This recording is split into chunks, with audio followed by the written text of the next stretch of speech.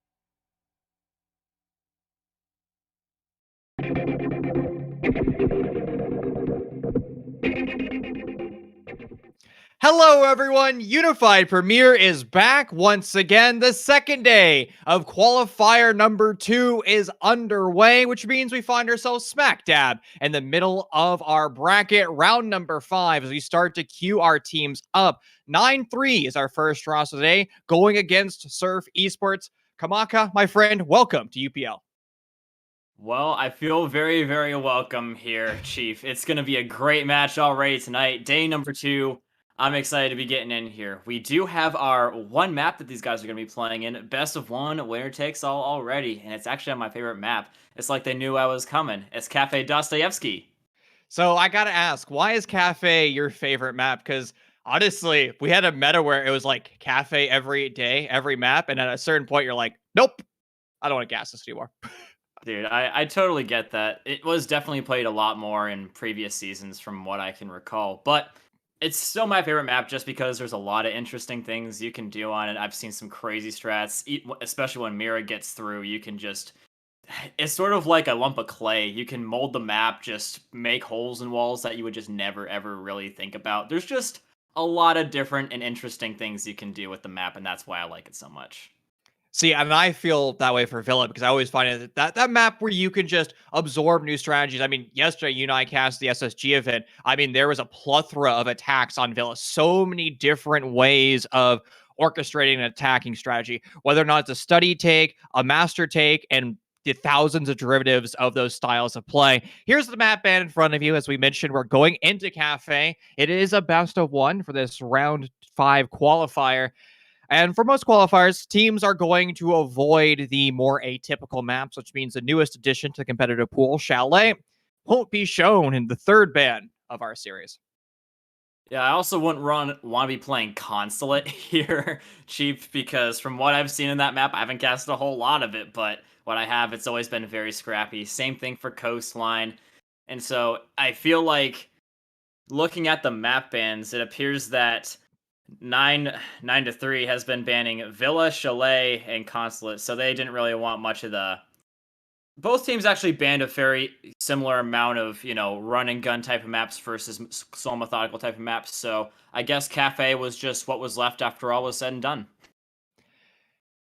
Now, we're still experiencing some technical issues. One of our players is having some problems joining the server, but I know all of you who are currently watching, particularly if you're a player, you know exactly what that feels like since our servers were down for the past 2 hours or so. We're going to try to, address that as soon as possible. Maybe he'll join, maybe he won't. Maybe it's a 4v5. Probably not the case, but still it would be fun, something fun to mention. Now, you're just talking about kind of like those IGL steps, the more loose maps, and the maps that allow that, free flowing idea of a map. When that's actually why I don't like Cafe, and particularly at the amateur level, because every attacking team does the same strategy or just a slight change up on attack, and it drives me crazy. Attacking rosters are bringing more than enough utility to execute in through reading room and do a reading room cocktail execute, and they just don't do it. They're very stuck in their ways. Say, oh, deployable shield. ADSs with my pancakes. I know how to go through utility consumption simulator and start to address these issues. And again, IGL say, oh, the defense is bringing out this strategy. I can do this to break it down, instead of saying, oh, I respect your strategy, defense. Let me just go on a completely different side of the map, bypass your entire strategy, and now you as a defender have to recreate a strat on the fly, which can be very difficult to do. Yeah, I can definitely see your point there, Chief. Like when I was talking about the diversity in terms of strategies, I was mostly talking from the defensive perspective. Which I agree with, And yeah. yeah, and I'm sure that anyone who watches Siege would tell you that it's pretty much same lineup with maybe a few variations on who is dedicated to do the roam clearing. It's a very safe, I'll say, typical setup from the attackers, especially at this level on Cafe Dostoevsky.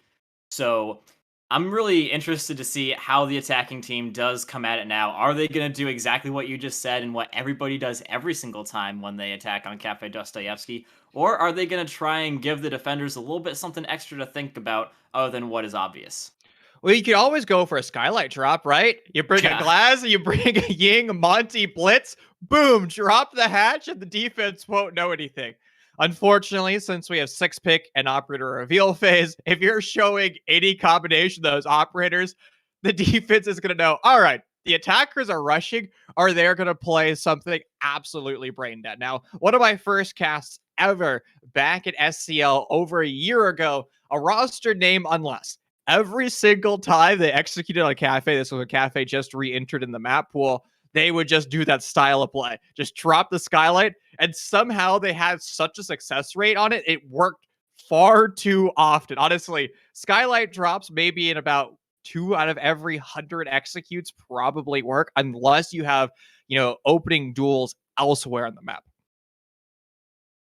Yeah, I would be really curious to see if something like that actually did happen, Chief, but I'm sure, like we said, everyone's always picking safe operator picks, so I'm assuming that the gameplay is going to be following along with that same little dichotomy we got going on here. Safe gameplay, safe picks, not trying to do anything too crazy, even though maybe that's exactly what you need to break open a map that is so malleable for the defenders.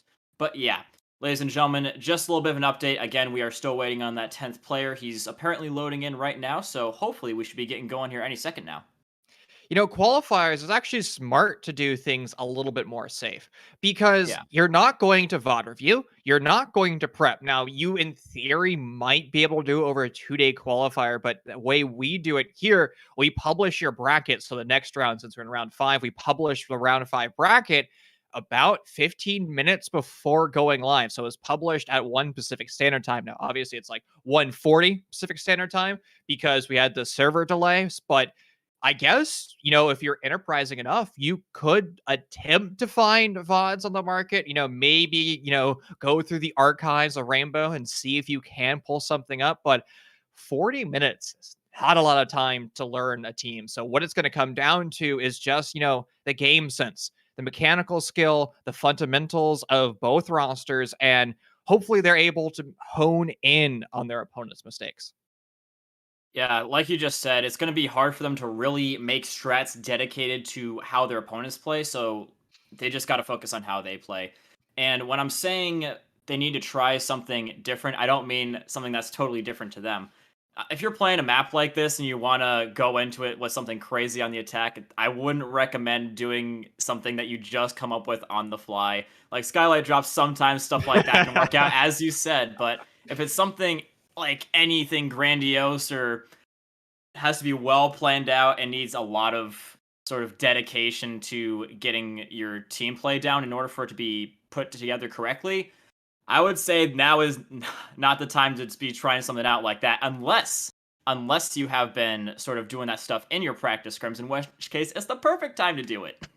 So I'm sure since Synthetic is actually playing as Qualifier, the upper management is here watching the broadcast, or they could be lurking on by. You can do the, chief rank stat with Tilde there, the owner of Synthetic, as well as some other hooligans, where you Amaru in through the heaven window. You bring out Dokubi, you bring out a lion, you mag dump with a lion as the calls are going out. And the defense, if you've done it right, won't be able to hear the Amaru breaking the window and actually grabbing it. So if your Amaru can actually collect heads, you can actually get stupid amounts of kills. So again, if you want to find something different, a new way of attacking Cafe, big brain over here, or if you want to get even more clever, just fly through the cocktail window if you want to, have big cojones.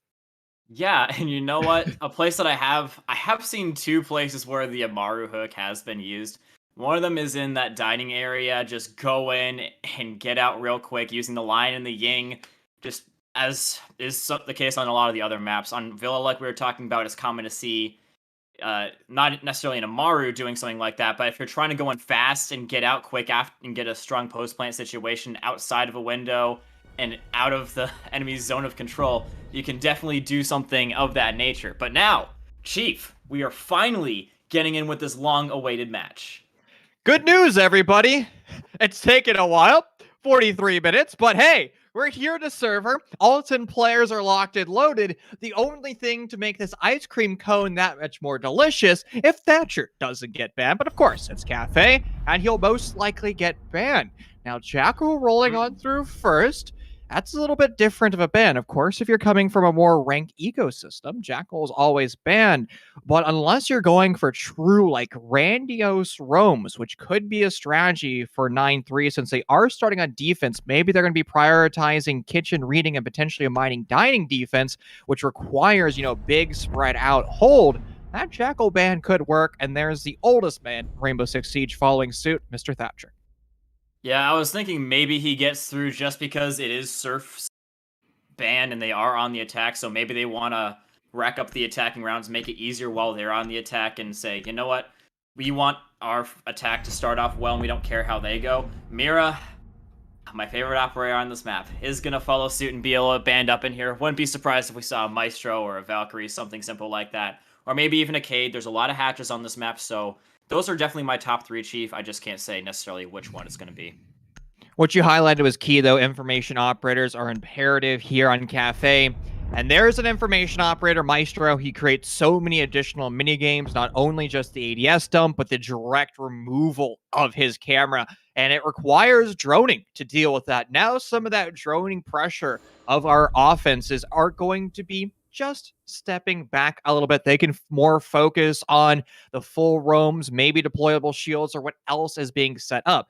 Now, 9-3, they did elect to bring that Jackal. It was starting to look like they'd go for more of a roam, but they're starting off in bar, which only has buffer room expansions over into bar back storage, as well as in the washroom upstairs, and maybe a deployable shield into piano. Now, if you start to incorporate some nitrocell denial, Valkyrie is in play for the 9-3 roster, you can put that Valkyrie underneath, put a bunch of cameras over in the piano side of the map, the west side of the map, and start to just yeet those explosive devices sky high. 2 nitros now confirmed. Yeah, that's the great thing about the Valkyrie is after she's got her cams down, she's still useful even after she dies. So it's a good thing about Valkyrie. She also got a C4. You see we got about 2 of those, so definitely some potential for death from below here. But from what I've seen in this attacking lineup, they are going to be bringing a whole lot of frags, a whole lot of flashes, trying to just, util dump. As you said, it's very common what we've been seeing, and this is following that same pattern again. The question is, can they really do it effectively? That's yet to be seen, as I have seen absolutely nothing from these rosters, especially up against each other. So, yeah, Valkyrie going to be getting some sneaky, cheeky, freaky cam spots. Putting it right in there, I do believe, yes. Just getting everything. I just got to make sure that cam placement is perfectly. 3rd time's the charm maybe here, Chief. But, yeah, exactly what I was saying about the Valkyrie. Can definitely put down those cams and be annoying to the attackers once they're all down. The attackers are going to be allowed out their spawn for the first time on the Sunday evening here in the second qualifiers of the Unified Premier League. And the attackers are going to do just about everything traditionally, rappelling up to that roof. They'll start to open the hatches. Now, you might be confused why Pinto is starting to shoot away the glass of that skyline. He's just trying to find himself a better angle in the event that he or his roster mates go for an aggressive peek. That's not going to take place yet. That's going to take place closer to the 92nd mark of the round, because most defenders of 9-3 are going to be prepared for some aggressive style of play like that. Still lurking the majority of their troops over to the east. XO is going to be that primary point contact underneath that skylight, but they just relocated deeper into the east. Yeah, it doesn't appear that they're really going for too much dedicated roam clear, going from bottom up, which we do see a lot from some of the teams. But I don't think that's too bad of a thing, just because there's not really that much going on from the defenders on the lower levels. They're all really making sure that they stay up on the top level, which to me is a little bit surprising. They do have some C4 that they could make some good use out of. Maybe gonna be just trying to save that for more of a tight-knit situation. Attackers now in on the site. Gonna be looking to find some kills, and they do actually get the smoke first. That's a little bit devastating. No toxic babes being thrown. That was a common theme of my casts in the space station yesterday, Chief, is no smoke babes being thrown in the smoke dying early. Happens again, and the attackers are in, already making some good ground and taking down some amazing util on the enemy team. Refrags between both rosters now equalizing at 4 men and women apiece. Clones go down range, going to be dispatched by a Mossberg shotgun, but that will relay to Surf that somebody is lurking over by that washroom door. A new task has been created by Surf Esports if they want to go for this execute, pushing down that white quarter. That's a very difficult push to handle, particularly when you start to incorporate more members of 9-3 roster into that position. XO will now find his second kill that round. You better run, Mute. Frag grenade close quarters, he's able to dodge it away. None of his ADSs were able to save him. Mossberg shotgun will cycle, but the only loser of that exchange is going to be Mute. Doesn't miss a second time, though. 13 gonna be smacking Bands right upside the head, literally, with that shotgun. Nikolai just trying to get any pick they can possibly get. In the meantime, Glaucus opening up the bathroom, or not necessarily the bathroom, but the freezer wall. Might be opening up the bathroom wall here as well to try and get a little bit of a peek onto Muke if he's so bold. But yeah, time is really running out. It's definitely of the essence to do something, but running right into the Valkyrie, not what you want to be doing. Glaucus going to be doing a little bit something to take one down. He knows where the other is. Alpaca, where is this guy at? Where is he chilling at? Glaucus is wondering the same thing as he does not find him and get the plant down in time. Great way for 9-3 to utilize that clock, to utilize final time. We saw Alpaca at the start of that round playing White Stairs, able to swing if Mute got that challenge. Unfortunately, though, Alpaca was forced away in a previous engagement. He got stun locked earlier, which is why he was unable to really save Mute in that previous gunfight. But another reason why that round went to time was simply because Surf wasn't watching the wristwatches at all during round one. Even at the start, we saw Surf drop those hatches at the first 60 seconds of the round. Most rosters, I want to see them dropping at most 35 seconds spent on the clock. That 25 seconds starts to compound. That means you're not going to have enough time to open up the walls, open up the wash wall, and directly deal with the Syria gates and ADSs set throughout the east side of the map. And every time you run into one of those mini games, those 25 seconds are probably going to grow by 10 seconds. When you enter into your execute, you've essentially compounded an additional loss of probably close to 90 seconds. That was exactly the problem, Chief. They ran out of time. If he did have a couple more of those seconds, as you just mentioned, probably wouldn't have been literally as pressed for time and trying to find that last guy out. Might have been more comfortable, clear out the site and say, you know what, I go for this plan, either trying to bait him out or just do something other than look in one area and then try and scurry back for the plant and just run out of time trying to do so. Now, we're going to be going on to one of the most interesting sites, in my opinion, because in terms of what you can do, sometimes I've seen teams just completely open up walls like that, just like that right there, and they give themselves a wide range of viewage, especially from the front door. If anyone tries to come in from either that side window or straight on ahead through the main door, they're going to be in some serious trouble. They're going to be seen. Surf Esports has identified that 9-3 is going for a big bakery extension. That means Surf is also going to try to challenge the exact same angles. I'm never really comfortable when rosters say, oh, it's a big bakery defense, let's just full push it. I'd rather see an offense go for the upside down tank, pushing in from that third floor and working their way on down. Too many attackers already starting to situate themselves over by the door frames. Frag grenades are going down. XO will be removed by the first one, down but not out, and then eventually now confirmed. But still good refrags by 9-3, confirming another DBNO, attempting to find it, and MKDMR is now going to get very aggressive, spotting out two. They will fall to 13. Now relocating back to the bomb site, the damage has been done. Sure, Surf Esports was able to get that opening duel, but now they have the man disadvantage and starting to climb. It's a sea of blue for 9-3. They dismantle the linear defense. Surf Esports unable to even enter the building. 13 was just the man with the plan in that round. Oh my goodness. Sorry, production what? Okay, well, anyways, so man with the plan in that round was definitely 13. Like, seriously, he saw those guys both get DBNO. He's like, I'm not letting this happen. I'm not letting both of you get back up. He swings out even though it's aggressive and not at all safe, Chief. He's like, I gotta take matters into my own hands here. I gotta make sure that all this work that I've been doing so far doesn't just amount to nothing, and they're up 5-4 when all is said and done. So he just peeks right out there, and he gets to soften things up again for his teammates, and that's just a great little bit of courage coming out from main man 13. At a certain point, you just have to realize that you just have to take gunfights and take control. Because if you allow the opportunity to slip away, the attackers are going to continue to have that man advantage. So good reads all around, and it seems like Surf Esports, for the second time in a row, are just pushing in a linear fashion. They're understanding the defense, they're addressing the defense, but they're not actually creating any counter strategies on the fly. Sure, we saw a flashbang dump. Sure, we saw 2 frag grenades go in. They eventually found their mark, but that never actually addressed Big Bakery.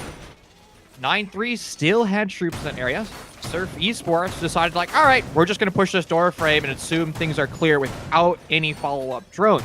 And that style of play could hurt them entering into the tertiary bomb site.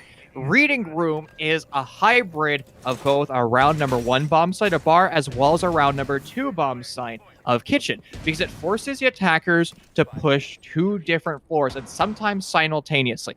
We need to see the attacking roster push from the west, clearing from the 3rd floor, and then drop some of their troops down over to the west, or you can drop them down to pillars depending on what bomb site you want to elect to go for. But this requires a ton of droning as well as cross coverages, because if you allow 9-3 to have, full control of that top bar bomb site, or I guess the extension upstairs in the bar, they can flank you from behind and take gunfights that most attacking rosters wouldn't be prepared for.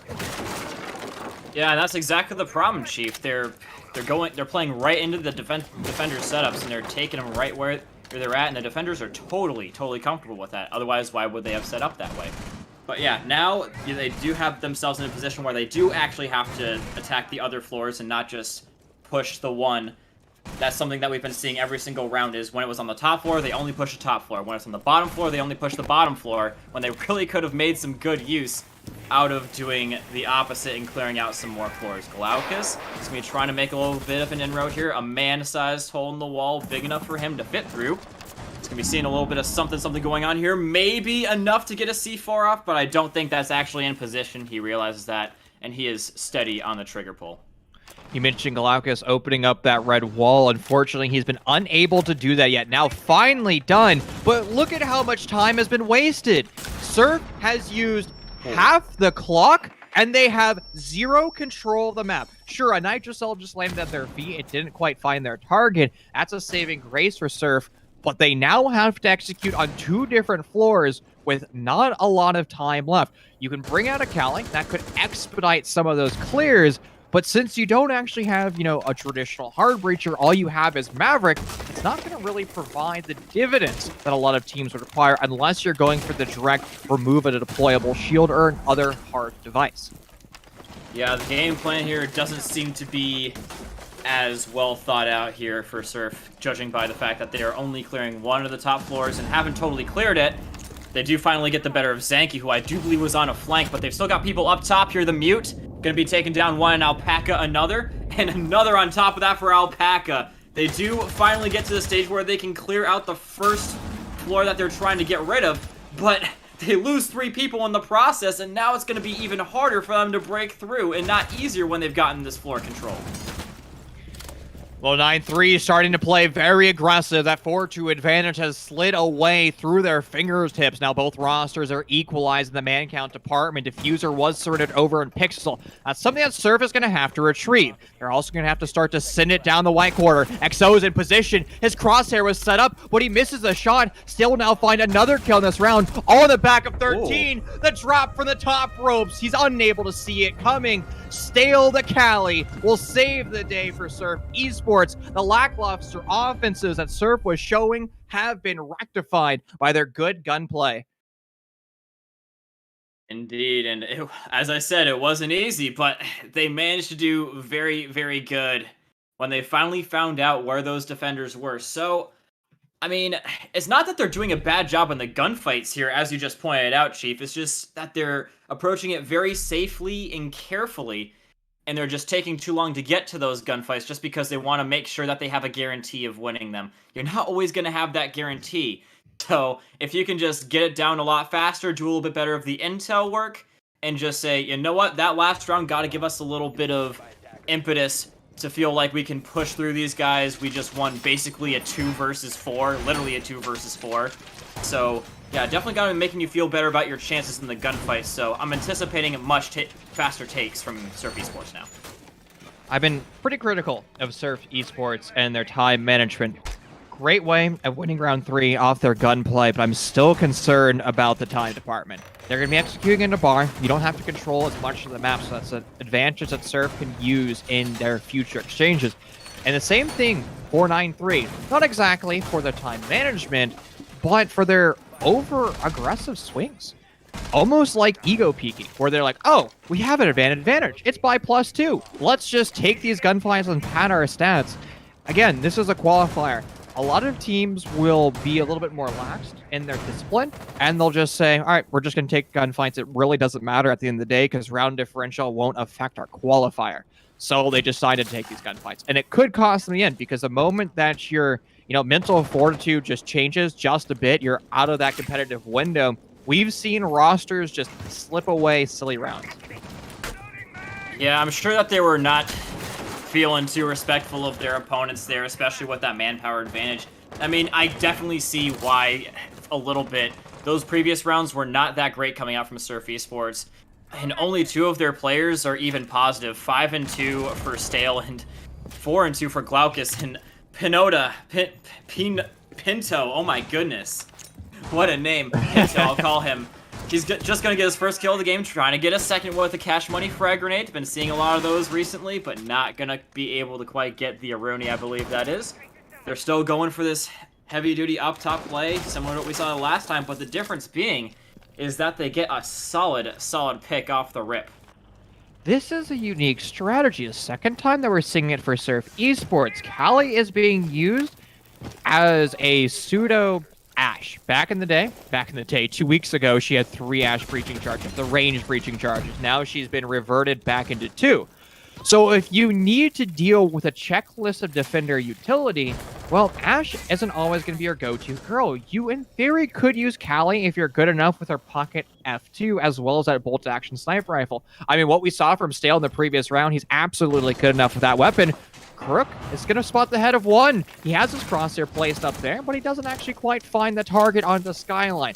But that will absorb some of that clock. 60 seconds now left, and Surf is going to have to continue their push into the east. I mean, we've seen them in this position before. The last time they attacked this objective, they gained similar territory in a similar amount of time, but it just did not work out well for them. They got the kills, but they were not able to execute the finish in a satisfactory amount of time. Nikolai trying to get his first kill of the game with a frag, but not quite be able to get 13. Man is just a menace in the bathroom with a shotgun. Crooked gonna be taking down another one and another cash money shotgun, a second one to follow it up for 13. Glaucus all by themselves again and in a much worse position than last time, but who's to say he can't do it? Totally domes Crooked. He knows where generally this mute is. 19 seconds to do it, but still plenty of ability to do it. Glaucus on a quick swing, but unfortunately he's going to flash himself. That's going to slow down his execute, spotting 1 over by White. Doesn't quite land the shot. A flank coming from behind, bearing 9 out. But no, he's still sprinting away, unable to even pull that trigger.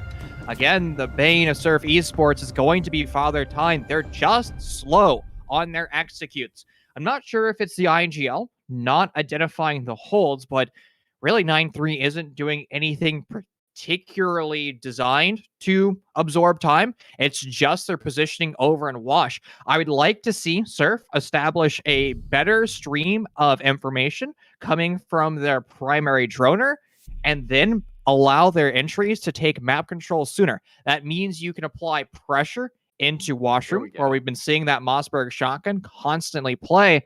And the bomb site where Kali could be the best on is going to be 6-picked away to Flores, probably one of the most influential operators that we're currently seeing in T1 play, simply because he removes 4 pieces of utility, assuming his drones actually find their targets.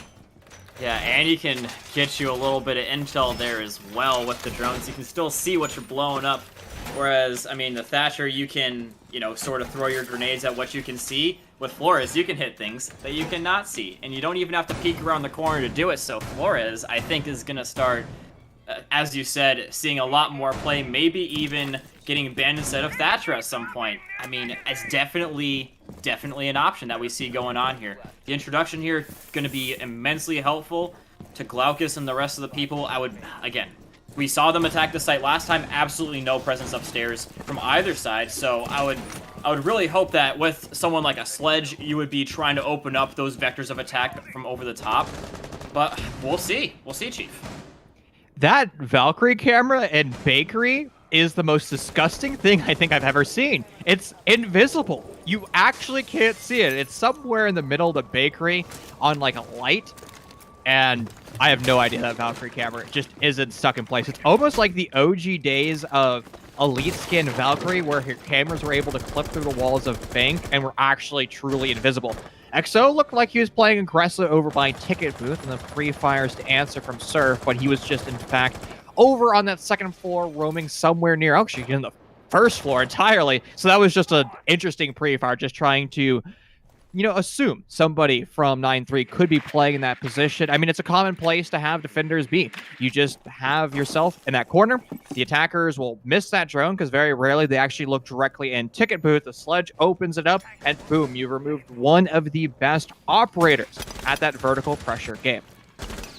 We're going to be seeing Jaeger coming down there, and he does get smacked upside the head, just taken out of the game by main man Flores.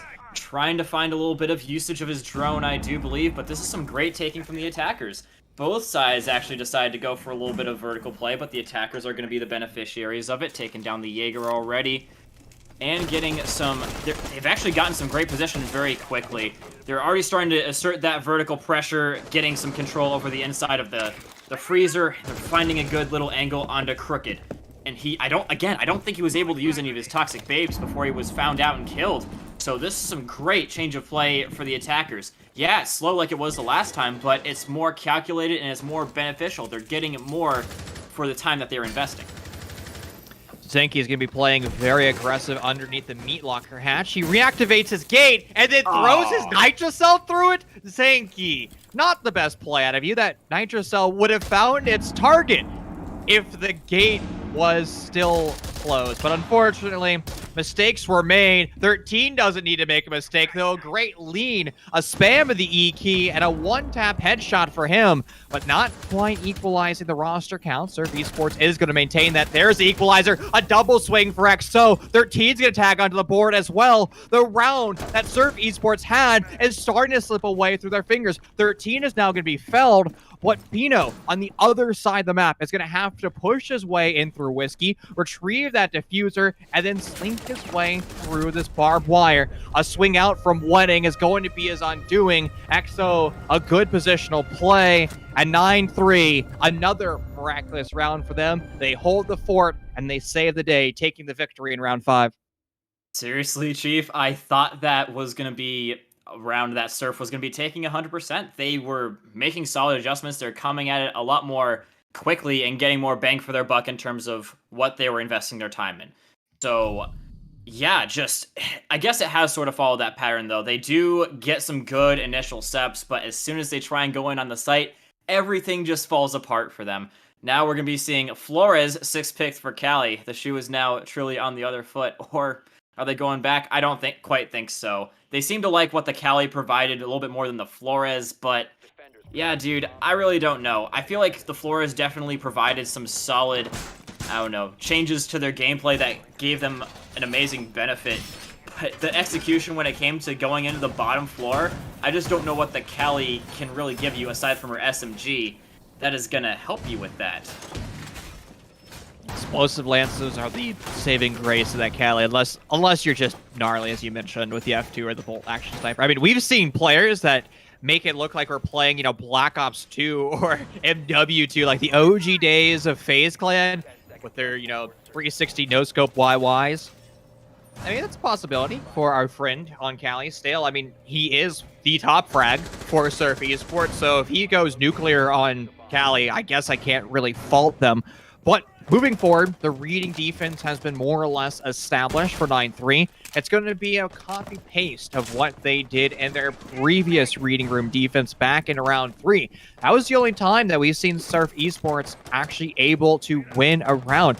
It came down to a 4v2 clutch where they had a Hail Mary play and they just decided to push positions, and they ended up winning it. Almost the exact opposite of round number 5. Yeah, granted, it was a great play from Surf to get themselves out of that situation they were in, but at the same time, they also put themselves in it, and 9-3 also let them out of the chokehold, I guess you could say, just to try and, just because I feel like, again, they just didn't respect their opponents well enough in order to seal that one out, and if they hadn't swung out like that, they probably wouldn't have won that round like they did. But now, we're going to be seeing Surf trying things up again, going in through the hatches, and they're going to try and clear out this top floor a lot quicker than last time. We see the Cali already trying to help open up that wall a little bit for her teammates, but literally exact same positions for the defenders as you said. And we'll see right now if they can have a better impact on the game, the Sophia and the Iana. That was very smart from Stale. He opened up the walls with his Kali Lances, not for successful hard breach, but to allow his drones and clones to go past those positions because they were being stopped by those mute jammers. Now, unfortunately, one of the drones was lost in the process because of that Kali Lance, and only 40% of the drone economy now remains for Surf Esports. Zanny, underneath over by Train, trying to flirt with this hatch, maybe find his way into a kill, and Surf Esports is in that zip code, but nobody's going to present themselves. The top frags from Surf goes down, but not out. A sprint from XO was used still over by U-Bar, somehow not droned at all by Surf, but at least they're able to get that refrag. Post roster is now time up. Frag grenade pin's going to be pulled. Somebody is playing over in the white stairs. He could die to that. Alpaca will fall to bullets instead, and Crooked will also be removed. Round 6 looking in control for Surf Esports. Once again, they have the man advantage, and now 13's the only player left for 9-3, forced to save the day for his team. It's all on main man. 13 only got the gun to do it with. He already used his C4, and literally all eyes on him. You could see it. They were all pretty much watching him for a solid amount of time, except for Valkyrie, who's on the cams. Plant going off from Glaucus. Still a grenade in the back pocket for Pinto, so this is going to be a little bit difficult for him, but that fast fire rate of that Vector could really be helping him out. He's trying to make some punch holes here just to make sure he's not going to get shot as soon as he goes around the corner, and he is right to do that because there is actually a guy right there trying to just wait for him to come back around the corner and reach him, but he doesn't really have the luxury to spend the time doing this here. He's going to go around the corner against his better judgment, just trying to bait out a Chow, but no Chow is coming. Good dedication to making sure that they don't give up these positions unnecessarily for Surf Esports, and that is a well-done round. Look at how in tune Surf Esports was in round 6.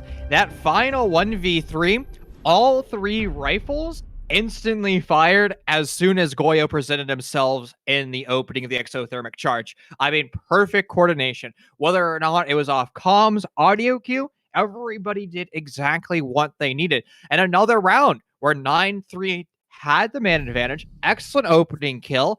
EXO played very aggressive in U-Bar, and unfortunately, he played maybe a little bit too hyper-aggressive. Over in you get a kill, your life is forfeit. There's no way you return back to your bomb site. There's no way you return back to Cocktail because everybody from Surf is in that area. You're going to die in that position, so you have to stand your ground and fight. Unfortunately, he elected to hold W and shift, and just fell with his gun on his back. After that, it gave full control to Surf Esports. They started to dismantle the hold upstairs, directly dealing with Cocktail. The vertical pressure started to roll on through, where 9-3 was forced to take gunfights, and they ended up losing it, all putting on the solo player who was unable to clutch. We've seen a lot of players so far in this lobby have been put in these situations where they have no choice other than going against, an impossible winning scenario, a 1vx scenario. But will that storyline pan out for 9-3 as they leave their defending half, stepping away from the defense, and will now evolve into attackers? And as we see that start to evolve, we see what Surf Esports comes at it with in terms of an ideology of being on the defense. They seem to have a lot of stock being put in the denial, the slowing things down, and making sure that their opponents just can't get to the bomb site. They're going to have a couple of roamers, probably the Malusi roaming around a little bit, the Mozzie, the Jaeger. They've actually got quite a little bit of roaming, taking control over this top floor, much like we saw their opponents doing. So it just depends on if 9-3 can more effectively deal with their own stretch, I would say. And oh, you see the Mozzie? He's sitting and ready for that hatch to open, instantly throwing out a C4, but does not quite get it. Close call, though, on the early part of the round for 9-3. It's called getting windstormed when you die to that Nitrocell, I guess the second roster of Windstorm, not their CL team, but their Academy roster that was playing in a couple leagues, Solar Flare being the primary one, really pioneered that strategy by throwing multiple Nitrocells through those hatches. While the Nitrocell didn't find its contact, Nikolai will be actually Stale who got the opening kill for his roster, Surf Esports, but Nikolai will get refragged slowly after that mark. So now 9-3 has control of the west side of the map. They have control at Piano, but since it's a reading room defense, they're going to have to convert more of that control. It's a tale as old as time. Jaeger versus frag grenades with no ADS anywhere near him. Jaeger is going to fall to a fragmentation grenade, allowing 9-3 to have the man advantage. That's definitely something you hate to see, is a Jaeger going down to a frag grenade. So, yeah, they do still have some C4s. They've got one just sitting right underneath. Haven't made good use out of them yet, but I mean, they still got 2 more in their back pocket to try and do something with. We're spotting the bulletproof camera, taking that one down. And there's another C4 being thrown, and it's another miss. Trades going out in the early round, but yeah, a lot more ground being gained in a short amount of time for 9-3. They're using the vertical play, I would say, a lot more than Surf did. Oh, and you see, Glaucus, he's going to get a little bit caught out, but does actually catch the head of Alpaca. Gonna try and finish off with a C4 on anyone who's trying to come and revive him, but I'm sure they saw that one coming. Backs off just in time, and only one dying in that situation is gonna be the down player of Alpaca. People always talk about, oh, playing with points on is the only way I can know if there's a down. Glaucus heard the audio cue or is able to count his bullets, saying, hey, this many hit the player, that means he's down, and I know the res are going to come through. Free Nitrocell for him. In doing so, he's going to equalize the roster count, and with 30 seconds left, 9-3 is going to have to start to speed things up. Bans on a flank, over by Train. He's unable to secure that, but still refrags. Actually, they refrag themselves. A perfect trade back and forth. Zanky has control of the bomb site. Stuck on Lucy Wubba because of that nerf. Able to shoot it away. Same thing with Glaucus. Now it's on Pino. A deep prone angle for him. He's going to be the only one here to save the day. Forced to go to the pistol. He's going to go for a reload down on the white stairs, but it's going to allow 13 to confirm the diffuser now on that ground. 45 seconds will be the margin of error for Pino as he's forced to save the day for his team without knowing where the diffuser is. Yeah, it's definitely a tough position to be in. Again, just like we saw in the last round of the defense, which was on for the other team. Only got your gun to go in and deal things with here. Granted, one of your opponents is very weak and you do find him and take him down. Gotta be very, very quick on the finish off here, but holding it from a vertical angle is going to be the Hibana. You don't have your C4 left. Going to be nigh impossible to take her down. She's just sitting here waiting. Time is literally running out, and Pinto is just going to be running out the time. And all you got to do if you're 13 is just chill and wait for the inevitable to happen. I have to say, I'm very happy with the way Surf Esports played that. Their ability to click heads throughout that round, their ability to keep themselves in that series. I mean, there's 20 seconds left into that execute, and it was a 2-2, all off the back of Surf Esports' ability to refrag. But when it came down to that final execute, that final 2v2, Surf wasn't playing together as a team. They weren't communicating who's holding what angle and who is swinging when. Because when you execute in that scenario as a defender, it is absolutely imperative that you push together. If you present yourself as a defense going against one defender, against 2 attackers, it doesn't matter how good you are, you're just simply not going to win that gunfight. You're going to get traded out, and you're going to put your fellow defender in a bad position. You have to play with your roster count. Unfortunately, not made by Surf, and it's going to change up their bomb sites entirely. Moving upstairs to Bar. Now, practically all their mulligans have been removed. If Surf Esports loses this round, it is going to be match point for 9-3, and that'll put 9-3 as the roster to continue leading our second qualifier. Yeah, and you see Surf Esports, they're going to be trying out a little bit of something different. I've seen Frost be used, not necessarily on this map, but she's been getting a lot more effect. I think they're just going to be trying to, as on the other maps, bait the Frost Mask, try and get a kill like that, play it for intel rather than necessarily kills.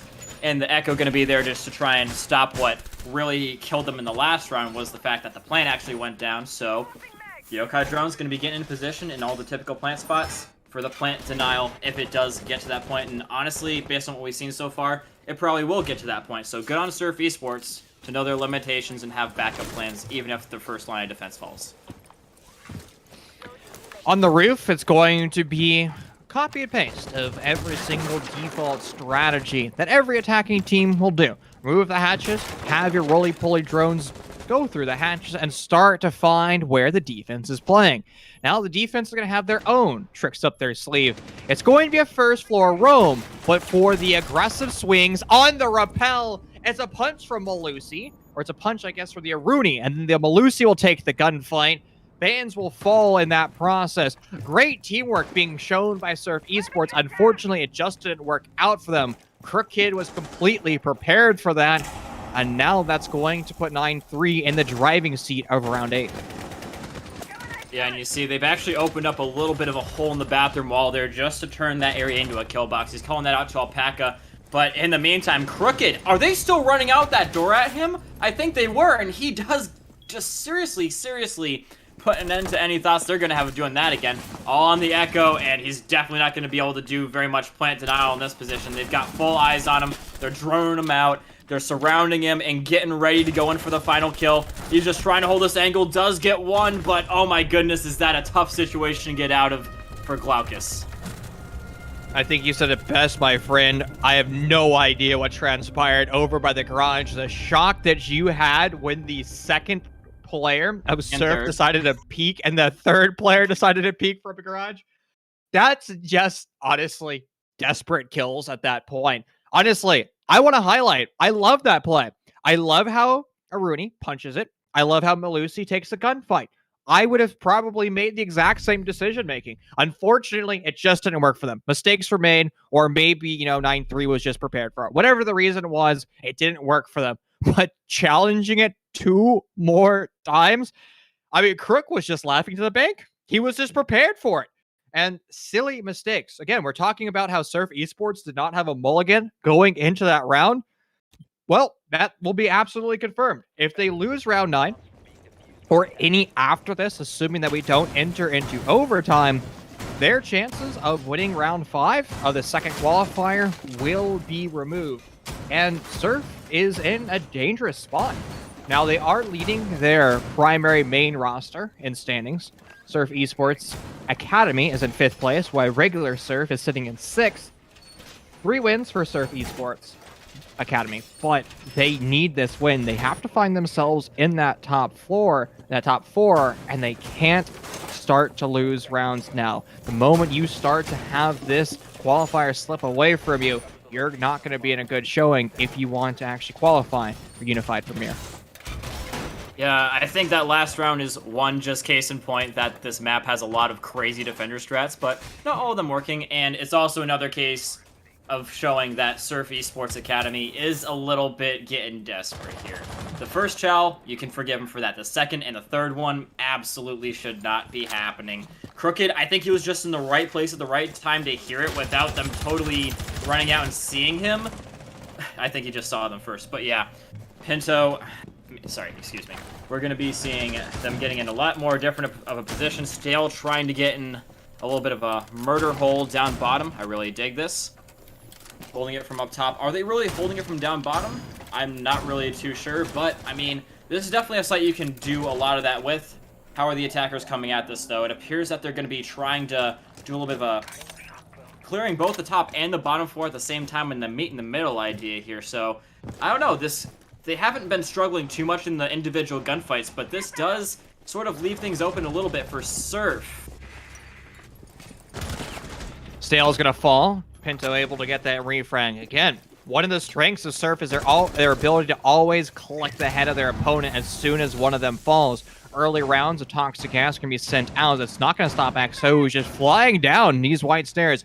Looking close, making sure that nobody from Serve is sitting in that position. Melee of the bulletproof camera is going to give away his position. A miraculous kill on the white stairs for him. No idea how Bands lost that engagement. 9-3 once again in control this round. Pinto has a great angle, and he's going to be able to exploit every inch of it. Spraying through that soft wall, and now that drop of the white stairs has been addressed. 9-3 will no longer be able to use it unless they want to take gunfights against that Jaeger. Nikolai with that Nitro Cell in hand. He puts it in the right place. It doesn't do the damage he desired, but his roster still has that advantage.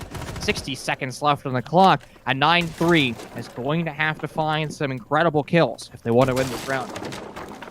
Yeah, that's a little bit of a weird one there from Bands. This match has been definitely introducing a lot of mysteries, and I just don't have the answers. I think he may have come at it with a shotgun and tried to get a little bit closer before he actually pulled the trigger. That could be it, but I'm not 100% sure, as I said. Surf Esports, they got the manpower advantage, but the top floor is going to be in the hands of the Sledge and the Habana. You see they're trying to get a little bit of a pick here. He's going to shoot down pretty much all of the ADSs there, and probably going to be tossing some grenades through the top as soon as he gets an inkling of where they're at. He's made some holes. He's throwing down the drone to try and figure out which hole to throw the grenade through.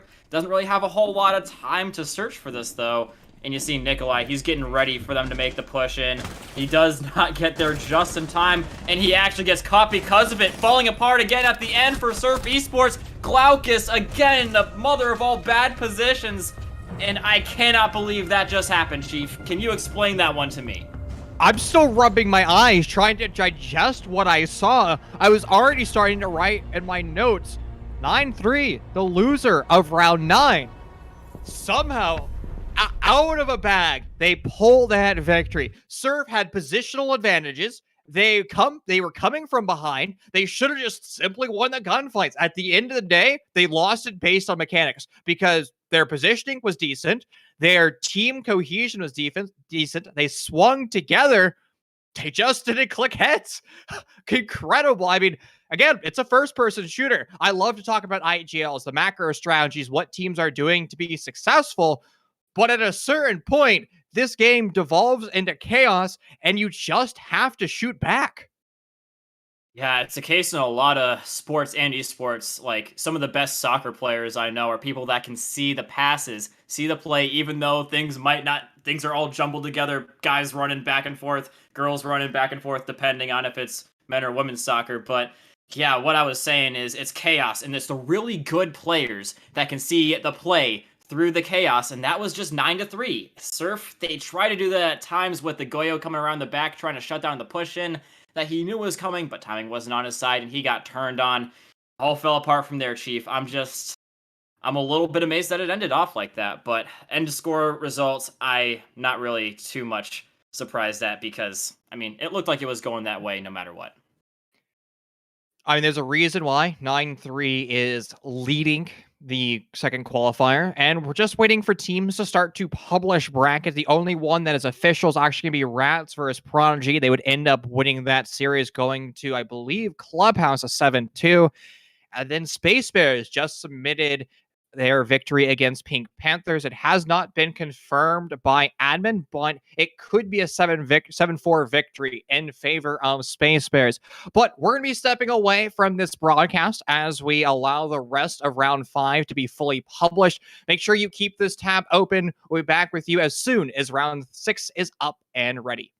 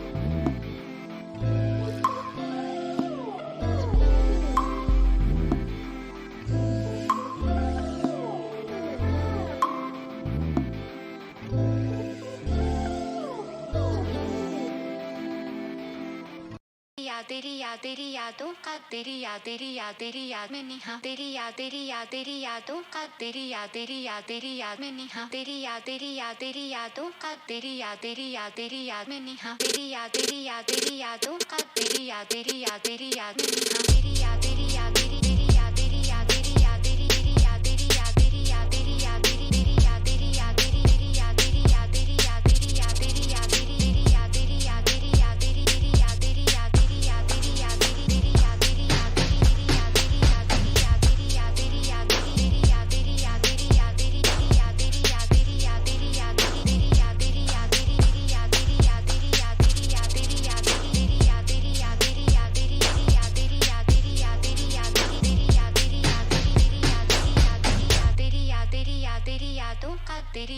तेरी याद में निहा तेरी यादों का तेरी याद में निहा तेरी यादों का तेरी याद में निहा तेरी यादों का तेरी याद में निहा तेरी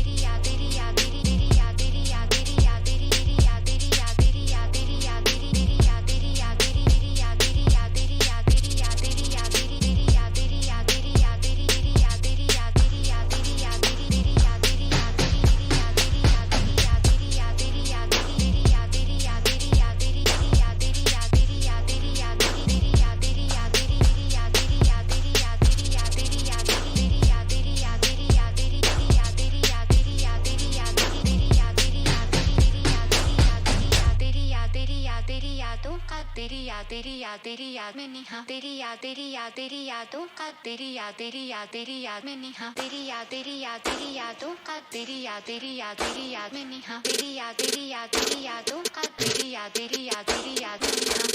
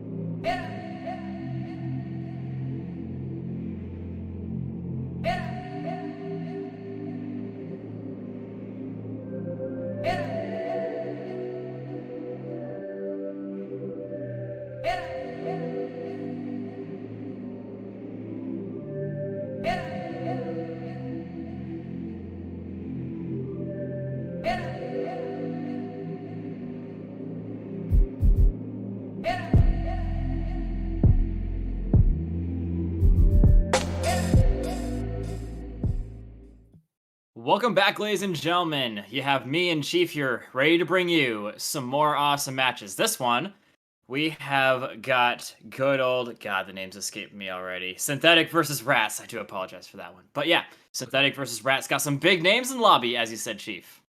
I'm very excited, and even when we started hyping up round number 5 earlier, we were kind of making fun of Synthetic, particularly their upper management, making fun of how some of their owners can't really play Rainbow Six Siege. Now, fortunately for them, their roster can actually play Rainbow Six Siege, and they're going to have to play it very well, since Rats has some former Pro League players from Default, as well as Challenger League players coming in from Boomski.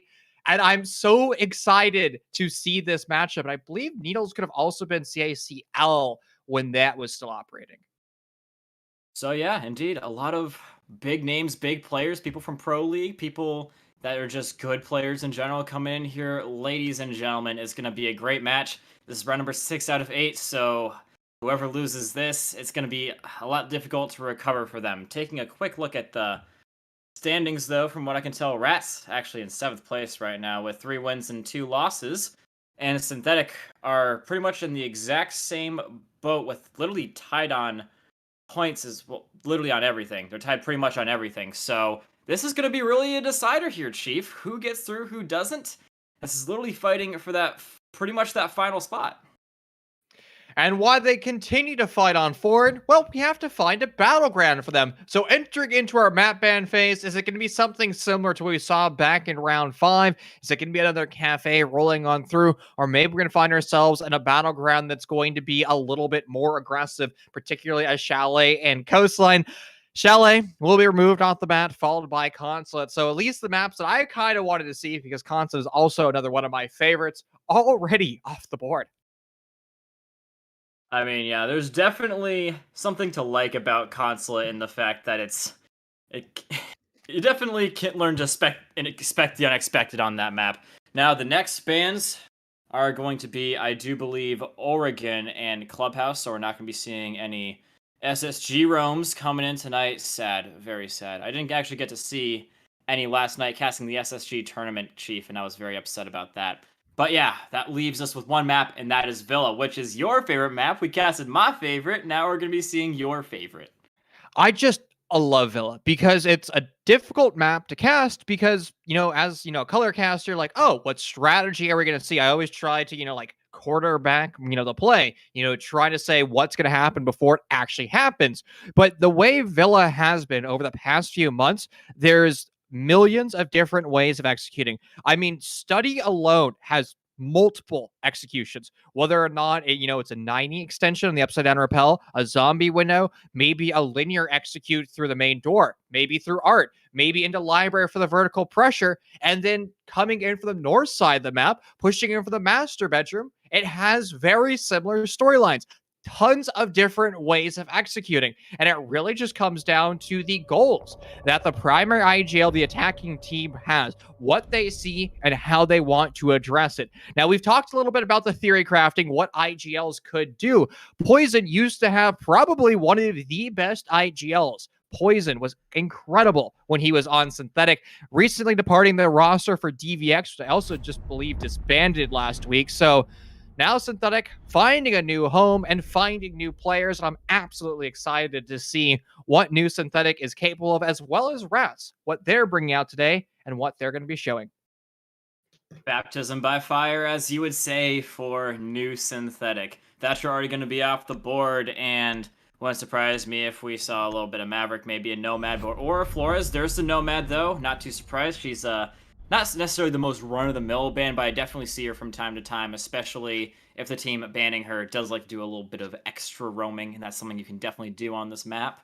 Now, going into this defensive ban, I would definitely say expect to see Mira and Maestro again, but there's definitely a lot more you can do, like maybe a Cade, maybe something crazy like that, but we are going to be seeing the Valkyrie as our intel operator ban for this one, Chief. Valkyrie's had not a good day. She seems to be a target ban as of recently because information is so important. Mira's actually been allowed a lot in Villa recently because there's actually pretty easy ways of dealing with it. Just about every single floor here on Villa is soft, and all those Miras can be addressed from underneath. Meister will be banned, so the mini game of Mira will be allowed on through. We're just going to have to monitor how the attackers actually want to address those Mira windows moving forward, and more importantly, what Mira windows are actually going to be brought out. We've seen a lot of them in planes and games facing over towards the maps, one of the primary bomb sites, as well as that vault door. And we've also seen teams say, oh, Mira's allowed through. Well, she's going to fit perfectly in that Mira fallacy, which means if Mira slips her way through the ban phase, if you're not scribbing her, you're not dry running her, you're not playing her in a live match. Well, yeah, we are going to be seeing another one come out in the Cade, and apparently, you said they're feeling very confident about the Mira. You see the Mira, but they're also feeling very confident in the Tachanka. That is a first for me at this level, man. But, I mean, hey, I haven't seen him played at all since his change-up, so... I mean, yeah, we've said that this map can be very, I don't know, diverse in how you can attack it. Apparently, these guys have a strat for Tachanka, and I cannot wait to see it. And I did misspeak earlier. Ashes is the one from Synthetic who's a 2x CL. One Canadian CL and one NACL. So he has the experience for Synthetic coming from that T2 spot. I just wanted to hype up my homie Needles. I guess, I'll fabricate a story just to make him look great. He's going to find himself in a great position, too, on this new Synthetic roster. And again, Rats is also a relatively new team. And judging by their name, I'm guessing that they're probably more, of a friend pickup stack, but they have also a plethora of experience, as we were mentioning earlier. We talked about how Default is in the lobby, a former Pro League player for Mets, and Boomski coming from Oblivion and their North American Challenger League run. Now, I wouldn't say this is something that I haven't seen before in terms of a defensive hold, but it's definitely not one you see a whole lot. Basically turning one of the B site into an absolute kill box and holding it strong in on the A objective. This is definitely not something that you see absolutely every day, but it's definitely interesting to see how the Tachanka is going to be playing into this. Like I said, they've got a little bit of a setup that they like to see with them. Coming in from the master hit is going to be Synthetic, and I think that's going to be a pretty good idea coming in here. But honestly, either way they come at it, this Rat setup, if they go in for B, like they probably will try and do, it could end up being a little bit of a slaughter. Ash is already starting to pre-establish flank drones. We saw Nomad be removed in the ban phase, so now you have to subsidize it in some way.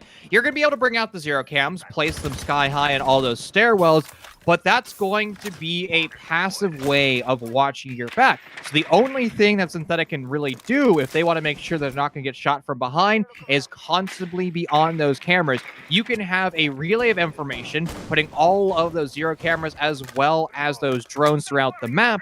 But again, it's going to be at the opportunity cost of losing drones to actually gather information on your push on forward. The push for Synthetic is going to be a rotation. Now they're going to start to establish themselves in the 180-degree split. The majority attacking troop from Synthetic still pushing in from the north, but JB is now going to make this rotation over to the south, over by Study, where he can start to open up the wall with his X-Cairo pellets. Now, I really like this from Synthetic. They are pretty much dedicating themselves to this one floor. They have Zero with his cam showing up on the blue stairs, making sure that nobody comes up from behind them. They're basically using him in the place of the Nomad, which I do really like. Boomski getting a solid kill with a Tachanka LMG already, showing that it can be done, ladies and gentlemen. And so that's going to be the Hibana Hard Breacher already off the table. Don't think she was quite able to have the impact that she wanted, but incoming is going to be another one of the grenade launchers. They do manage to find a kill back in onto the Jaeger, but I mean, they've made some good ground, but starting to stall out here, a little bit worrisome for Synthetic, especially since they haven't really found a good way to deal with this intel being gained by the Mira, in my opinion. JB off the board. He's going to be the one holding all those cameras and making sure his friends are able to move on forward with their execute. Not a lot of time left on the clock.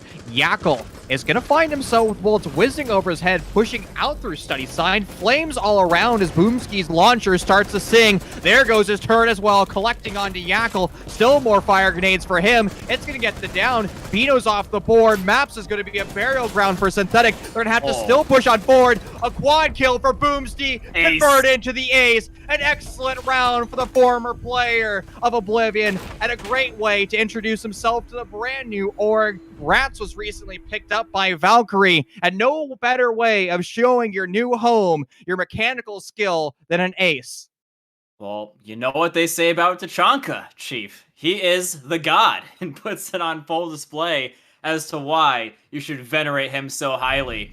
And that was a round that I was a little bit curious about. I'm like, this is a very interesting setup. How are they gonna hold this? But the question I really should have been asking is, with that room turned into a kill box and everything being held in the approach to the other site, how are they gonna try and make their way in there? It just seems like the resistance level was small going into the B site, which lulled them into trying to want to go in there. But either site you wanted to go into, it was pretty packed up with countermeasures coming in from the defense. So Rats, unorthodox but effective. You know, people were theory crafting when Lord Chonk and a Shamika launcher was introduced into Siege at the start of the year. I guess actually, no, it was introduced midway through last year. He was shown at SI 2 SIs ago, I guess. And people are saying, oh no, we're going to be entering into terrible new meta. It is going to be denial meta. Smoke toxic gas, Shamika launcher fire grenades, good luck ever pushing in through anything. And Tachanka has just never really found any impact in the series he's brought out. Even those fire grenades, when brought, sure, they waste some time, and in theory, they can waste 60 seconds, but very rarely are they, one grenade sent downrange covering such a small area. Instead, practically a volley of frag grenades, maybe up to 3 to cover a larger area. More fire means less time of propagation, but for Synthetic, that fire propagation was something they were just not quite prepared for. Lovely to see the Lord himself making impacts in rounds. Oh, you can definitely say he had all the impact with the ace, but Yakio and the guys are trying to find a way in here. Again, it's going to be the opposite side, I do believe, in Trophy now. Yeah, Ash is trying to find a little bit of living up to the name, and playing the Ash, trying to find a little bit of vertical play here with not the gun that I was totally expecting her to pick out, regardless. But we see that we've got the Mira trying to get a vertical angle, knows that the Ash is somewhere to be had around here, cannot quite figure out where though, and just scoping back and forth between her Black Mirror and the hole in the floor. Attackers coming at it a lot more gingerly and carefully, but I mean, they are starting to close down the exit areas for Illuminati, so it could definitely, they definitely know he's here now, so I think it's a matter of time before the attackers get their first kill. Illuminati's murder hole is going to be used against them. Ashen is going to dish out some damage, eventually being felled by the frag grenade defaults able there to rectify that opening kill. Now both rosters are going to find themselves in the exact same position. Default has great angle with his mirror window. Not only does he have full information on the east side of the map, he can swing straight into Coat. So that was the strategy for Rats, trying to hold that Coat for as long as possible. I guess we should start calling them Valkyrie because that's the team that they're now on. Momo finds one. Maybe more down here over in Kitchen Sign. He's going to be spot out by a pre-established Joan, being yellow pinged and red pinged. The angle that Ash was holding over by Big Ben won't be quite as powerful as it once was, as she and her comrades in crime are starting to fall one by one. Now it's on Ashes and JB to save the day for Synthetic. Now it's on the primary hard support. I mean, looking at things from the bright side, still got plenty of Kairos pellets, still got plenty of flashes. Time not necessarily on your side, and health even less on your side after falling up a little bit too far. Bearing 9 might be able to do a little bit of damage here and go toe-to-toe with Boomski in the SMG-11, but based on how I've seen him so far, I'm not quite sure that's going to be the case. Boomski, they can go to use out of the Tachanka LMG, as well as, as I'm praising him, JB just putting him in the dirt. Trying to make this round slightly more possible, but time very much against him. Does have Diffuser in hand, but he's gonna get caught coming up the stairs by Momo of Valkyrie is now the name, and that is gonna be a solid, even more solid defense coming out from them. It was Valkyrie with full control of the round off the start. Sure, Synthetic was able to get the opening kill onto Illuminati, playing on the most dapper individual in Rainbow Six Siege, the Warden. But all of his ADSs was not enough to deal with that frag grenade, and Rats was forced to hold their keep with that man disadvantage. Fortunately, good position from default, and his mirror windows able to get that refrag, and after that, Synthetic was stuck in this multi-prong assault. They weren't quite sure where they wanted to push from. Continue on forward and push into the mirror window of default, or push on through kitchen and kill the mirror window from underneath. Valkyrie was fully prepared for that style of play, and they were able to shut down both contingencies. An excellent read by Valkyrie, and now they're going to be gearing up for a completely different bomb site, but will parallel the hold that they just did in round 2. It's going to be an extension with nitro cells, 4 of them to be precise, so it's a call center from hell, and Synthetic is going to have to be very careful on where they tread. If they do an upstairs take through master bedroom, well, those nitro cells are going to start to act like landmines. But that's also why Valkyrie is going to start to put some of their utility over by library. We see Mudroom is going to get green barricaded with the Surya Gate in the event that Synthetic goes for a linear execute, only pushing on that first floor. Yeah, as well as the Banshee from Malusi. Also, you notice they brought out the Pulse, so those landmines going to be more like heat-seeking missiles, I would have to say, Chief. It's going to be a lot easier for them to target their placements. JB already getting a little bit hit up, but Yackle is going to be finding the Malusi quite quickly. I think peeked out that window just a little bit too much. I didn't quite see it, but I'm pretty sure that's what happened. Anyways, that's a good opening pick from the attackers that could have been maybe a little bit avoided here. Definitely could have been avoided. But yeah, making adjustments on the fly now. You're losing one of your roamers, and that's going to be making things a little bit easier for Synthetic to push in here. Still giving it their due diligence, making sure that they're not, going to get caught out by any more roamers. They don't know necessarily how many they're going to be. And you see, already trying to make some impact here is going to be the Pulse. Just keeping his eyes peeled on his heartbeat sensor. Yackle full control of Mudroom now, and this is going to be that linear offense that we were highlighting that Synthetic could do. It's a great way of bypassing all the nitro cells that can be yeeted into their area. Ashes is going to join her friend in crime, Yackle, and they're just going to be holding the exact same angle. What's starting to happen for Synthetic, though, is they have far too many attackers in one room. They're not going to quite have the coverage that they would need to be successful on this linear execute. What they need to start to do, expand their forces out over towards east, particularly outside into luggage or into wash. Bino was the one that was tasked with joining that out. Unfortunately, though, Momo heard him get on drone, and he's going to get himself a pretty free kill. Yeah, I was going to say that with Bino alive, being able to put his cams in positions where they could potentially get flanked from, could potentially make something like that not be as bad as it normally would be. But him going down is going to be a little bit difficult. I don't think he was able to put all of his cams in proper positions to help his teammates out. He's going to be flipping through the drones now, and it appears that a grenade is going to be called out on the stairs. I don't think anyone's actually there. Maybe it was aiming for a little bit of utility, but either way, that grenade is going to be going down to nothing. They do eventually find Momo, who is going to be the killer of Bino, figuring out where he's at and sussing him out. And just like that, it is a 4v3, 40 seconds remaining. Boomski's position is still not known to the attackers. They know that Pulse is generally in on the site, but the Malusi and the Mute could make all the difference as they can condense in on these attackers who are going all in for the site. Half of Valkyrie's nitro cells have been lost in really silly gunfights. Illuminati finds one, but it's all in vain as Needles and JB find impactful kills off that bomb site. Synthetic did a perfect job of dismantling Rats known as Valkyrie for their new orc pickup, and every single twist and turn, starting off the bad spawn peak, Rats just started to lose teammate after teammate, unable to hold the fort down. The macro strategy of 4 nitro cells, not a single one was launched downrange. Yeah, there's that, and also, granted, they did all stack up in that one room like that, but they were watching literally every single stairway, so it would have been very, very difficult for them to get flanked like that in the position. They did have some cameras watching their backsides as well from the zero, but they also were actively watching at the Iana, and they had a hole in the wall to make sure that the back stairs were also on lockdown as well. So good holds from Synthetic to see that one out, and playing on the aggression of the defenders a little bit, and going to be catching them, whittling them down to where they're comfortable pushing in, making sure that they have no efficacy on the flank anymore, and they just finished that one out very strongly.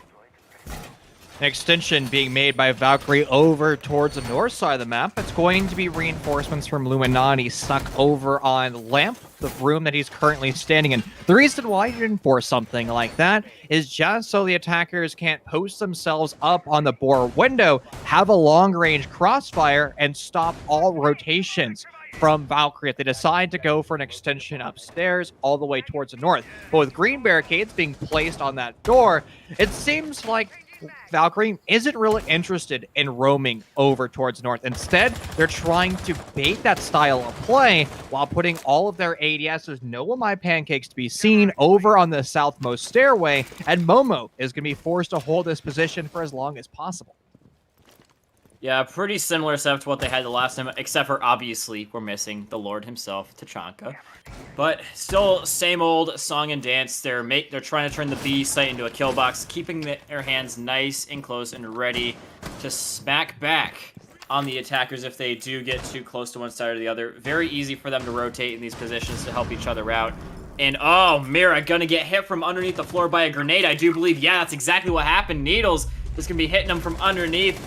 Yackle is going to be getting a little bit hit up, and oh, it appears that Boomski narrowly avoiding that grenade, and in the meantime, Default is going to get picked up. Lose Momo in the meantime, but picking the Mira back up is huge because he's still got that C4, and yeah, that's one of the main things, and you also have another life on the field, so good pickup from them.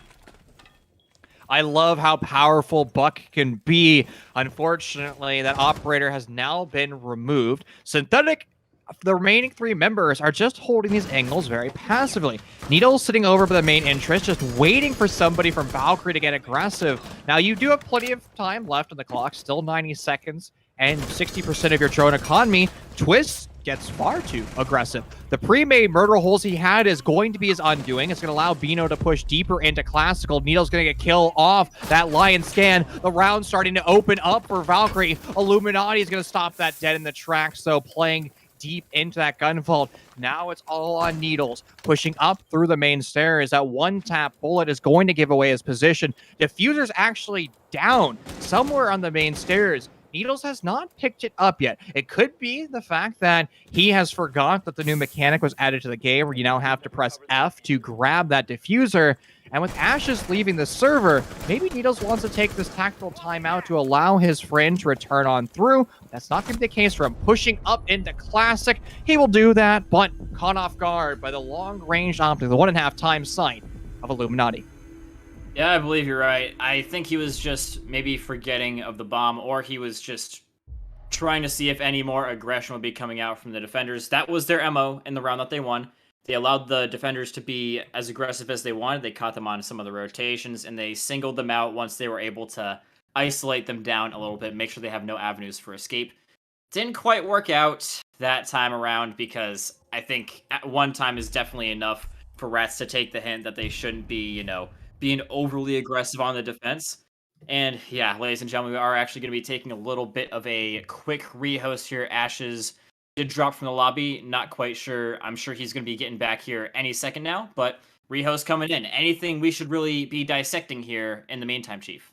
Well, we were talking about the ways of executing into the planes and games, and that showing of round 4 was something we never actually talked about. The main only execute, you have Buck skeleton keys, removing the entire soft floor away from that mirror window, and it got Synthetic a kill. I just wish Synthetic was a little bit more active in that round. They seem to get very tunnel visioned on the execute. They realized that one of their checklist items was mirror windows and default. They did a wonderful job at that, but Synthetic should be capable of dealing with multiple items on that checklist. I would like to see Momo addressed early on instead of just having Needles hold that angle, because at a time, Synthetic was in control of that round. Use that man advantage. And honestly, it seems like that's starting to become quite the motif for us today. We've been talking a ton about these man advantage because they've been so influential in all of our engagements today. The great SAT word there, by the way, Chief. Motif. But oh my goodness, that actually kind of rhymed as well, which is pretty funny. But yeah, like you said, that was a great play from the Buck, trying to figure out a way to come back at what they did the last time. That's exactly how you do it. The Mira made that room into a kill box. The one thing you can do is that floor is completely erasable by the Buck. Bring in the Buck, completely gets rid of a lot of the flooring, and that is going to be what gets them a lot of kills. And almost two, the grenade from below almost got a lot more than what some people might have been expecting, but those things can be absolutely lethal. And so I'm not quite sure what necessarily went wrong from there, but maybe they could have just used that a little bit more to their advantage. I feel like they gave up a little bit on the vertical play from down below a little bit much, as there was still a lot they could have maybe done with that. We talked about the Momo minigame. What happens if they also decided to say, Momo, you're nuts. I don't want to shoot you because you shoot back pretty hard. Why don't we go up the red stairs, come in from 90, and force Momo as well as the SMG 11 bro playing the deployable shield in Classic to take gunfights that they weren't prepared for, because the deployable shield was facing Study, which means the primary position for Valkyrie was to dress a Study push. So if you're coming in from 90, that deployable shield has to either be picked up early on and moved to deal with that push, or the defense won't be able to swing those positions as comfortably. I just want to see Synthetic to be a little bit more dynamic. Again, I want to go back to Poison. Poison made Synthetic a Villa team. Every time we watched OG, I guess I can't call him OG Synthetic, the previous roster of Synthetic play this map, you had no idea what to expect because Poison was constantly counter-stratting the defense on the fly. Yeah, in case you guys need a little bit of a refresher here as well, I'm just going to take us back through what we saw so far as we are still waiting for the lobby to start up and get ready and rolling. So, first round, we saw Tachanka get an ace on the Aviator site, which went into the hands of Rats. Second round went on into the other top floor site, had very similar success to Rats. First two rounds went in the hands of Rats. Third round went into the dining room area, and I feel like the defenders, they got a little bit too aggro on them. That was a little bit shown by the fact that the Mozzie ran out through the window, did get a kill for it, but it just personifies the aggression that they had there, and it ended up getting them isolated and picked off the last two guys. And then on the most previous site, we saw Aviator again, and held a little bit differently in the fact that we didn't have Tachanka, but still went pretty well. Both teams brought in good things in that round, but just went a little bit better for the defenders in that one. That's exactly where we're at right now. It's 3 to Rats, aka Valkyrie, and 1 being taken by the guys over at Synthetic, which was that dining room site. Most likely going to see Trophy be the next order of operations for Valkyrie. And Synthetic had a great opening duel. They're able to address the coat check player, but I don't know if that's going to be the strategy that Valkyrie is going to end up bringing out, simply because Synthetic did a wonderful job of dealing with that. Again, the problem with Coat, if you're not bringing ADSs, if you're not bringing my pancakes, you're not going to be able to hold that position as comfortably. Sure, Warden has a shotgun, and sure, his SMG-12 got recently buffed, so it's actually quite usable now. But still, what is he going to do when you have frag grenades and ashes pushing you from underneath? I mean, it's a wall of lead coming from not only the floor he's occupying, but the floor underneath him, and explosions. Yeah, that's going to be a little bit of something to deal with if we do ever go back to that site, especially. We are going to be making our way to Trophy and Statuary, which, I mean, there could definitely be some similar problems on this site, but the mirror being introduced here is going to be... I'm sure it's going to be a lot similar to what we had the last time. A lot of success coming out from the defenders on this one. We just didn't see a whole lot of, ability to effectively just totally pin down these defenders in positions where they could isolate and kill them. That was where they had the most success on that dining room site, was when they did find those guys that were a little bit, at the fringes of the defensive setup. They were able to cut off the retreat, make sure that nobody was able to help them, and eventually take their time in killing them. So, I don't know. If Valkyrie does keep nice, close, and together again, I think it's going to be very difficult for them to take this site, and I think that's also in part why it was so hard for them to take the other top floor site in Aviator as well. It's becoming very apparent that Valkyrie banned Maestro for a reason. They wanted to have access to these mirror windows, and man, are they just tools that are acting as rocks. They're oppressive to Synthetic, and now Synthetic going for a planes and games over execute, starting over by study. Well, they're going to find themselves smack dab against a member of Valkyrie, Twist, as well as a mirror window. So it's going to be free information for the defense. They're going to be able to keep tabs on Synthetic for a very long time. Now, Synthetic is going to be making an adaptation. Perfect read to the defense that they're currently seeing. They're going to start to push him from underneath, and they're either going to bypass the mirror window altogether by coming up the red stairs, or they're going to negotiate the mirror window by sending utility, explosive utility underneath. Oh, this is a lot of committal over to the main stairs by the defenders, trying to help the Melusian get out of there, but like I said, they're actually going to be cutting off the angles that the defenders can actually help each other out. Melusi is going to be able to get out of there. Boomski is actually going to be the one that dies in that situation, which is crazy because Melusi was taking a lot of damage. Needles trying to catch anyone that's still potentially on those other stairs, the red stairs, and prevent a rotation. But they don't know this yet, but they have thoroughly secured the Aviator site, and they're going to be able to push through here. Now, the question is, how do they keep on going here up against these three Nitro Cells? Melusi could easily rotate underneath them and be lying in wait for them to try and push up here and get them some death from below. It appears that is exactly what Melusi is doing right now. So just waiting on the attackers to get some gumption to push up, and ooh, a little bit premature, but still showing you the danger that is alive and real for the attackers right now. An extremely common Nitro Cell spot, if you know exactly where that pillar is. There's quite often an attacker sitting there on drone, and you can get yourself a kill. Now, the propagation of that Nitro Cell will dish out a ton of damage. Yackle now on below 25 HP, but since they didn't go down, they could actually get rezzed to a higher HP level. That is, in theory, if they find themselves in a gunfight. Drones moving forward for Synthetic. They could have misdroned a player lurking over Nadir. Illuminati will be droned out and able to rifle his bullets down range. Connecting onto one, Ashley can use a frag grenade to soften up that split player, but nobody's currently occupying that position. Illuminati finds one, but finally now being dealt with. 30 seconds left on the clock. Momo, the player who was misdroned over in Deer, is still lurking in his spawn, but Synthetic has no interest of pushing into Deer. Instead, Bino's going to start to put the diffuser down on the ground. Momo's going to spring in action and now negotiate it down. A vault in, and Default's there to save the day, but Ash is the only one left for his roster. He currently doesn't have the diffuser in his pocket, so his only hope of saving this round for Synthetic is start to get aggressive. A soft-cooked frag grenade won't find his targets, but his bullets will. 0-0. He doesn't know where the opponent is. He won't be able to find that. Valkyrie will be able to take the round purely off time. Yeah, that is really, really unfortunate. They had, prior to that, they had Zero put in cams pretty much all over the site. So the intel was definitely there for him, just couldn't quite get him with the time that was remaining and the manpower damage that had been done to them. Leading up to that, Synthetic, this is going to be a very pivotal round for them. This is the one site that they did manage to win here from memory, Chief.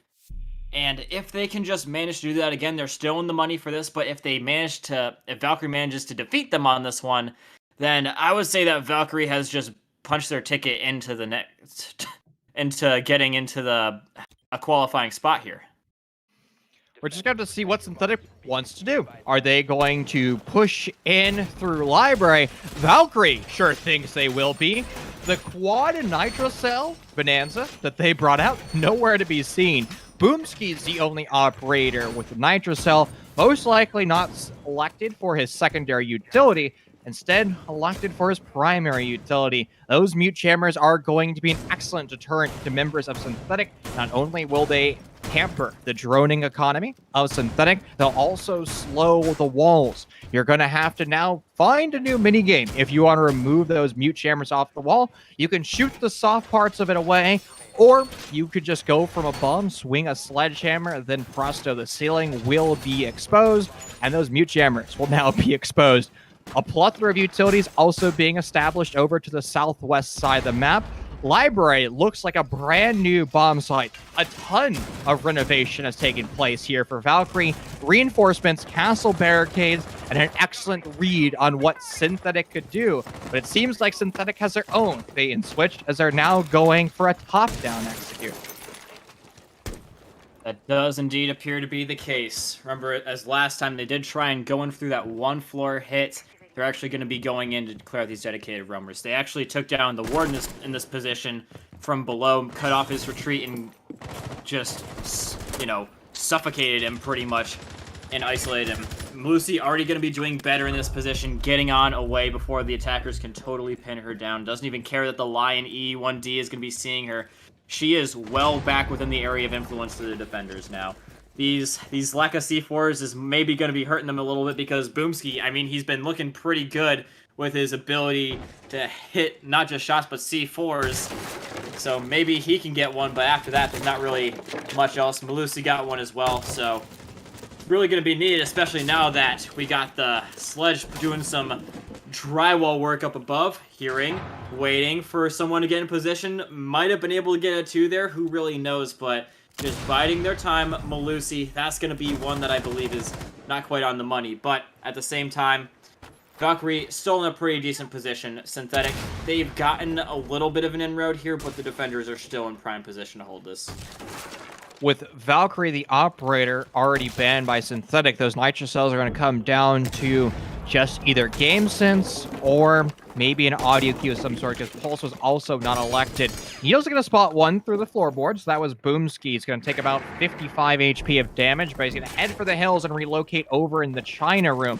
But now his Nitro Cell is geared into action. Since Sky High, but won't even find the target. No HP being lost from Synthetic, which is going to allow Needles to continue on his merry way. Still removing the ceiling away and still attempting pre-fires. Lion Call is going to allow Needles to go away from his position upstairs and start to push his way down, take a gunfight over to Big Ben. He'll be the loser of that, and now convert into the victor. He gets it down but not out, and now we'll finish off Momo. The opening duel in favor of Synthetic, and more kills will start to roll into their favor as well. Boomski's going to hear a frag grenade land at his feet, trying to open up that castle barricade, forced to relocate behind that bomb chassis, and now he's stuck in a gunfight. A 2-lane crossfire, now being negotiated by Illuminati. He was a saving grace in previous rounds, and he's going to save it once again. Twist now finds 2.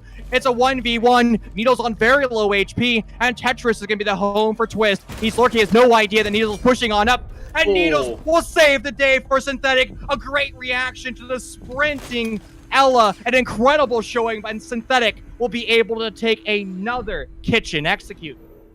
That is huge. Huge for Synthetic, because if you don't take at least 2 rounds on the attack there, that is a painful thing to have to come back from. That means you have to get pretty much your opponents, they're probably going to be able to take 2 on the attack, and that's map point, and you're going to have to do, that's literally game point right there. Getting them really close, it puts you just mathematically in a position where you don't want to be in Chief.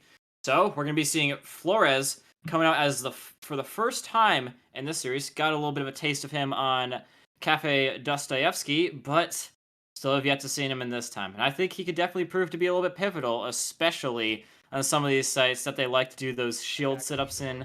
Aviator, they love to do stuff like that, can definitely hamper down a lot of these defensive positions that Synthetic like to set up. So I think this is exactly what they should be doing right now. Mira apparently going to be looking to make exactly the setup minus Tachanka of what Valkyrie did on their defense, but I already think that Synthetic have got a good answer to this. Sad to see Boomski with a donut over his name. Now, he does have more than a donut worth of kill. He has at least an ace. I think he was sitting at 8 kills when we rehosted back in round 5. But ever since then, he's gone a little bit quiet, but he is a saving grace for that Valkyrie roster back in round 1.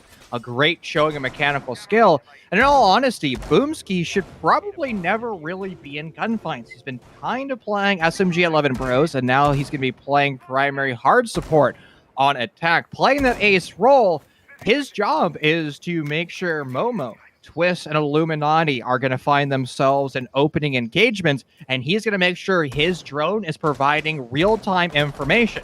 So as soon as a Synthetic member is spotted out on a roam, Boomski, as well as Default, will be able to call that information to their 2 entries as their flex and negotiate those issues. Ashes a little bit in no man's land here, trying to find a kill and then run away. Trying to do a little bit of the hit and run strats here, and he might be able to just get one. I don't know if he's quite been realized that he's here yet. Nah, he's actually decided to back off of that one and make his way back towards his teammate. He thinks that he's in a little bit over his head. Yeah, if I get a trade, they'll probably trade me back out because there's quite a few people here is the thought process here for Ashes. And you're down. You can't really afford to make too many mistakes because, yeah, you lose this round and then one more, you're on map point. So, yeah, this is a pivotal round. As we said, it could quite literally decide who gets that final qualifying spot, the number 4 spot between Valkyrie and Synthetic. So, definitely no room for error. Definitely going to be playing it very, very safe on the defensive side now as Synthetic. Valkyrie allowed to have full access to 90, and it's going to be Yakel, the only one from Synthetic in a position to go for these challenges. He has a pre-made rotation on the south side of the classical hallway, and he's going to also try to create a brand new angle. Using that door frame, he might be able to dish out some damage to Momo. Momo is going to lose about 45 HP of their health. That either is from the drone hole or a very aggressive swing from Yakel. That's going to slow Valkyrie down temporarily. An explosive is going to land at Momo's feet. Could have also been a Nitro Cell from Needles trying to deal with that position. With all the emphasis of Valkyrie over a 90, it's allowed Default to be quite a sneaky boy, finding himself in a position that Gunvolt attempted to go for the defuse, but he was deterred away by a smoke toxic gas. Yeah, you see there was a hole right underneath that they were going to try and hold it from down below. I do believe you see them all getting ready on the rotation from the stairs. Didn't quite go that way. They realized they have to do a little bit more damage to the Toxic Babes or anything else, really, in order to prevent this from getting stopped. Default, he might be getting caught out here. They're actually going to catch the people. It was all a bait the whole time. Bino, the only one left. Up against, he's going to have to get an ace here. Can he pull a Boomski? Apparently he can't. Boomski is the only one that can do Boomski things, apparently here, Chief. As we are going to be seeing the first attacking round of the second half going into the hands of Valkyrie. I was getting very concerned that Boomski was about to ace again. He got a 3K in that round. Illuminati and Momo were the other members of Valkyrie who found impact frags. And just what a showing by Valkyrie. Again, we talked about how Boomski's role is not to play aggressive. And that was truly the case. His job was to open up the long angle with his Selma charges because he has access to throw those things at a very long range. And then he just sits on a rappel. He tries to only show the top part of his forehead. And if Synthetic hears a plant going down, the only option of denying it is to rotate your smoke over into U-bar and go for long-range tosses. Because a few months ago, smoke could just sit in that gun vault forever, perpetually, and never leave. But since smoke propagation through walls has been, in air quotes, addressed by Ubisoft and is no longer a factor, the only way Synthetic had of denying Default planting that bomb was actually playing aggressive swings. And, well, Boomski laughed all to the way to the bank with that. Atypical reinforcements being set up by Synthetic. Usually we see the 2 east panels over here in Astro reinforced, but the middle one has been opened up. And with the reinforced panel facing towards the north, it's most likely there's going to be a mirror window placed there. So when Valkyrie executes in from 90 and starts to push into Boar, we'll have to deal with that mirror. It's definitely a sign of a good team to have a strat and then know how to counter your own strats here, Chief. There's definitely something to be said about that. Now, we're going to be seeing Valkyrie coming in on the site, another site that they had some very good looks on as well. Ashes going to be chilling down below as Jaeger, going to be trying to get an early pick, I would say, followed by the Aruni. Opposite side of the map is going to be Valkyrie just trying to clear it top floor one at a time. They have the zero, I'm assuming, for trying to make sure that nobody comes up either set of stairs. They're going in for a take on that, making sure they can get a cam on them and clear it out rather quickly. This is looking to be a quick take for Valkyrie. They do have to be... I mean, if they put the zero cams in position properly, they won't even really have to worry about a rotation from the back stairs because that should, in theory, be covered. But what they do gotta worry about is a swinging potential from Bino as he already takes down Twitch. It's going to make things a little bit more difficult to deal with those Aruna gates, but Momo, sensing a disturbance in the forest as well, catches Needles on the opposite side of the wall, and that is going to be Toxic Babes out of the play for the defenders. So, trading some very serious blows, both teams already. Synthetic is going to hold their fort on down. They have more than enough utility to be able to do that. Well, my ADSs all throughout the map, as well as their expansion down to the first floor into kitchen. No Nitro Cells playing in that position, says it's Ashes who's currently down there. Boomski is going to find himself into a gunfight now being addressed by Bino, removing that primary hard support, but Illuminati starting to put the diffuser down on the ground. Nobody from Synthetic seems to be aware of it, and there's that Nitro Cell, so needed, but able to get a refrag as Twist. A diffuser is going to be planted once again, at least attempted by Momo. Downstairs to JB. No explosive device to be seen, so you can have his Vector start to sing, looking in the wrong corner.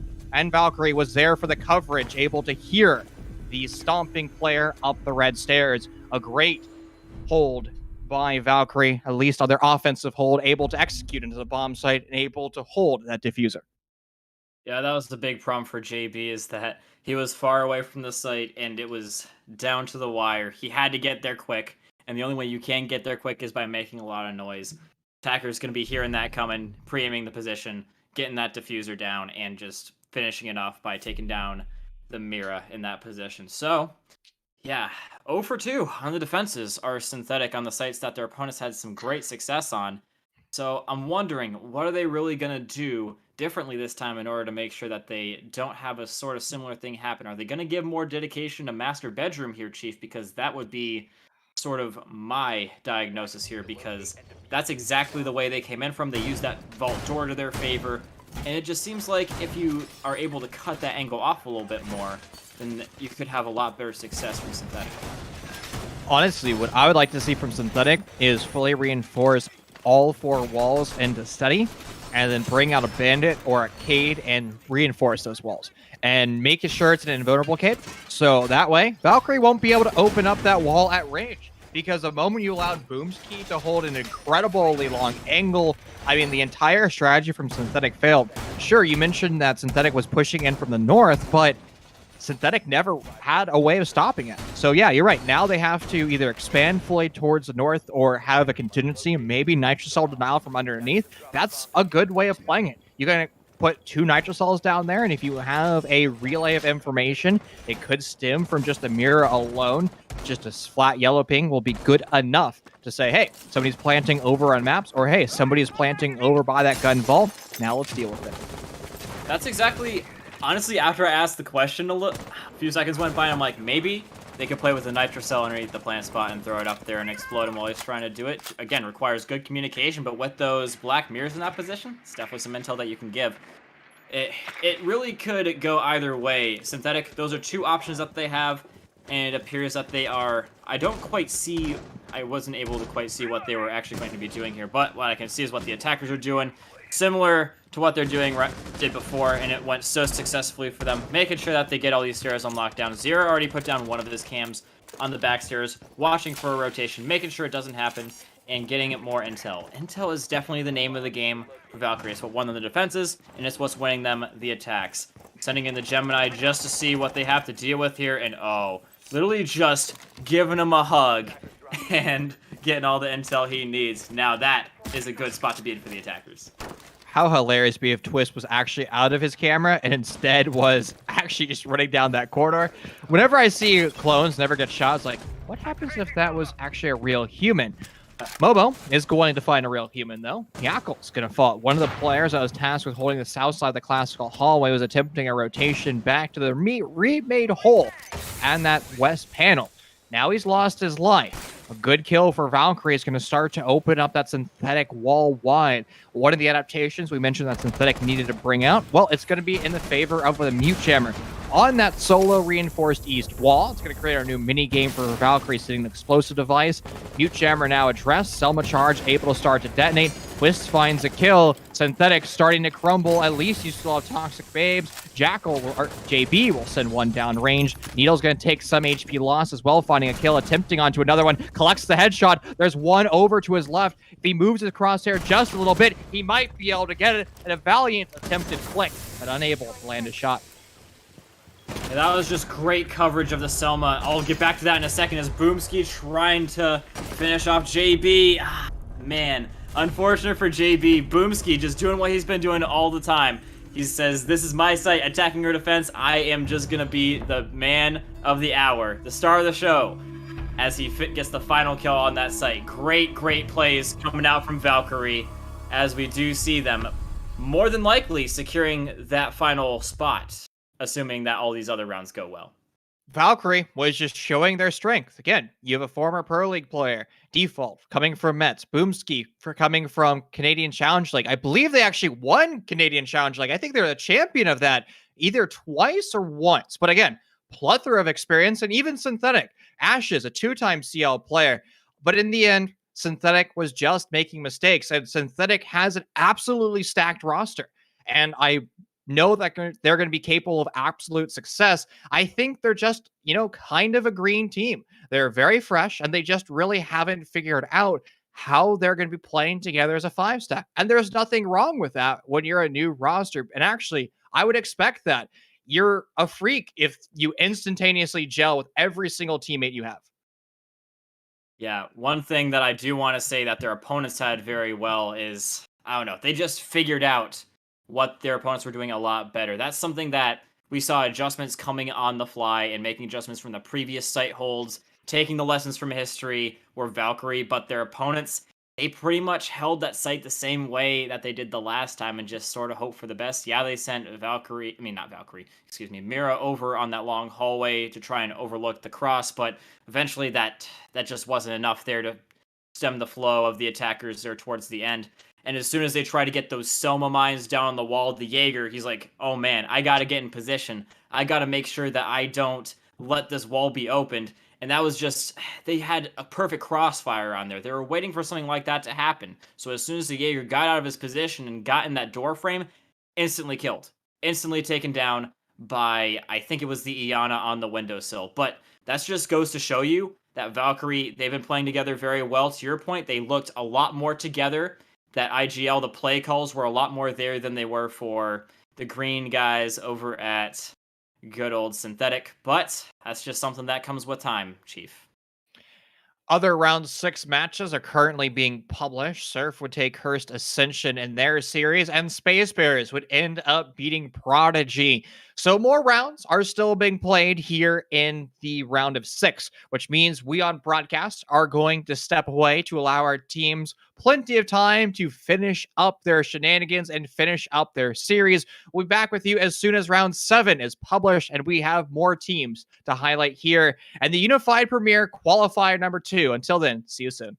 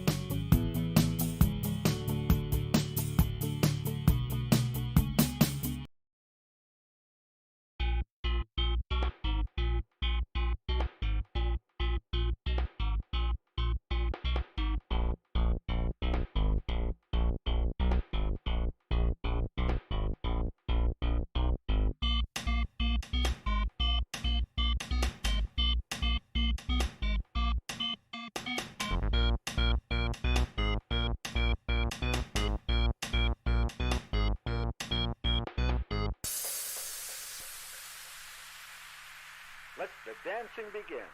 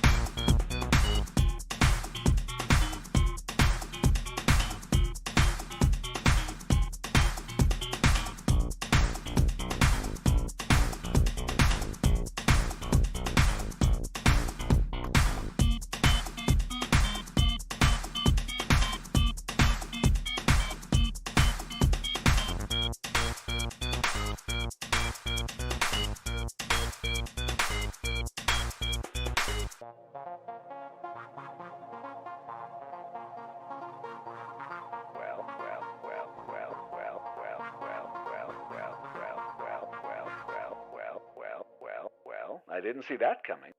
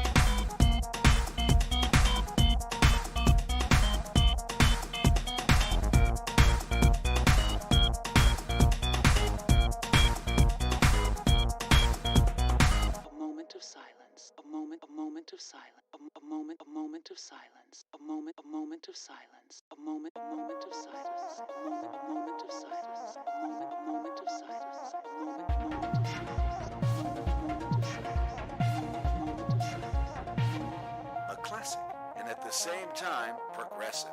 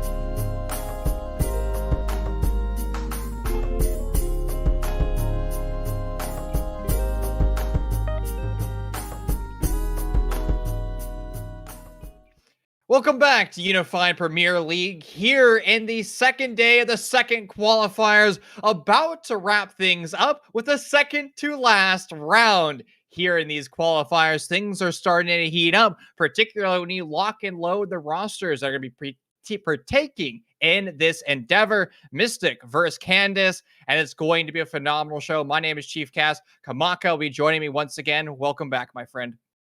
Oh yes, Chief. It's a pleasure to be back again for the third match of the night. The first two, they're pretty good. But, ladies and gentlemen, have we got a treat for you now? It is the number 2 seed so far in the leaderboard right now. That's Team Mystic versus Candace, who is third place. And there is only 1% of map wins. I mean, not map wins, but round wins separating these guys. So these guys are pretty much as close as it gets, Chief. So if this isn't going to be set up to be our game of the night, I don't really know what would be. I can say that the original Mystic roster, back when they're known as Aggro, was just a powerhouse. I mean, Asian, Ashen, two of some of those best entries ever. You add Silent, Eddie to the list. I mean, the roster is just an unstoppable force. I mean, they're one of the teams that really pioneered CCTV on Clubhouse being so darn attacker sided. Why? Because Team Mystic didn't care what was in their way. They just shot back, and they're a terrifying monster go against. Now, Candace, I'm assuming, is a newer roster since they're not having an org representation, but we've seen what orgless teams are capable of. Look at Rats in our previous series. I mean, they were technically orgless at the start of this series. They turned into Valkyrie at the end of this series. So we know what teams are capable of. I just want to see who's on Candace, since in the casting booth, we actually don't know. Yeah, like we said, they quickly realized just how good Rats was and instantly got picked up. Like an hour ago, which I think was either mid-series or just prior to it. But just goes to show you, orgless teams not necessarily worse than teams that do have orgs. Hence, they're in third place. Only 1% difference in round win percentage here.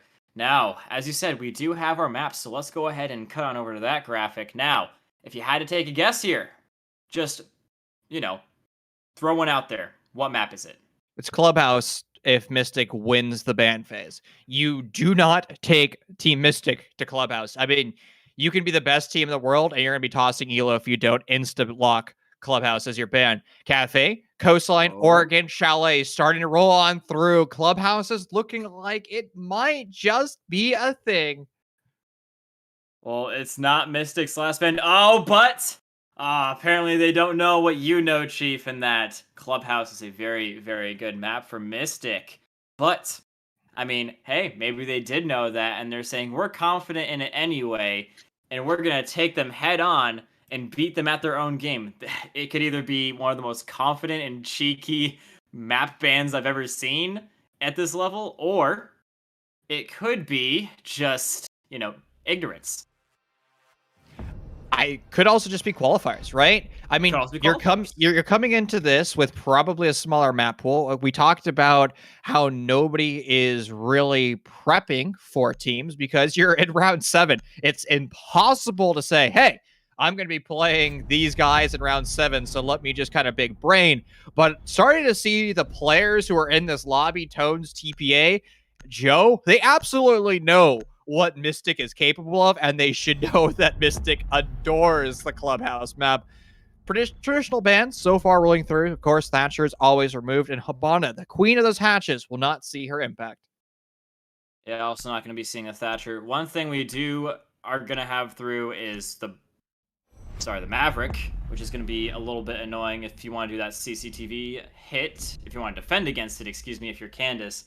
Could be a little bit difficult to defend from, but there are definitely ways of doing that. See Valkyrie going out. I think we're going to be seeing the Mira going out. There we go. It was stuck between that or Cade. We did see in the last map both Valkyrie and Maestro actually being taken out, which was a little bit surprising to me. But after the last map, I'm not too surprised to see Mira back in here again, especially not on a map like this.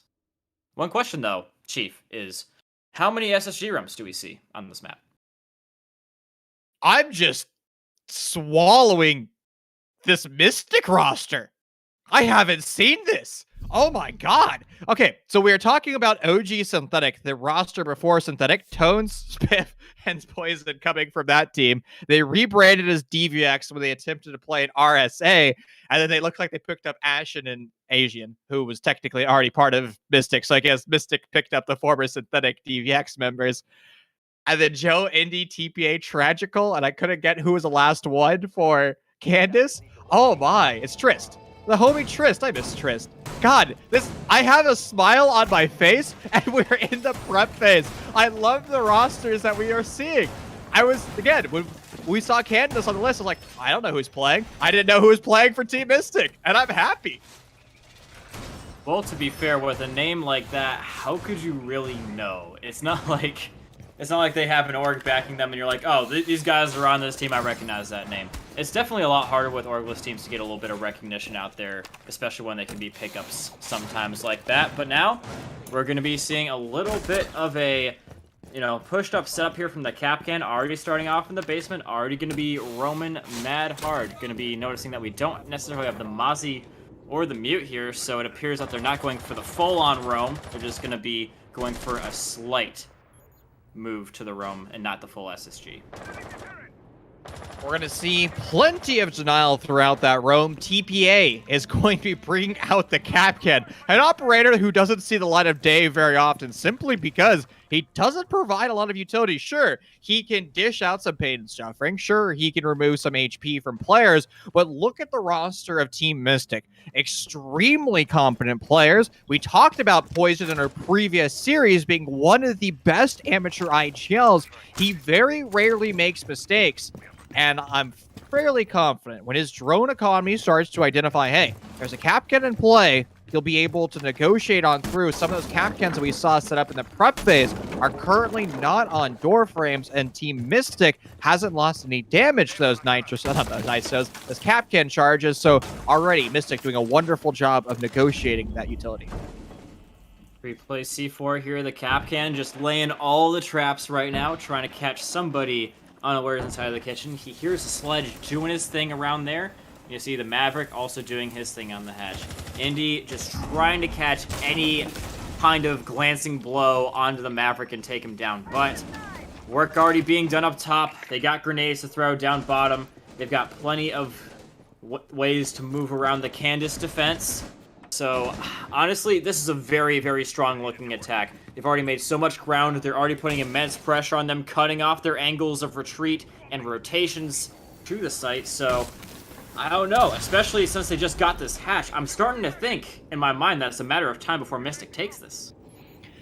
Still plenty of map control for Mystic, and there isn't a single execute they can't do. They want to push in through their tunnel that's available to them. They want to go blue down the west stairs. They can do pretty much anything. Ashen will find the first blood onto Trix, the former member of Phantom Legion, off the board right away. And more members of Team Mystic are starting to identify exactly where Candace is playing. Starting to lead up to a blue drop. Good deployable shield from Tragical, but he loses his life to that position, allowing Poison to just drop through the hatch. Starting the defuse process, can get off temporarily, allowing Tones to get the kill onto Joe, and now it's all on Indy. He has 4 targets to find. He collects onto 2, but Poison to the other bomb site. Starting to go for the plant once again. Spiff has that cross coverage. A Nitrocell goes down range, not anywhere close to Poison. He actually could have found the target if Poison walked a little bit closer towards it, but now with control of Dirt Tunnel in favor of Team Mystic, it's become very difficult for Indy, pushing deeper into the Arsenal bomb site,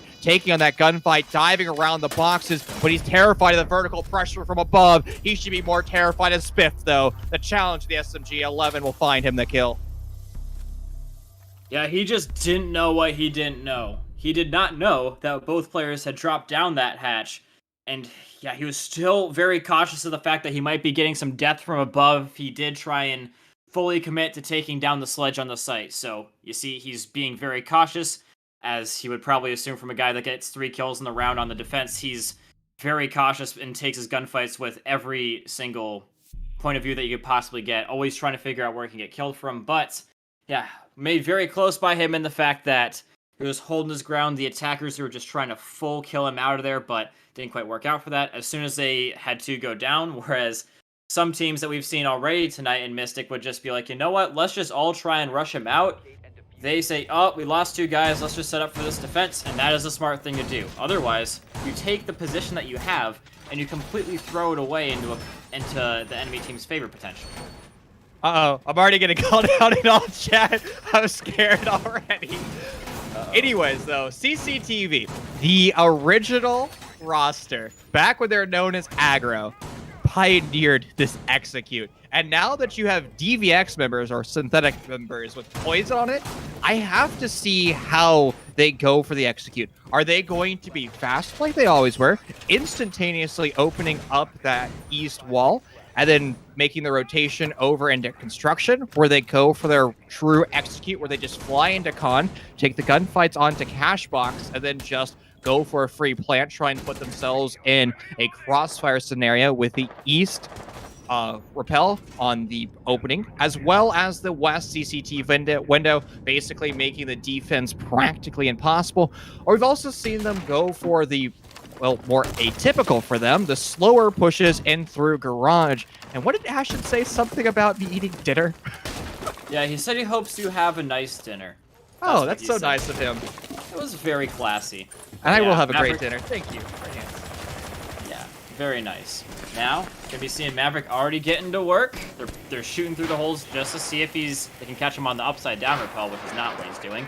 But yeah, I do like the approach from Candace, trying to hold it from inside a garage, but there are definitely things that Mystic can do to counteract that as well. I don't know, they do, okay, man. They do already get the better of the Maverick, and the people coming from construction, as you said, aren't really in position to help them just yet. That's pretty much a 2-2 split on either end of the map. Gonna be really hard to take control over really either side. I mean, sorry, the garage just like that. You see you got Trist, you got Tragical up top there, and it's going to be just a pain without the other players getting in position to get a full hit out on this.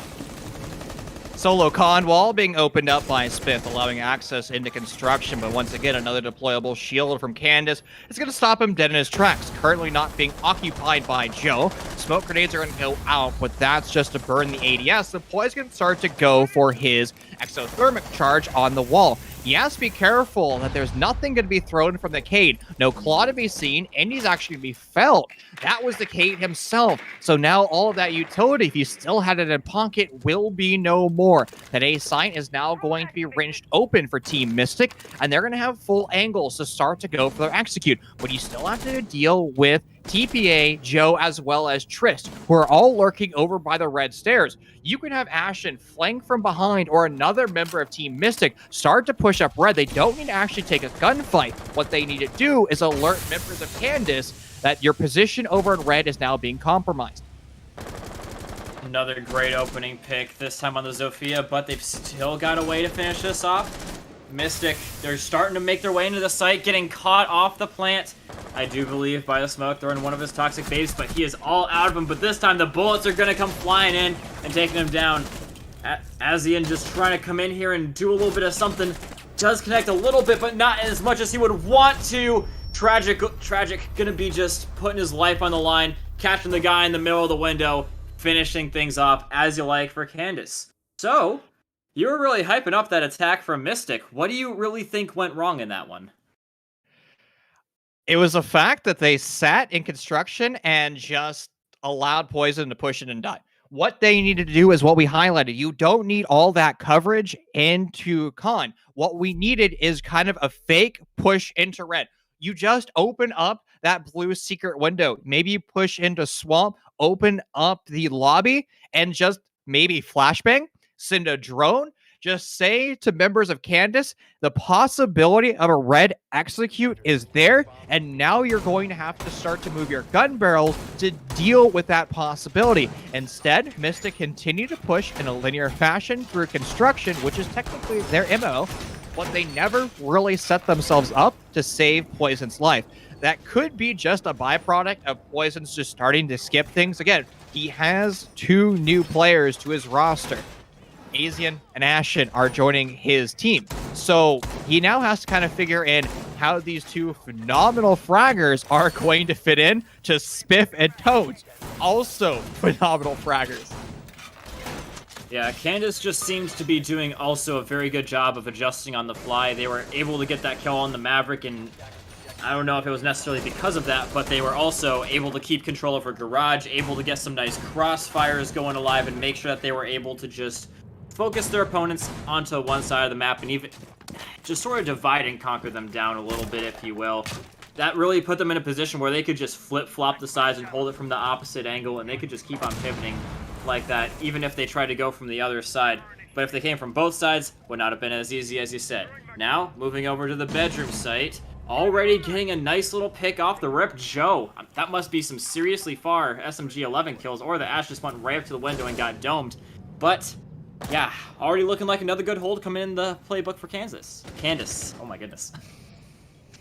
Well, they found themselves tied to a new city, it seems. Spiff, looking over the central stairs, there's somebody actually in the stairwell. He could have died to that position.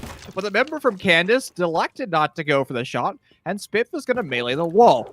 In the meantime, Poison still in spawn as he was droning in his primary entries. That's probably how Spiff was cleared to push into the bar itself. And Tones is going to be solo over on the spot while Bullets are whizzing through the pre-made Maverick hole that he did, trying to confirm that mute jammer. Tragical is going to capitalize on that perfectly, spotting the kneecap, and Tones is off the board. Team Mystic, 2 solo pushes for them so far here in round 3, and they're starting to suffer as a result. That's the painful thing about holes, is that they work both ways, unfortunately for Mystic.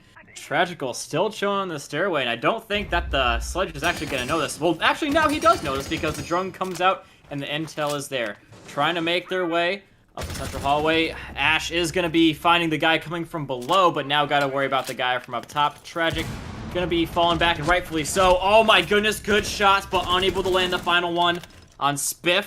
Still got plenty to deal with, though, here. Spiff got a grenade in his back pocket, but also plenty of enemies to deal with. Poison not really in a good position to help him out, and he gets singled out here as well. Again, getting divided and conquered and funneled down to one spot is Mystic. He's going to try and find his way through here with the SMG-11, but, man, this is going to have to be picture perfect for him at one shot remaining. SMG-11 is going to go for a full mag dump. Finally, on the reload, Joe's going to fall. 2 contacts for Mystic to find. Spiff on so little HP. 1 bullet will be his undoing.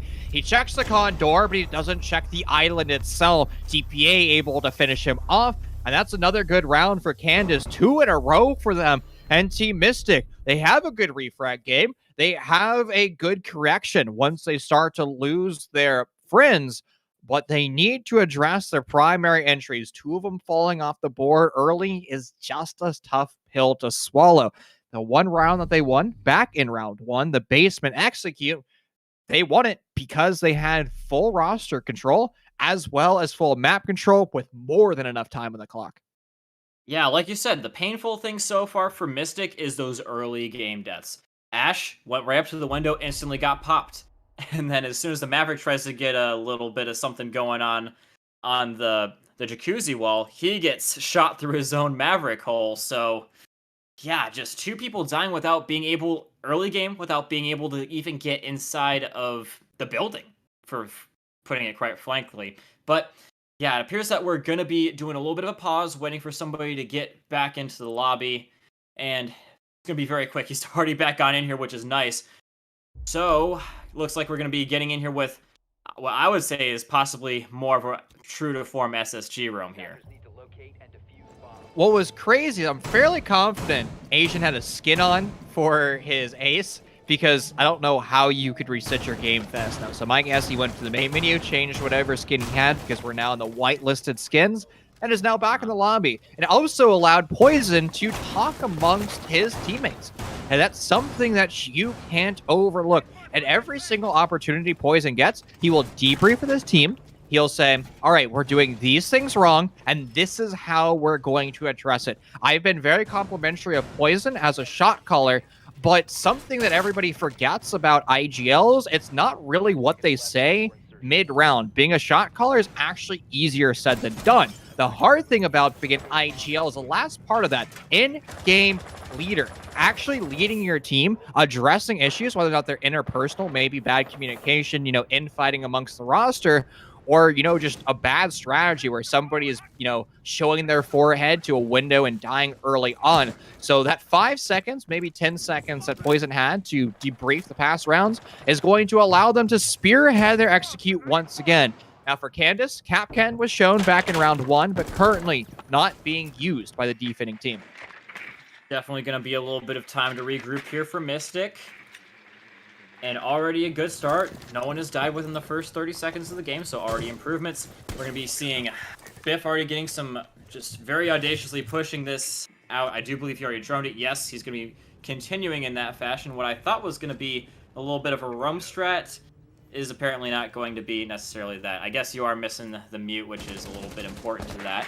But making quick work again. Just getting right on in there and clearing out the first 2 floors. Already starting to focus their attention on the actual site with only 1 minute gone. That is incredibly, incredibly efficient here. So Mystic, when it looked like this the last time, it worked out very well, and that was the round that they did win. So, the difference here being is that they already got the ace. Did he actually get the hatch?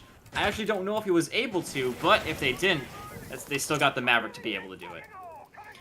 Asia now falls. He opened up one of the 3 church walls, actually now 2 panels of that church wall, so he already done his job.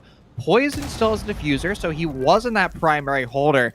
Asian tends to play these flex roles, and, well, he was forced to move into that operator with extra exploding devices, extra thermic charges, at least ones at range. Now, Triss was forced away earlier on by a Fragony, but since he had full access to those ADSs, he's able to hold his ground. Ashen gets the red pings, and he just storms on through. An incredible shot for him. Now he makes another kill. TPA falls, but he finds himself face-to-face with a deployable shield. Tones is able to dress more players on the other side of the map. Now Tragical's in a bad position, still with a deployable shield, able to take the gunfight. Spiff now falls. Joe was tasked with holding on to Dirt Tunnel, rotating back into Arsenal, and that's Team Mystic with control of the basement. It's now a post plan for Candace, an attempt to clutch things out. The saving grace in this round for the defense, though, is the fact that everybody from Mystic has taken engagements and losses of damage previous on. That's not going to stop Tragical, though.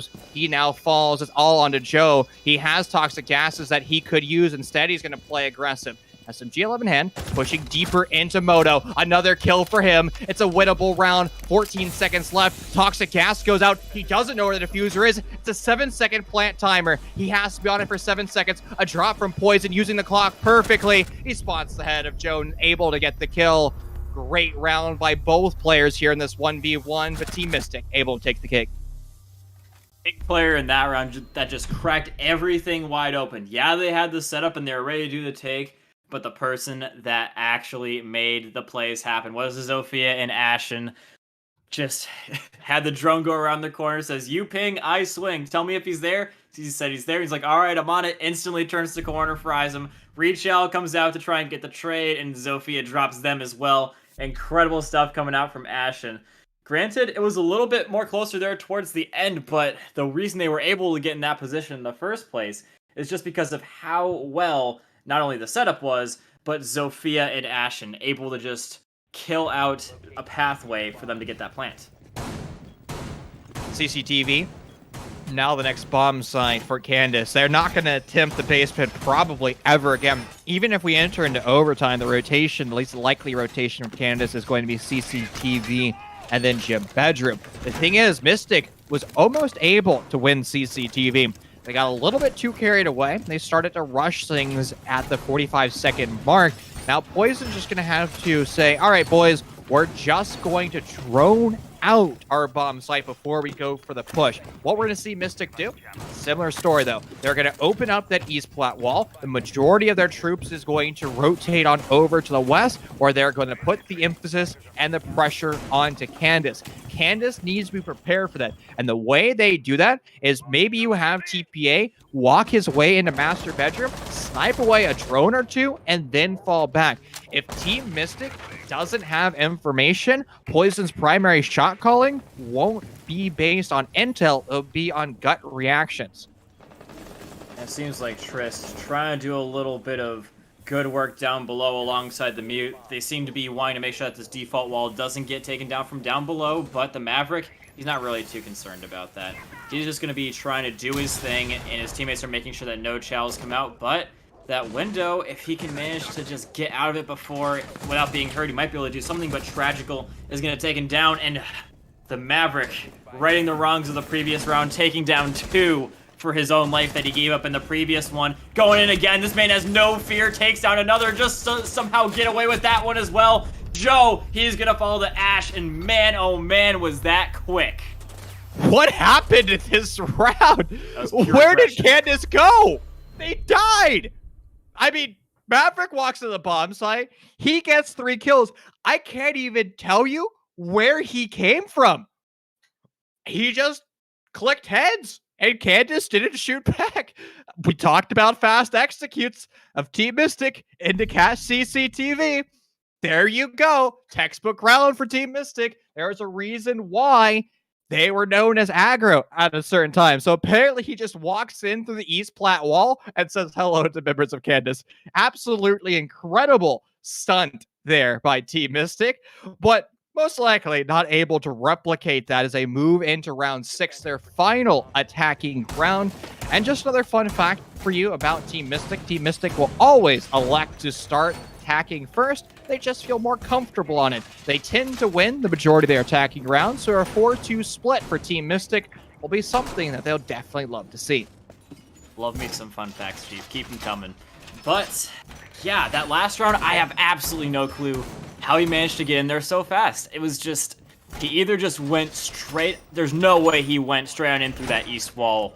I just refuse to believe that he just walked into sight like that. He might have been able to get it from the window, but yeah, exactly. Like, that, just bad coverage probably from Candace, obviously, because he was able to literally walk between both sites without anybody really stopping him, and then as soon as somebody did try to stop him, he was already up close and personal with them, and he was putting them in the floor. But yeah, now Candace going to another site they had a successful job on. Granted, they did do a good job on the site they just lost on, so I think Mystic just starting to come alive a little bit more and figure out what they were, not only what they were doing wrong, but what their opponents were doing good and trying to shut that down as well. Solo con wall is now reinforced, which means Team Mystic won't be able to have that as an execution. But it really doesn't matter for them. What they're going to do is they're going to actually open up spa wall. Some emphasis of the team was being placed over to the east side of the map. Well, with more members of Team Mystic starting to queue up over here to the west, it might start to turn into a linear offense. We see Frank start to go out. TPA gets a kill. It's almost like Tragical got the kill on the upside down repeller of Team Mystic, trying to remove the utility on that spa wall, but that wasn't the case. Trist is having a struggle fest so far, but at least Tragical's able to, well, make things a little bit more brighter as Tones falls. Yeah, the one great thing about that gun that Frost has is it shoots absolutely straight. It's incredibly, incredibly accurate and being shown by an accurate player like Tragic putting it to great use. Now, Cache thoroughly taken. They do somehow manage to get their way through all the mute charges and get themselves a drone inside the site itself. Still someone shooting up on top of the roof. Actually going to be going for a little bit of peeking through the window. Oh, they've got a solid crossfire rolling here. I love that. They got 2 people chilling up inside of that little room right there on the opposite end of that soft wall. He sees the one, and he points it out for his teammate, but not in time. The Aruni does get a solid kill, and that really does even further hamper the attacker's ability. That is going to be a solid hold from the defenders, even despite the early game deaths. Death 1. It's painful to see Triss sitting at that donut margin. I know Reese and I, or Sticula and I, were just heartbroken when he left Phantom Legion a couple months ago because he was just a standout player, and I know what he's capable of. He's an absolute terror in the server, and I think he took a break. I think the reason why he said he departed, he needed just, a nice mental health reset, and, great on him. We need to have more conversations about mental health, and not just only the gaming community, but just as a whole. So nice to see him back in the server, and it just warms my heart to see, again, so many amazing players. The entire server is just stacked. I jokingly said this in our production chat earlier, is like, I want this game to tie because I don't want anybody to lose, because that's how much I love both of these rosters. But with that being said, back to round 6, honestly, Team Mystic, they were just a little lackluster in their cache CCTV execute on the other side of the map. They put a lot of emphasis over into that west spa wall that we talked about, and then they kind of forgot about the players that were forced to take the east side of the map. They started to lose gunfights, and then once the west spa players were dealt with, I mean, the members of the east for Mystic were just stuck on an island. One thing that both these teams can take away, even if they don't win, is that Chief loves them all very, very much. And that's definitely worth more than a win in my book. But, I mean, it would definitely help them in their qualifying chances. Not technically safe. Either of these teams. More safe is Mystic than Candace, because Candace in third place. And it's sort of, it's a very close ordeal. And if they lose this one and then follow up with the next one, could be at a little bit of a risk. So Candace definitely want to be winning this one, whereas Mystic, they can afford to lose this one a little bit more than they can.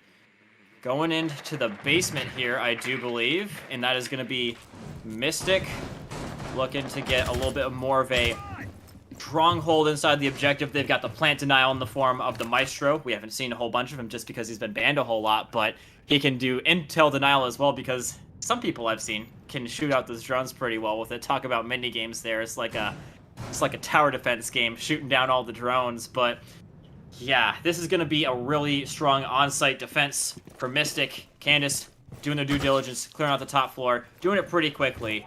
But I think that this is a great thing for Mystic to do, because they know that they're going to be losing the top floor eventually. They're just trying to plan for what happens after that.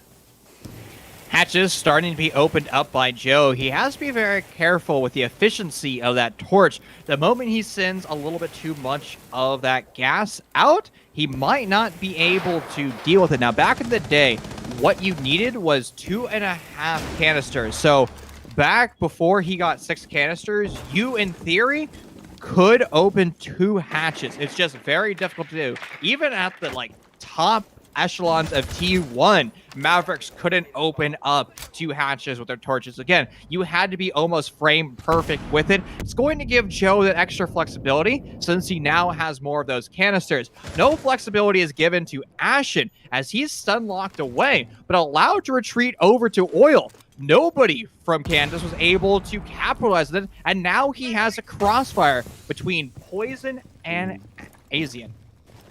This, though. Oh no, he gets caught out as well.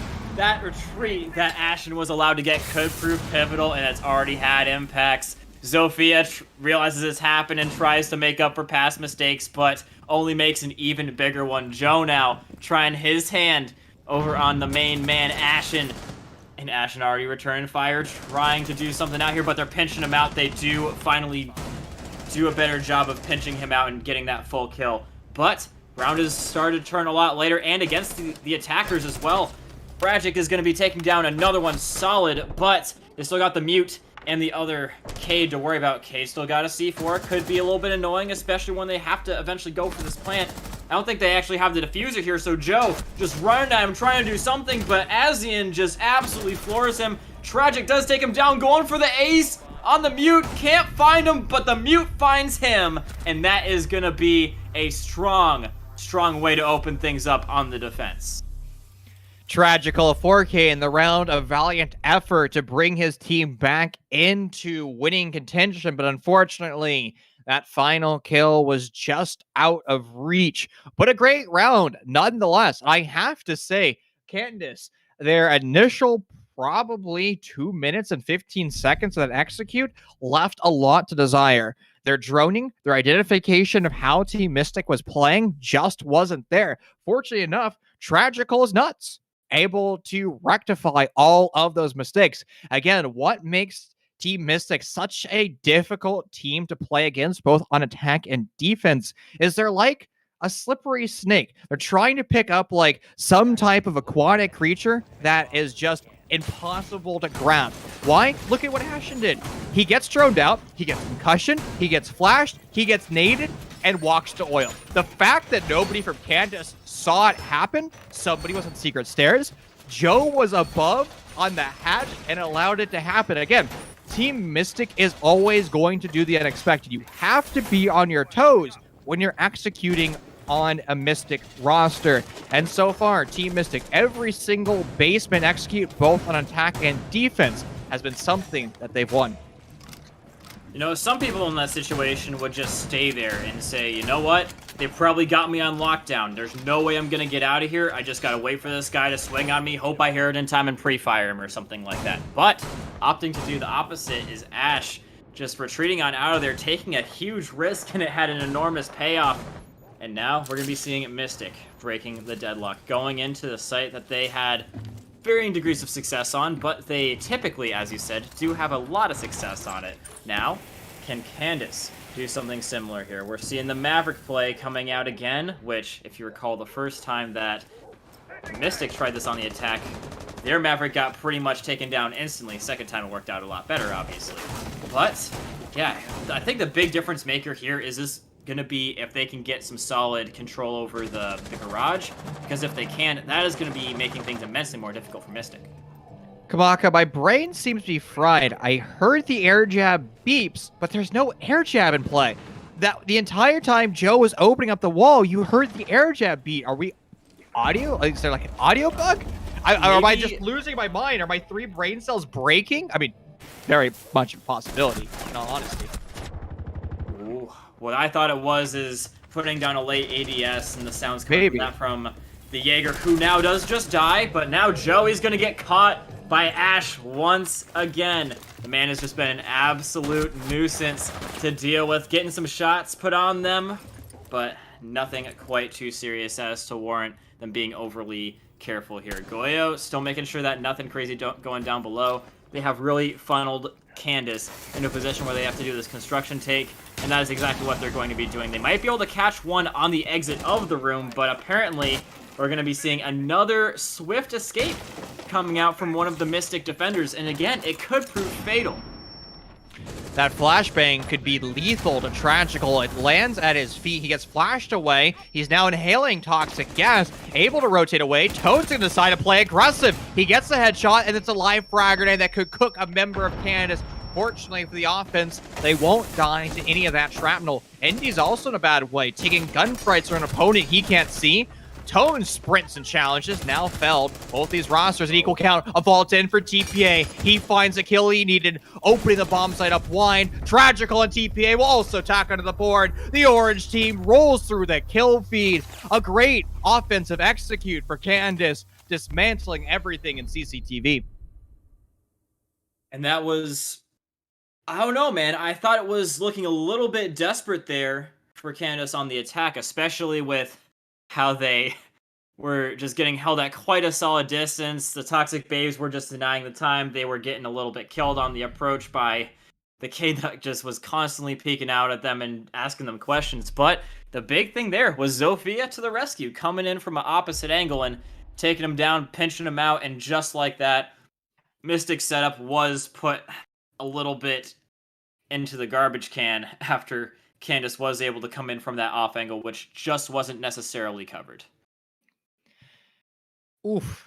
Frustrations in the lobby for Team Mystic after losing that round. They're debating on whether or not a glitch was used. I won't say how to actually do it, but there's a way to silent vault, and maybe things like that happen. But also sometimes audio sounds can be wonky. Again, you and I were talking about hearing a Nomad air jab going off, and there was no Nomad air jab. So sometimes, Rainbow Six Siege game engine breaks. But hey, honestly, I mean, in all fairness, the Rainbow engine is probably the most complicated sound engine of any first-person shooter, because there isn't a single first-person shooter that has sound propagating across multiple floors, propagating through walls. I mean, sound has to travel through a bullet hole. I mean, people are like, oh, Call of Duty, CSGO, their sound engine works fine, but they don't have to deal with everything that the Siege engine does.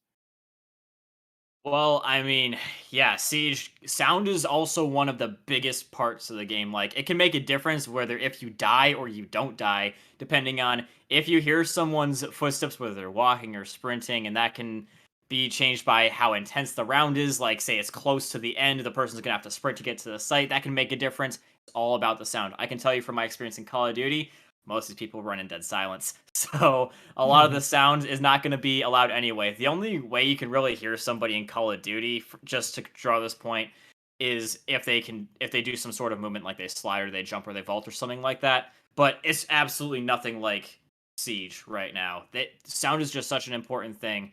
And maybe I know that there's also a little bit of a sound glitch, so maybe it just came at a bad time and the vault was just not heard because of that. So it's equally possible. Either way, gives both teams, again, another opportunity to cool down and recollect themselves. Yeah, so far we're talking about before this series went live how hard CCTV can be held. We talked about in context to Team Mystic and their fast executes, but honestly, Candace, that execute into round 8 was almost flawless. I mean, the way they applied pressure, the way they took gunfights, I mean, even the small details. Joe opening up the floor level holes of East Platte, and then TPA on the Zofia mag dumping through the soft wall deep into the rafters 90. It didn't get him a kill, but it dealt about 50 HP. I mean, that just shows to me that the fundamental basics are mastered by members of Candace. They know exactly where members of Team Mystic could be playing without necessarily droning. Again, those are the hallmarks of a great roster. And again, I keep bringing this up. All 10 players in this lobby are confirmed goated. Yeah, both these teams definitely looking solid. Definitely what you would expect from the second and the third place team in the qualifier, no doubt. And again, not surprised that it's a very close match, not just because these teams are very good, but also because their stat lines also lead us to believe that. Now, what do we where do we really go from here? We've seen a Mystic win in Church and Arsenal. They lost in CCTV. They can't go back to the Church and Arsenal site just yet. So, do you think they go back to CCTV and they try it again? Or I know that some teams don't like to do that, and I know that a lot of casters hate to see that. Or do they go over to the bedroom? You seem to think that they're going to be switching it up here. It's bedroom 100%. Again, unless you know for 100% certain why a strategy failed, don't go to a bomb site twice in a row. Like sometimes it's the right decision, right? Let's say you just got smoked because you did something stupid. All right, I can say you can go back, or you can say, hey, this new strategy, we're changing things up 110%. We can go back, but still, I prefer teams to go through their bomb site order because, in all honesty, you don't know what your best bomb site is. I'm sure both these rosters have a coach and an analyst who has stats of the bomb site win rates when they're scrimming. But the thing is, those stats, unless they are for every single time they've played that map, really don't matter because it's against one particular team. Again, the whole idea behind the stat or a strat is to run it in a scrim maybe 20 times, and then you have, a statistical viability of that site. Because in theory, most pro league bomb sites, have a win rate between 50 to 67%. So let's say you play, CCTV twice in a scrim, you lose it twice. In theory, it could still have, a 67% win rate for you if you play it out over more rounds. Yeah. Okay, so we're just getting word that we're going to do a repeat of the last round because of the vault glitch. So, scratch that last round, ladies and gentlemen. It is going to be CCTV again, but not for the reason we thought. And we are just going to be seeing if Candace can do the same amount of attacking prowess that they did the last time. Sometimes this does hurt the defense, though, right? They've already shown their hand because they're going to be forced into the same operators. Now, on the other side of that coin, they know what the attackers are going to bring, but it's pretty obvious the attacking lineup. So now the defense has to create a brand new strategy running the same operator lineups. Most likely, they won't be able to change reinforcements much. Maybe they can maneuver deployable shield in a different position. The one shield they have was looking over towards the east main breach.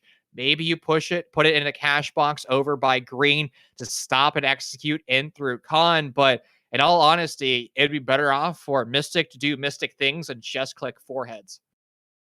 I've definitely been doing a lot of that tonight, Chief. I can't disagree with you on that point.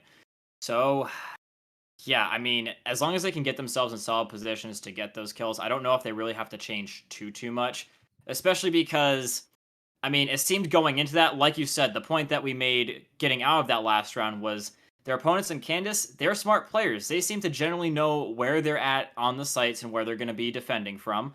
So it's just going to have to be a relatively strong hold again. Maybe you have something crazy happen, like you have someone doing a really deep roam, but he also got to be really careful of the full-on rush. You don't really know how the attackers are going to be coming at it, get it. Yeah, you know their setup, but how fast are they going to be coming at it? How emboldened are they going to be by the fact that they just won that last one and they think they know what you're going to be doing?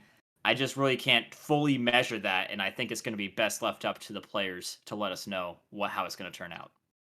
The other side of that coin, maybe Candace says, I really like my execute, pushing East plat while Con maybe a little bit of spice in the garage, moving forward into, I guess, our round 8 2.0. Or maybe you push in through stocks, apply pressure to the defenders that way, because a large part of that Team Mystic defense was set up in that cash box. The reason why it was dismantled was because TPA made that vault into that CCTV window. For whatever reason, it was a silented vault. It ended up becoming a glitched vault. Whether or not he did it intentionally or not really doesn't matter, because a glitch took place during that round and it affected the course of round 8. So we enter that in once again. Hopefully some new spice, new flavor is going to be incorporated by both of our rosters. And that's pretty much the play that made the game as well. I Yeah. just did not see. I absolutely could not see the guys over on Mystic losing that round if something like that just did not happen. So yeah, we're gonna be coming back in here, and I'm sure that is gonna be a spicy one because resets always tend to be like that, Chief. I'm sure you know exactly what I'm talking about.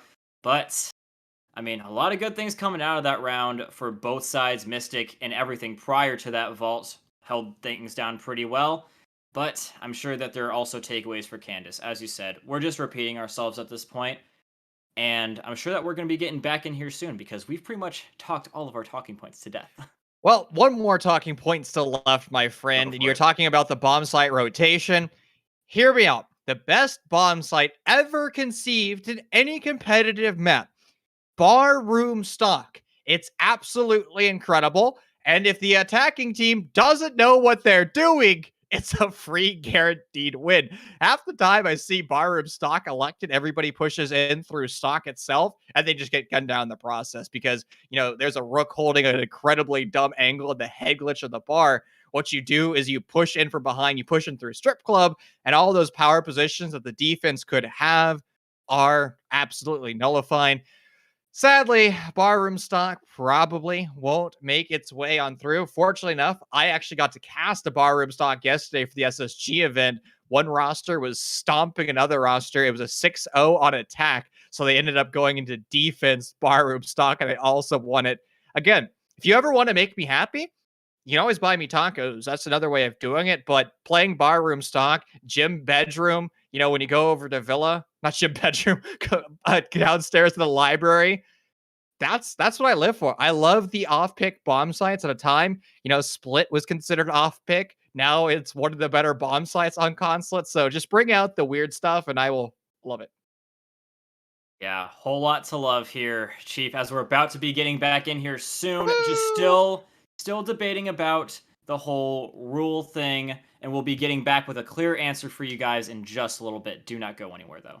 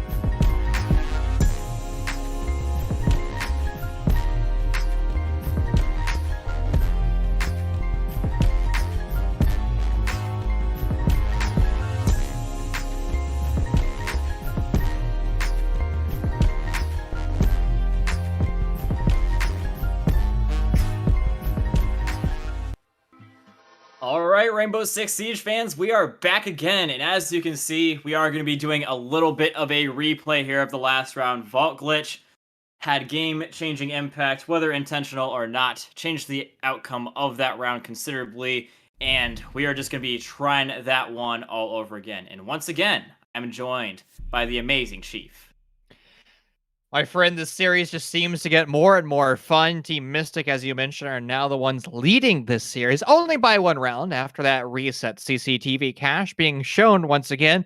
And it seems like admin has actually allowed for a different operator lineup.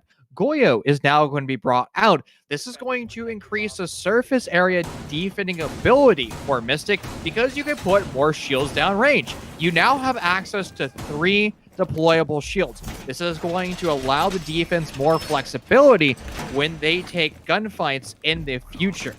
Are we rehosting again? Okay. Apparently, Hello again. Apparently, one of the players has a little bit of a cursor bug, so we're gonna be a whole lot of bugs going on here, Chief. It's really unfortunate, and you hate to see it, but I'm sure, with all due time, it will be ironing itself out.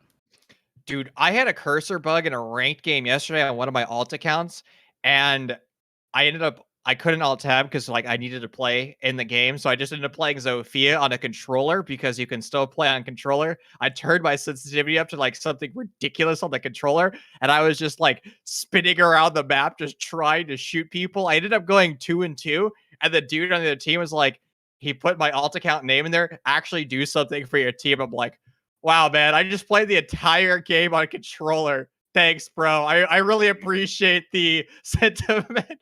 I really appreciate, you understanding what I had to go through. So cursor bug is no fun. In a ranked game, all you can do is spam Alt F4 and hope you get back into the lobby without missing too many rounds. Here, our players are fortunate enough to be able to call for, rehost or attack pause while we queue everything back up once again. Things happen. Siege Engine, as we mentioned, extremely complicated, and sometimes weird things happen. Yeah. And to your point on the cursor bug, I was a little bit of a controller dude myself. I came from My condolences. console. Yeah. Huh? My condolences for being a controller guy.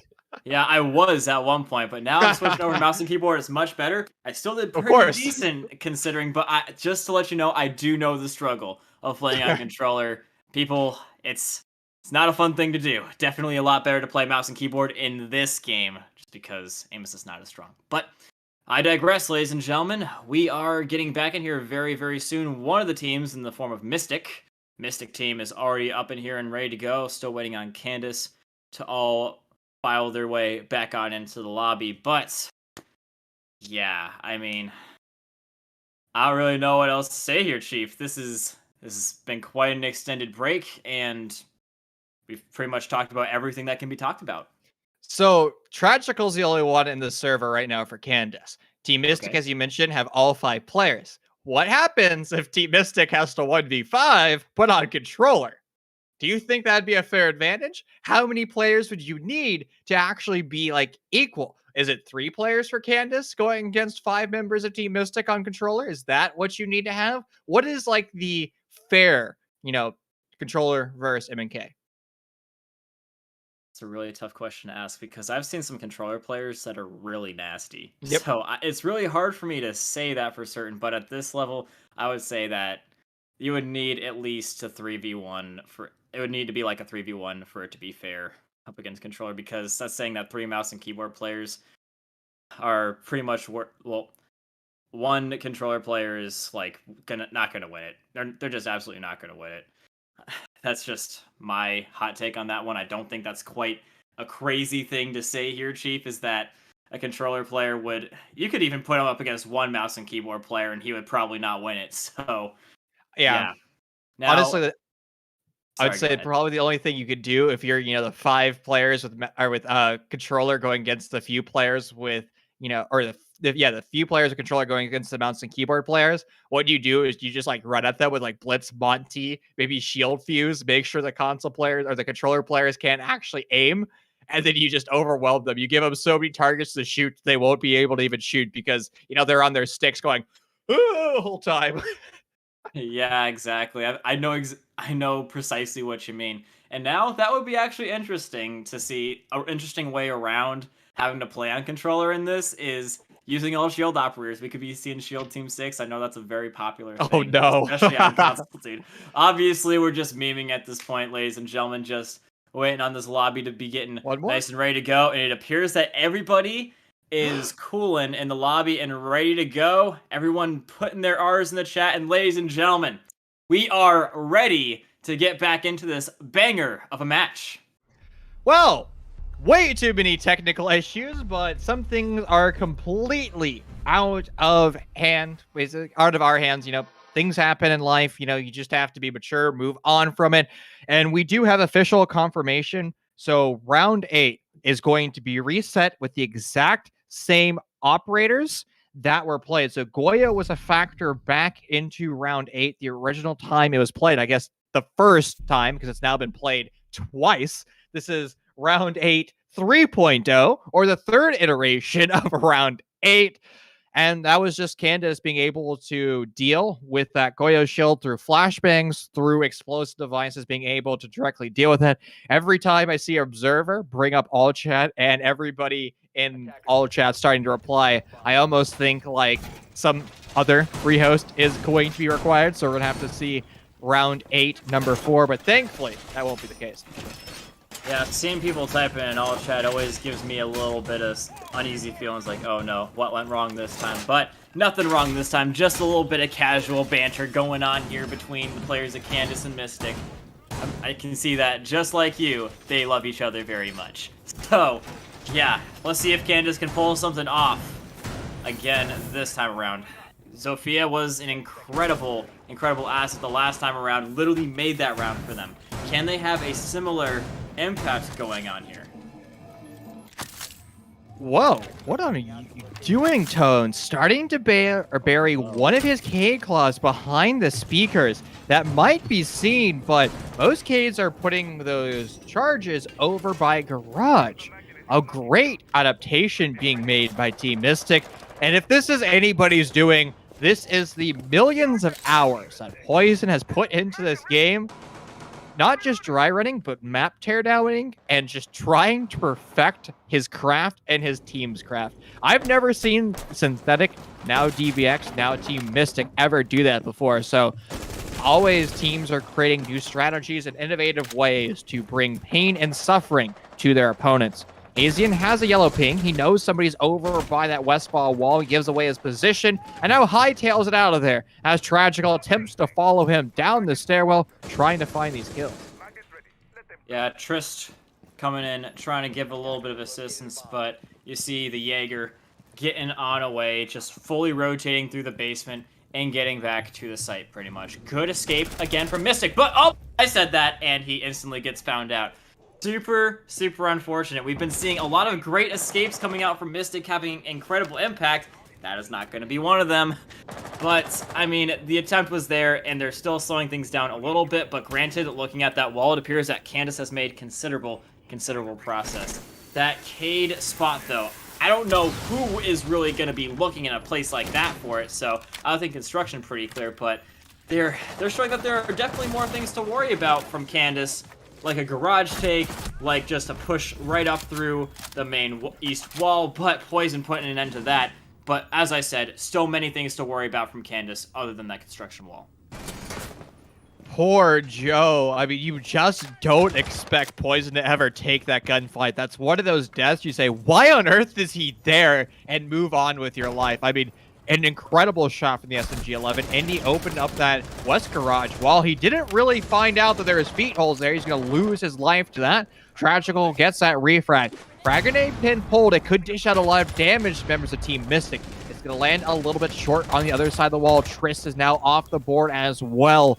Candace, not a lot of time left in this execute. They're going to try to use their utility, remove Tones from his position over by R1. He's in so many different gunfights, being pushed by TPA on the rappel over by the east wall, as well as a player over by Swamp. Tragical lost a lot of HP into the R1 player, and now he's on just 1 HP. If he inhales any toxic gas, he will fall. Now he's the only one left for his team. Diffusers are in the other side of the map, and the player that removed 99% of his HP will remove the final percentage.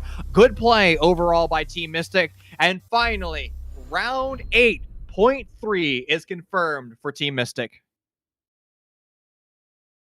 Yeah, apparently it is going to make a little bit of a difference, but Mystic, they just played that round a lot different. I'm not necessarily sure if they played the same Cade spot, but that is quite a little bit of a spot that he put it in there.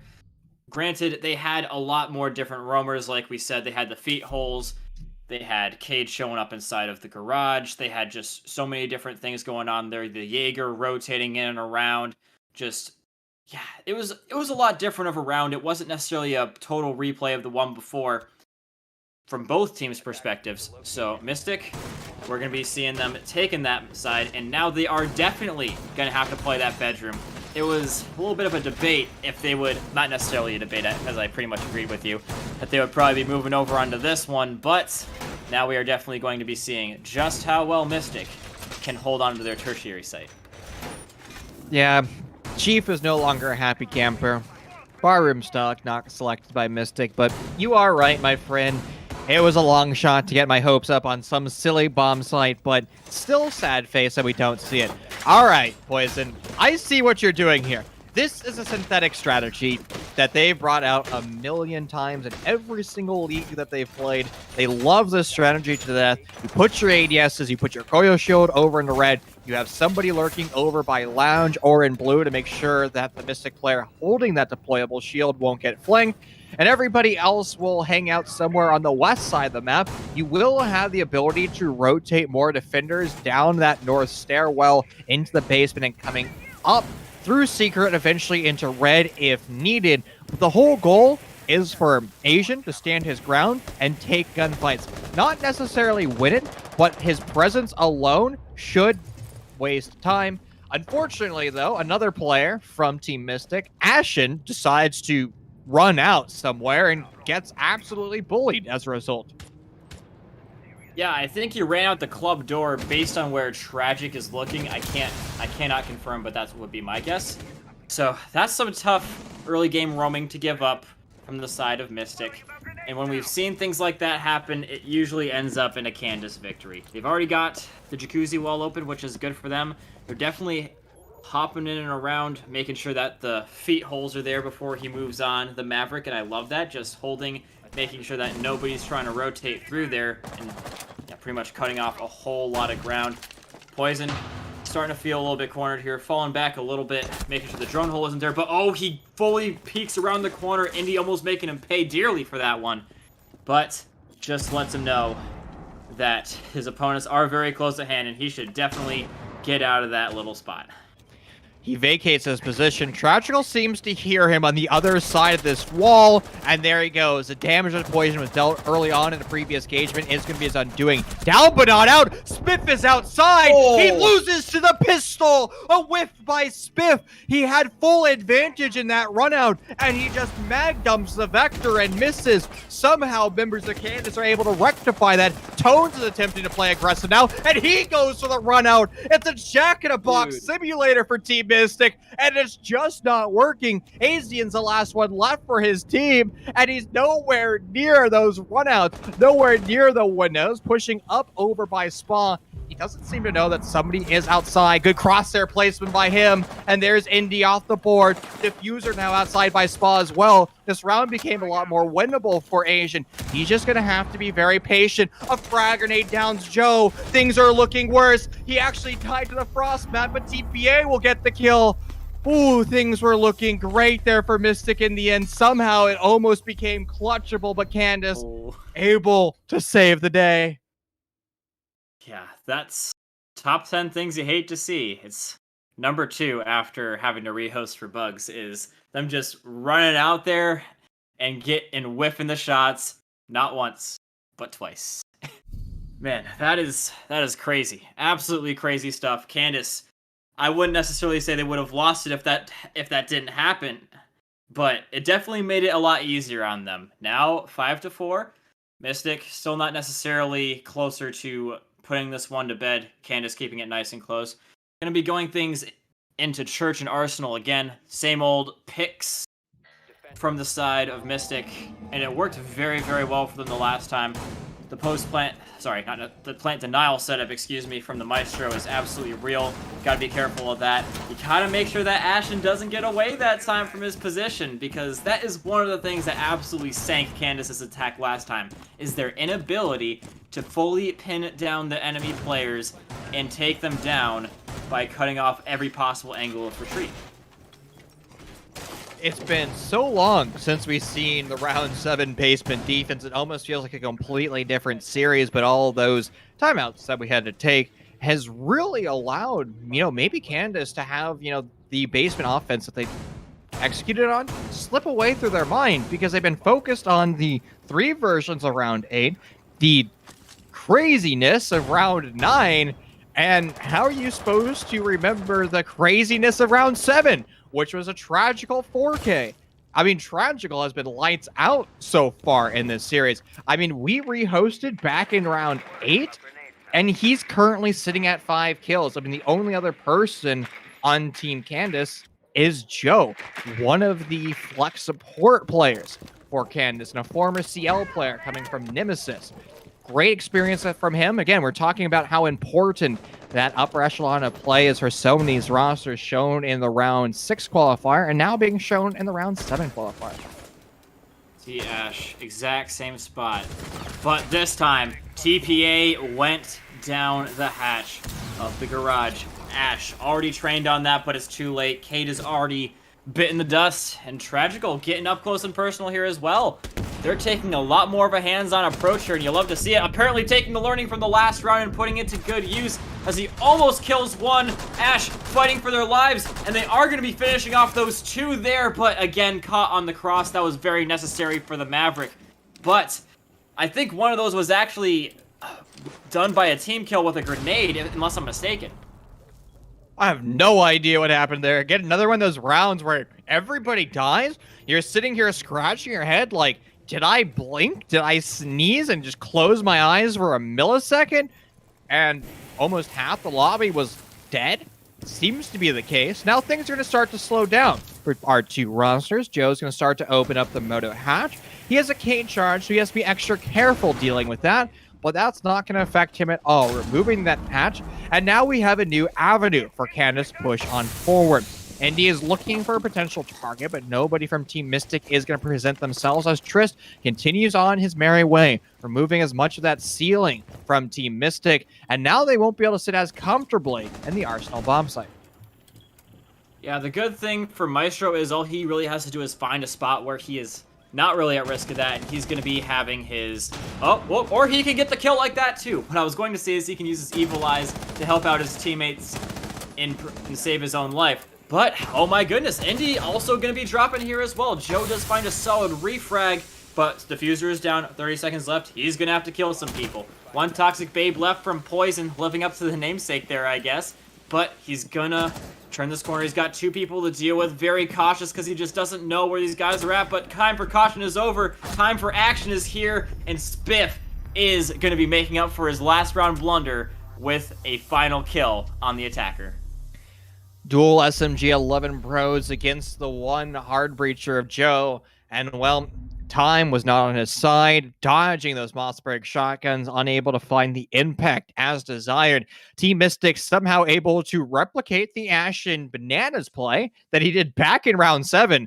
The Serpent himself just dodges frag grenades like it's easy, collects 2 kills. Sure, he lost his life, but again, Candace loves to push in through blue. Team Mystic's whole strategy is to hold blue for as long as possible. So if Candace ever sees a basement defense coming out by Team Mystic, the only way we'll see that is in overtime. They need to respect the hold of Team Mystic in blue and bypass it altogether. Maybe you go with the French style of execute, opening up that kitchen hatch, pushing in through dirt. Maybe you couple it with the North Stairs execute as well, just as long as you don't run into Ashen. Yeah, I mean, Ashen, make him look a little bit silly both rounds. One by making himself a good retreat method and getting a kill based on that. Second time, just held his ground. Just chilled. So it goes to show you that sometimes both are equally viable, is running away or standing your ground and waiting for your opponents to push in on you. Just depends on what angle they're pushing you from and if your teammates are there to help you. So yeah, going for the same exact cage spot. I love it. No one from Candace I don't think is going to be really looking too hard for that one. But yeah, Candace now on the attack. Their backs are well and truly up against the wall now. A defeat here would mean a defeat in the series in total. Going into their final map of the night for round number 7. They're definitely going to want to not be having their qualifying chances resting on just this next round. Similar setup coming out by Mystic. We're going to see those K-Clowns put in that very unique place behind that speaker. And then also the northmost panels of the garage is going to be electrified. Now, we saw how that almost worked against Team Mystic. We saw the exothermic charge of Indy detonate the south wall of garage. It put Tones in a multi-angle crossfire, but he just kept his cool. He wiped the sweat off his brow and was able to take each one of those gunfights like a champ. He's going to have to replicate that success once again. Joe's about to finish opening up that east wall, a nitro cell to answer him out, but he doesn't end up losing his life. At least some explosive device went out, but 2 nitro cells and 2 impact grenades still remain for Team Mystic. So that could have been a friendly fire frag grenade, but that also wasn't the case. So it must have just been the Zofia launcher opening up that wall. A little bit danger close in the vicinity of Joe, but hey, he's still alive. Sending out the Gemini just to try and find something, and oh, there's still my charge right there. They're just trying to burn utility now. This is the perfect time to be doing this. Doing it so early. Goyo shield gone, forcing Ashen to just fall behind their secondary shield. So got a frag for that one too, and the Lamai charges are going to be gone now. And they also have wasted the Jaeger ADS, so... Oh, I thought that they got rid of all of them, but apparently they did not quite do that. Either way, Tragic and Joe piecing 2 together and starting to surround the likes of Mystic and slowly squeeze them out. Somehow, all ADSs and Y pancakes were placed over on that double con wall. Candace never droned it out, so they had no idea what util was the other side. They waste practically every single throwable they have, but they did waste 2 members of Team Mystic in that process. Finally, Spiff is able to get that refrag.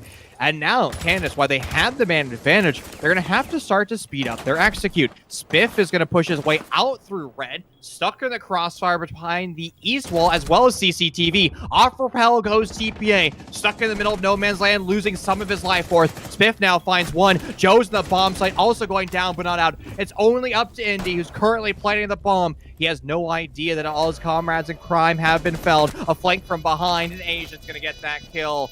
It's going to be 2 members left. Well, make Just that one now. one as Asian murders his friend. It's going to be a free kill unless Asian throws this round entirely, but most likely Team Mystic will win this round, and that's going to be Team Mystic winning the series. A great showing by Candace, in all honesty. They're definitely proving why they're a top team, and they have one more round to confirm their entry into Unified Premier League. They were in position number 3, but with a certain team winning a certain round, they could be dropping down as low as 5th place. They're not totally safe here just yet, especially if they continue to lose the next one as well. Candace not totally safe, but they can still cement their spot depending on who they are facing in this next round, Chief. So we might still be seeing both these teams in the EPL this coming season, which I think would be great to see another matchup up against these 2 teams. Maybe not necessarily on the same map, even though that would be good, but on a different map as well. I think that both these teams are looking pretty solid, bringing in some good stuff, not making the same mistakes over and over again. Solid adjustments on the fly, keeping everybody guessing. And now we are going to be seeing just how much this does affect the bracket as well. Ladies and gentlemen, we've got another match coming up, the final one of the night. Chief, are you excited? I'm beyond excited.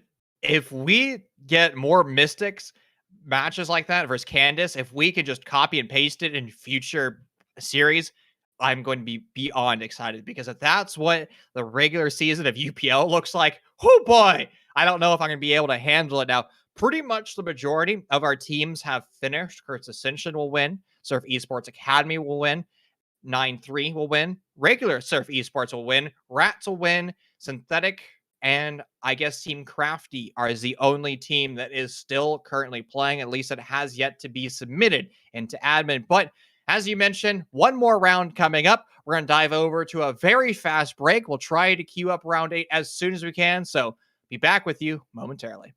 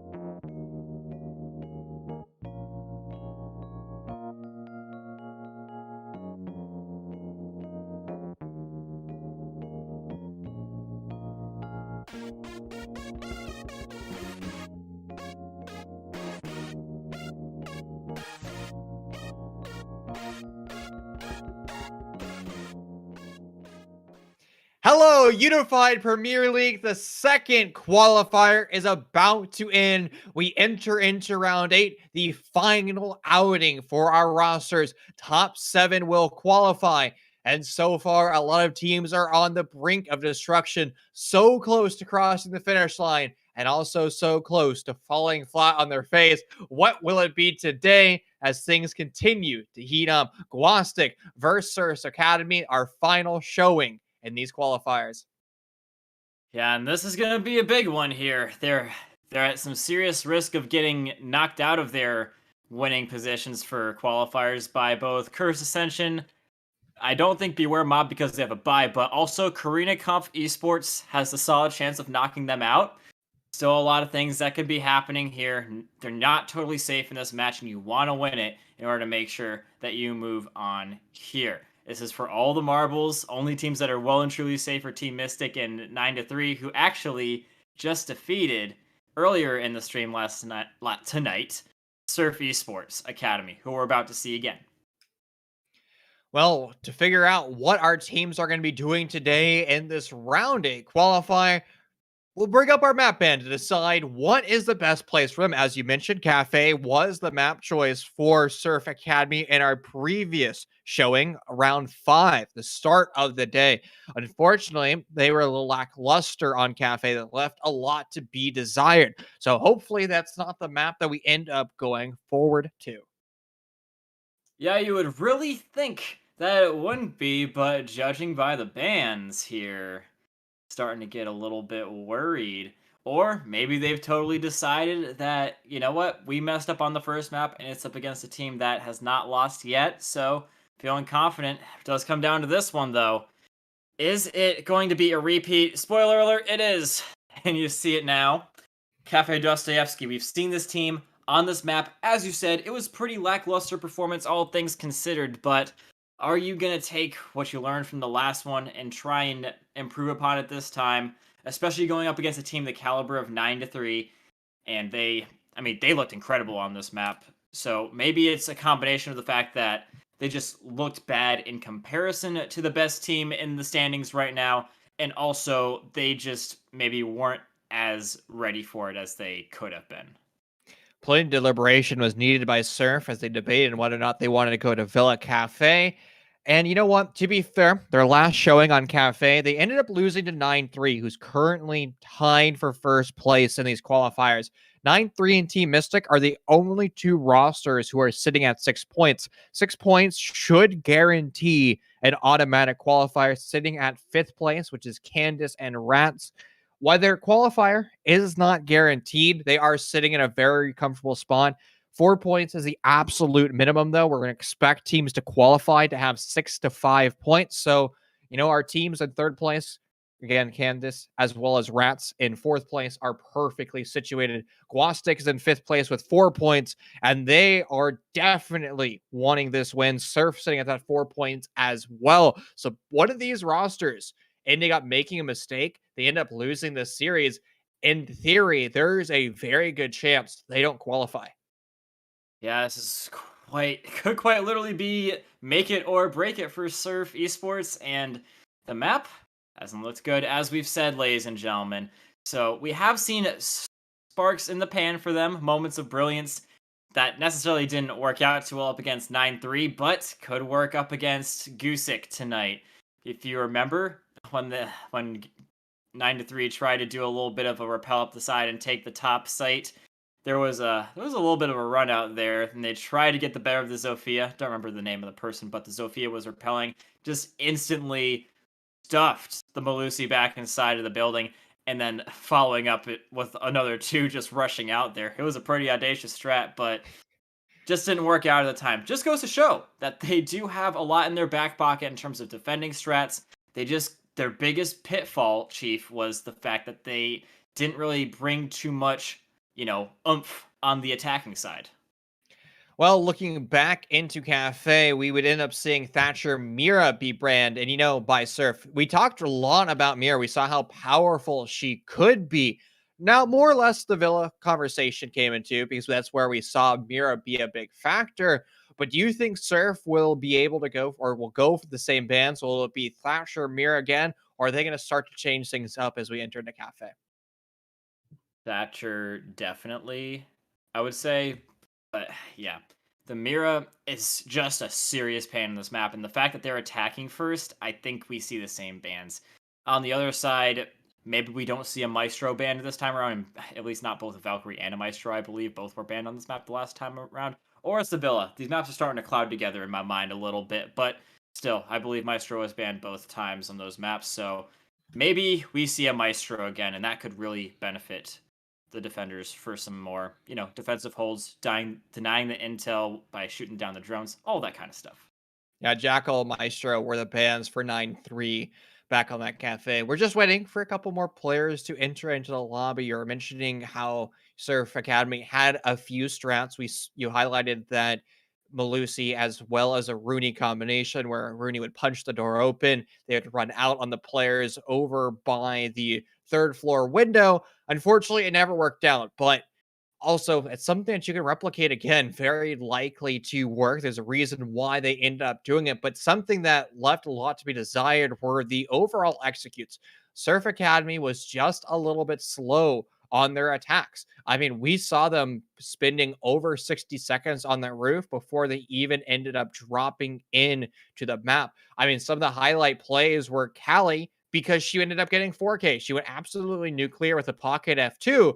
So is Surf Esports going to rectify that, or is their saving grace going to be that clutch potential? Yeah, it wasn't necessarily the staleness of their attacking setups, it was also how long they took to Mhm. execute the setups, as you said. So that's the big thing right there. It doesn't necessarily have to be you bringing out some crazy off the wall attacking playbook. You just have to be a little bit faster on what you know works. And yeah, when they did get in those positions in those gunfights, they looked pretty dang good up against 9-3 a lot of the time. So again, the biggest issue it was in both of our opinions, I do believe, just how long it took them to get things set up and feel comfortable with making a commitment. When we're talking about our previous map of Clubhouse, we're talking about, oh, are we going to see bomb site changes, basement, CC, and gym bedroom in the rotations? We jokingly brought up, oh, hey, what about barroom stock? Is that a possibility to see? And barroom stock is just never going to be played. That was just for just because, again, barroom stock is a fun bomb site. It's not that competitively viable. I mean, back in the day before Clubhouse was map buffed, it was the best bomb site, but things have evolved over time. Now, we've seen a lot of teams, both in professional play as well as in amateur play, start to bring out more meeting and feeding, or reading and feeding, I guess if you want to call it, or mining and dining is the quaternary bomb site. Ah, okay. And really, it works. It forces the attackers to do the same thing as reading and feeding, where you have to take that vertical play. I mean, comes to mind Wichita Wolves. Phenomenal on that mining site simply because a lot of teams just weren't prepared for it. The Wichita's rotation was, I believe it went kitchen, reading, mining, and they just ran them every single time that they played. And it worked for them because they found that special magic to allow that bomb site to work. So it is a possibility to bring out. Again, high level comp teams can make it work. You just have to find yourself in the right scenario. Yes, and I've just gotten word, ladies and gentlemen, that we are going to be getting in with the final event of the evening. Gusick going to be banning first, and so we're pretty certain on what Surf's going to be going with, but what are Gusick going to ban first? If they ban the Thatcher, then it'll obviously change things a little bit, but yeah, maybe going to be starting it off with a Thatcher ban. I had a heart attack. I had flashbacks to our Clubhouse game. We're about to have to go through 8,000 years of rehost, but thankfully the player from Surf Esports Academy was able to return. And there he is. Thatcher off the board right away. Surprise, surprise. The Bane of Rainbow Six Siege, who's always banned, is going to find himself back in that rubbish bin.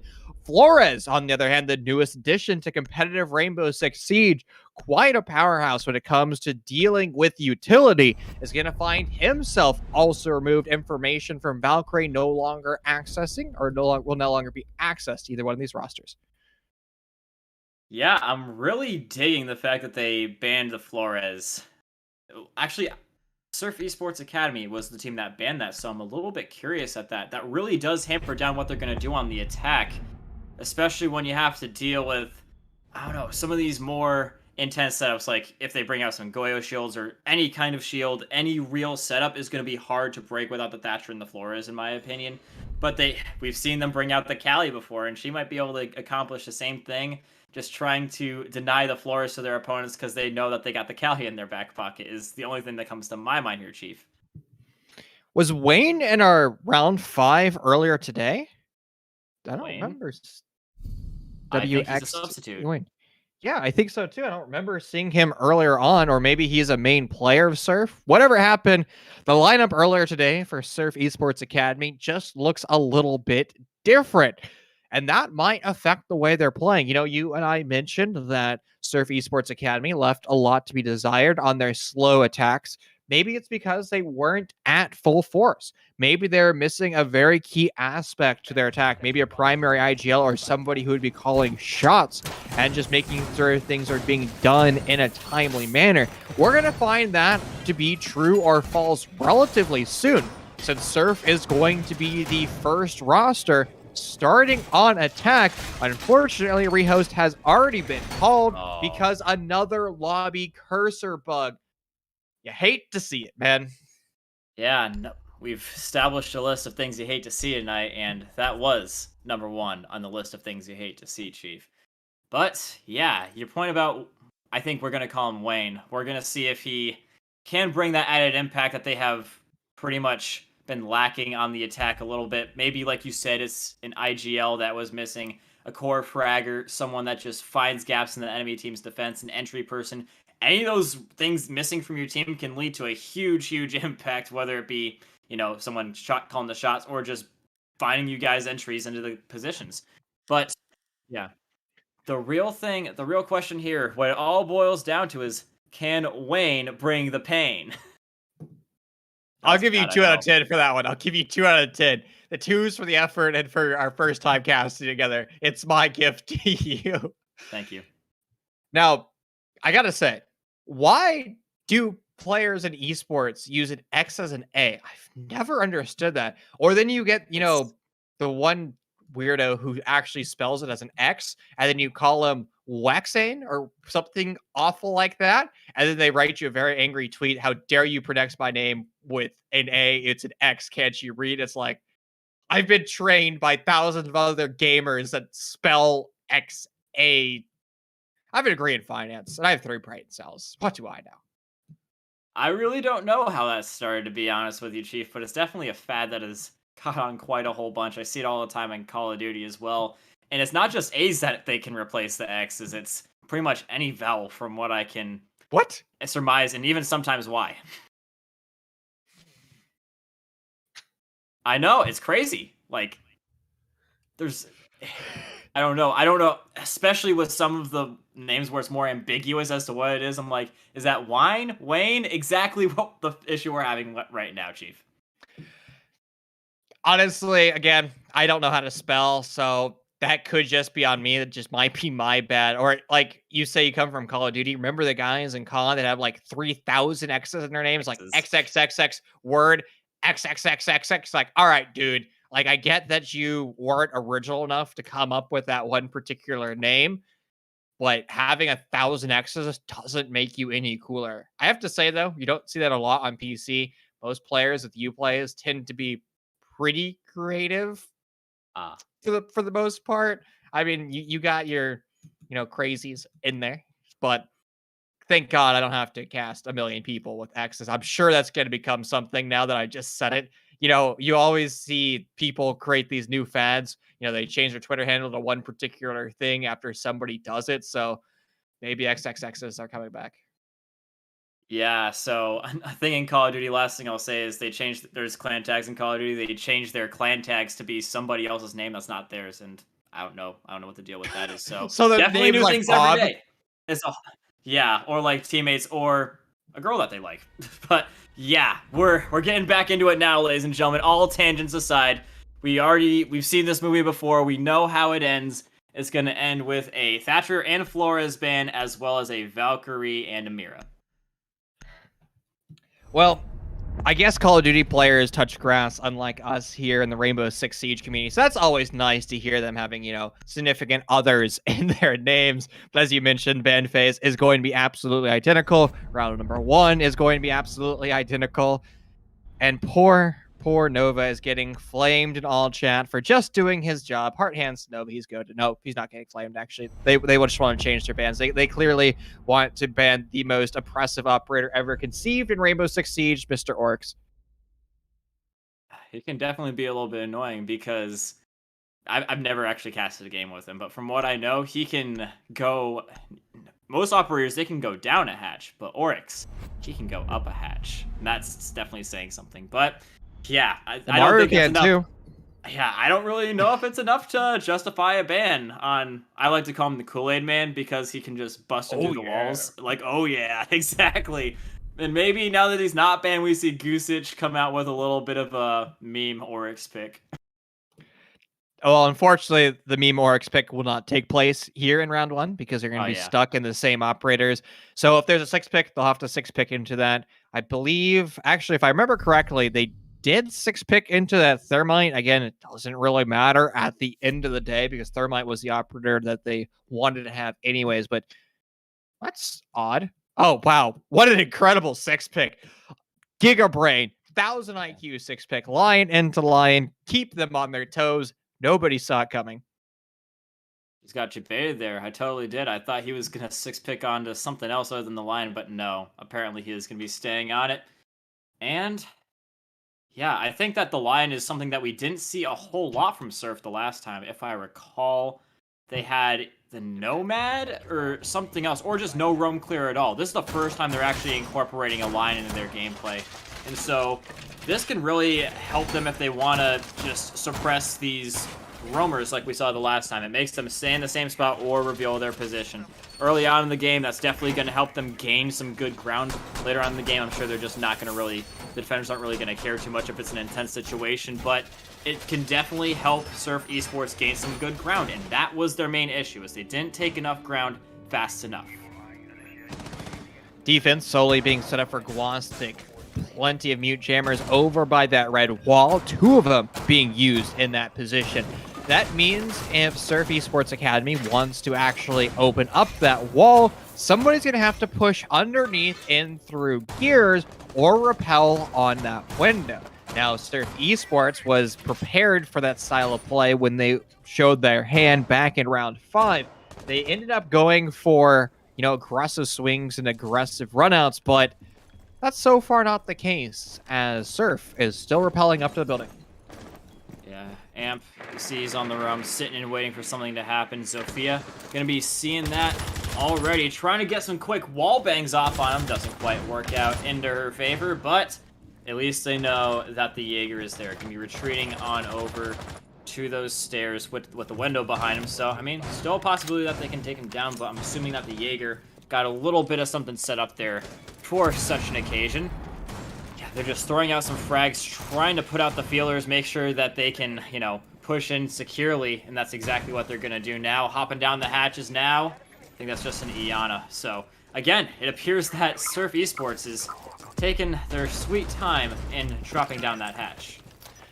Finally, Wayne is going to fall from the heavens. Now over in red, Thermite's going to attempt to open up that wall. It will actually detonate, so all those mute jammers that were being placed early on by Black Air Force One has now been dealt with.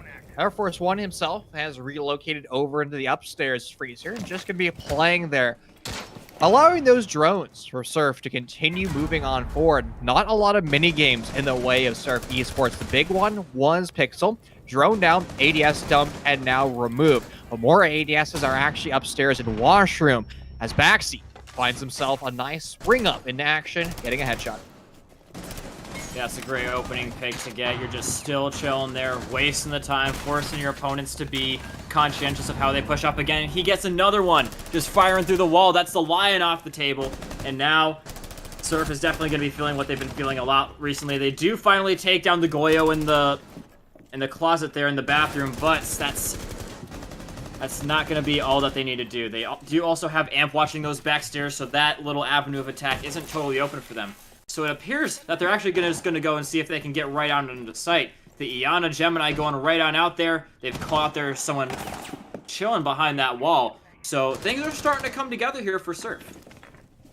What's going to be the big factor, though, is across coverage when the plant starts to be set up. You have the default plant not only by B1, but as well as into trash. B1 will be the plant spot for Surf Esports here in round 1. Amp springs in action, finding one, but the diffuser is already planted. But the cross coverage for Surf has already been lost. Now it's all in Wayne. Collecting onto one, but still more targets to find. 2 of them to be precise. He has some yellow pings from information. They line up for him, and it's going to the Meister off the board. Now an SMG-11 Bro forced to save the day. Plenty of time for both these rosters to walk around this map, going for the hunting kills, spotting him in Washroom. Black Ears Force 1 will be able to save the day for his roster.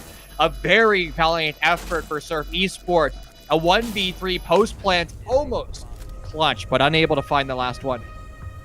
Even though that was a loss for Surf Esports, that looks, I would say, at least 3 times better than anything they tried to do on that site up against the previous team that they played this map on up against. So already improvements coming out from Surf. It seems that Wine, I believe I just got corrected on how to say that name, and it is Wine. He is going to be already making an impact. He almost made that round for his team, taking down 2 after the post-plant situation. It was 3 going into that, but they dropped like flies as soon as the plant went down, pre-fired through the wall, and I don't quite know how the other one went down, but it was still all on the Wine, and he shows when he is in those types of situations, he can perform pretty well. Kitchen service now being selected, and we did see the Cali be brought out for Surf. They really love that operator at dismantling some of that utility, whether or not it was electric units on the other side of the wall, maybe a mute jammer, or just fixed utility. Maestro camera, deployable shield. Cali did do a wonderful job, but Surf not bringing that out. They also ended up using Flores to do the exact same thing, but since Flores was banned by Surf, not an option for them. Traditional reinforcements being set up, as well as those Maestro cameras to provide plenty of information in case Surf Esports sets himself up for another post-plant. Yes, indeed. They're going to be getting nice and set up for that post-plant, putting all the Evil Eyes in great positions. And do they have the rooting for the runner? It doesn't appear that they are going to be doing that this time. But, yeah. From what I remember, Surf Esports, the first time they came at this site, they didn't really do a whole lot of, top floor clearing and trying to get a vertical angle on these guys. They just ran right in through the bakery and it didn't work out. Second time around, it was a lot better. It appears that they're going to do a little bit of both here, whereas the Lion's going to go up top and try and assist with the roam clear. Got it. See you. So, yeah. Lion going to be trying to go a little bit up top here. Already opened up a solid amount of the hatches. And this top floor clear is going to be looking, again, a lot better from Surf Esports. In the meantime, the Iana Gemini already clearing things out. Just basically a formality right here, making sure that nothing bad is happening. They've got a drone just escorting her to her destination. And Iana single-handedly clears the entire top floor. So that's going to be some good ground gained already by Surf Esports, and a lot faster done at that. Line already taking some solid control up top, but they've still got a long ways to go. Still another minute to clear another floor. If they do these floors in a minute, they're still looking pretty good. Stale, trying to just open up a little bit of this vertical angles that they were really lacking in the last time. You see the Maestro already reacting to that, getting into a little bit of a different, more safe position, and in comes the sledge work. Doing a little bit of drywall work coming up. I think that's what he says as he breaks open walls. They're just going to try and find any pick they can possibly get. They got plenty of time to do it here, Chief, and they're going to try and implement a grenade to do it. Oh, okay. Never mind. Don't worry about it. So, yeah, it appears that we've still got an Iana coming down the stairs. Very, very close. For Surf Esports, getting a lot closer than they were the last time, but when they did get in a position like this, it's literally where it all fell south. So it's going to be a real telling sign if they can pull off something better and if they have truly learned their lesson. Lion just going to be making sure that everybody's standing nice and still so that they can just try and find themselves something, but he is gonna find himself on the wrong end of the gun. He really doesn't want that to happen. He just gets absolutely peppered by the Alda. Trying to make some gains up inside a bakery now is gonna be Bands and Nikolai. Made a hole large enough for them to get through, but they still have yet to get their pick with 30 seconds remaining. Got a guy sitting right underneath that little window there. Bands trying to get something, anything in terms of a pick and amp. Taking some big, fat shots, not looking too good. So, yeah, it's really going to come down to if they can hold this down for this last little bit of play, or if Surf Esports is going to be able to take it in the last couple of seconds. Well, there's those shots exchanged. Quastic still holding their bomb site pretty well, and the bomb is being planted. 0-0 left on the clock. You need to find the planter, and there he is, being confirmed once again. I love the way Surf is going for these executes, though. The fact that they have a set goal in mind. They want to push the bomb site, and they want to plant. Very few rosters have the macro strategy of, let's put the bomb down. Most teams just say, we're going to clear the map, and whatever happens, happens. So far, Surf Esports, the team that we saw at the start of the day back in round 5, looks like a different team. Sure, they've lost 2 rounds, but I'm very impressed with the way they are taking the map so far. They are so close to winning these rounds. I'm sure when we start to enter, like the tertiary bomb site into Reading Room, they'll be able to finally find their impact. Yeah, it appears that is exactly what's going on here. Bringing in the buck. Going to be trying to get some of those vertical angles that kind of did them in a little bit when they were on the defense on this one. So, yeah, I am curious to see what Surf Esports is going to be taking from that last round. And it seems like they've taken a whole lot already. Haven't necessarily been able to turn it into a win just yet. But the main things to take away is that they've been clearing the first floors other than the bomb site floor much more quickly, Chief. But still, they're seeming to have that problem that when they get close to that bomb site, the execute is not, potent enough and not quick enough. They just get stalled out as soon as they get to the bomb site floor. Flipping back into my notes for round number 1, I'm fairly confident, or round number 5, pardon me. Surf was able to win their only rounds were Reading Room attacking executes. So now that they're prepared to go for that, actually might be one of the best times for them to start to put more rounds on this scoreboard. Again, what separated the Surf Esports Academy attack was the fact that they were quick on the Reading Room execute, almost like they had a dry run strat that they're kind of already prepared. They knew exactly what they wanted to do, where maybe the defenses of opposing teams on bar and kitchen just caught them off by a little bit. But I would say that so far, both defenses that we've seen, both in round 5 and in round 8 of this qualifier, were pretty mundane, all things considered. Yeah, Iana going in and basically clearing out the first floor. Only thing that she's going to be really calling out is that there's a guy showing over on the stairs. Taking out the proximity detector, and they're starting to make their way towards the take on these stairs. Now, notice the only wall that they reinforced was the wall adjacent to these stairs that Walt is holding right here. They're content with giving this up, but they have opened up pretty much every single other wall on the A site to turn it into a little bit of a kill box. That really does limit what Surf can do. I think that their chances would increase tremendously if not only they're able to take down this Goyo, but this Frost up here before they're able to retreat. Notice they do have the hatch, so it's going to be a little bit easier said than done, but Pinto already going to be taking down the castle. I think he was inside the site, actually, Chief. Well, something was full send there. Vertical pressure, and Baxley upstairs is going to be holding the fort down over by Cocktail. He still has a deployable shield. With Wayne sending those bullets, it's going to actually force him away. And now full control is established for Surf Esports upstairs. The thing is, they don't have the advantage in the roster count department. They're only down by a -1.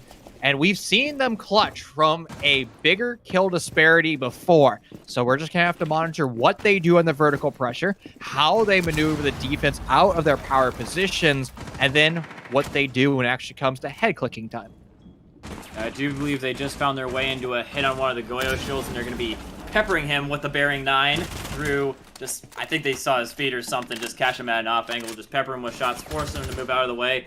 Nikolai gonna be dropping down, trying to find the Jaeger of Amp as he retreats back into the site that they have turned into the kill box, sort of pivoting into a hold on the stairs now. I really like the way they've worked their walls here. And I really also like the way that Surf Esports has sort of made their way around here, but also making their way around. Speaking of that, is going to be maybe taking down 2, completely halting the attack when it can't afford to stop. That is going to be a great flank to end off the round. Well, there we go. The defending powerhouse, or the attacking powerhouse of Surf Esports, unable to find the impact that they did against 9-3. Again, 9-3 was the team, or is the team that's currently sitting in first place of this second qualifier. And to take 2 rounds against them was quite an accomplishment. But as they enter into the 5th seeded team, well, so far, they're not quite having that confidence level that they once did. Now it's another bar execute that Surf Esports Academy has to go against. And honestly, the scoreboard for Surf isn't bad at all. Most of their players are doing exactly what they need to. It just comes down to checking that wristwatch. The time management element of so many of these rounds are just slipping away through Surf's fingers. And it's very silly mistakes. Surf can just expedite their drone on the roof, and suddenly they would have so much more time in their execute, and it'd be way easier for them to plant the bomb. Yeah, maybe they could take a page out of the Rat's Handbook and try and, I don't know, utilize a little bit something else to cover their flanks, just because I feel like they're just a little bit more worried about coming into an angle where their opponents could possibly be lying. That they have the intel, but they still come in a little bit more carefully because they're worried that things have changed in the time that they have droned the area out. So I think that just leads to maybe they bring out a little bit of a Nomad here, or maybe even a Zero to keep those cams on your back foot, making sure that no one's coming to shoot you in the back like just happened with the Frost. But yeah, that's the big thing here, like you said. They just need to find a way to get themselves a little bit more confidence to push in here like this. Backseat upstairs, over by the white, and he's in actually a dangerous position. He had a nitro cell in hand, maybe potential fat finger, or maybe he was ready from somebody from Surf to repel on his white window, the stairs window itself, or the corridor window. Well, his prayer has been granted. Stale is going to oblige him, and now that Capital is in actually incredibly powerful position. If he sends any of his firebolts down range into washrooms or even a pallet, you can dish out a lot of damage and catch members of the defense off guard. Yeah, it appears that Bands is already going to be getting up into Cigar. In the meantime, yes, he is indeed going to do it, but Bax, good lord, that name, maybe is going to be definitely hitting him up with that C4. That is Capitao. He only was able to use his fire bolts, but I do believe he still had his smoke one, so that's a little bit of utility off the board. Pinto trying to get a little bit of a refrag, quite literally with the frag grenade, but it is again eaten up by the Jaeger ADS. So safe and sound still is going to be Waltz in the Wamai. But you see the ordnance is starting to come in for him. He can't quite get out of here, so he's going to have to take this fight head on and try and do something before he goes down. And he's going to do quite something in taking down the Iana. Only one left is going to be Bands. And this is quite the pickle to be in. 4 targets to find. Ticket Booth is his saving grace. He spots a deployable shield, assuming that's going to be a hard target, but nothing on the other side of that. No diffuser. He's going to have to cross the no man's land of Cigar Shop, and he's very timid in doing so. Able to make that successfully, but he sees the door, and then he'll see the bullets answer him back. Another round where Surf is going to forfeit control based off the slow execute. Yeah. So it appears that we're going to be taking a little bit of a pause here. I'm not quite sure who... Oh, it is actually Surf asking for the pause. So maybe it's a little bit of a tactical timeout here to try and regain, literally hit the regain button and just figure out, guys, what the heck is going on here? Why are we getting so close and just ended up making the same mistakes as last time? That's probably not necessarily verbatim of what they're talking about, but it's along those lines, and it's something that they should be talking about at a time like this. They're saying, oh, there it comes, the Nomad. They just have to have the confidence that they're lacking in that no one's going to come around the side, even though that they have been just executing the intel game pretty darn well, I would say. They have been. And you know what? We've been talking about the slow executes for Surf Esports. Honestly, I'm not a fan of linear executes, whether or not it's pushing kitchen through big bakery only, or maybe you push in through VIP white side of the map. But that might be the answer to Surf. Why? Because they're wasting so much time in the little details in the roam and the utility on site. They haven't been able to deal with both. So in this way, if they go for a linear execute, what they'll only deal with is the on-site pressure. And if they establish a good enough cutoff, the roamers will be forced to come back through the stairwells. Now, that's assuming that the hatch and dining room is left reinforced. We did see Surf and their opponents of 9-3 in round 5 fully reinforce that hatch, so it is a possibility, but Surf does need to start to change something up if they want to end this attacking half at a 4-2 split. Yeah, I mean, like you said, it's definitely a good site to not do just the linear push, but what are they going to bring to make sure that they don't get flanked in the side? They had that fear. Folan truly realized when the Frost came around the back and just killed two of them as they were trying to execute again. So it's definitely not helping their fear of pushing into the site, really, that just happened. So they do bring out a line, trying to prevent something like that from happening again. So maybe they are going to try that linear assault. It appears that they are going to be reinforcing that hatch, so it would actually, you know, be able to catch out the guys that are rotating if they do hit the site on really quickly. Watch the stairwells, use the line to make sure that everybody stays nice and put. I don't think it's like the worst thing in the world to be doing something like that, but you just got to make sure you don't full commit to it and not have a backup plan. One of the problems I have with Cafe compared to other maps is the fact that you just don't know what attack is going to take place. If you look at like a map like Villa, Constant, actually any other map in the pool other than Cafe, because Cafe is just, you know, stacked on top of each other, where drones spawn tend to be where the attackers spawn. And if they need to maneuver their drones over by a door frame, well, they're going to do that outside and then end up picking those drones up. So again, it telegraphs the observer exactly what's taking place. But since Cafe is, you know, bomb site floor stacked on top of each other like a sandwich, you really can't tell what's going to take place. However, Surf Esports, they are going to take my advice to a certain extent. Not quite a linear execute, but they did a wonderful job of setting their drones up early on, monitoring the white and red stairs. They knew nobody ended up walking up those stairwells, so now they can go directly into reading room and start to remove the ceiling away for boosting. Yeah, same general idea. They're going to be sort of cutting off the ability, for not just for them to get flanked on the vertical play, but also for anyone to be returning to the site, pretty much. Here is the idea. Opening things up from up above. Not quite finding anything just yet. They've got some frags. They're really wanting to get these picks. I think he's going to be trying to use that grenade to just clear off that wall. I'm not quite sure where the thermite is, but that does sort of make things more able for him to open up that wall if he manages to get rid of that little piece of ordnance opening that wall with it close. You want to know where thermite is? He's still in spawn. He's been droning the entire round. Almost 2 minutes worth of droning. I mean, to be fair, it did help Surf. They got a ton of information. The one thing they're lacking is where on earth that Cade Claw is put. It's most likely on the vents itself, that metal tube, where I guess the, you know, smoke and steam will go. Hello, there's a flank from above. Goyo pushes his way on through. Refrags and keep our lobby at the exact same roster count, and it seems like Surf is ready to spring into the bomb site. Snail's going to make a call, spotting him out with his 416 or 417 DMR, unable to actually land the shots. Now Blackout Air Force One able to save the day for his team, getting that kill, and now that swift execute from Surf Esports starting to stall dead in their tracks. Now all left under one. Nikolai, the primary hard breacher, 3 targets defined, stuck over by the small bakery, slowly pushing his way up through red. He might be able to land the headshot. He has good crosshair placement, but unable to actually seal the deal. Being pressured from above. Multiple angles are going to be the fireflies he has to deal with.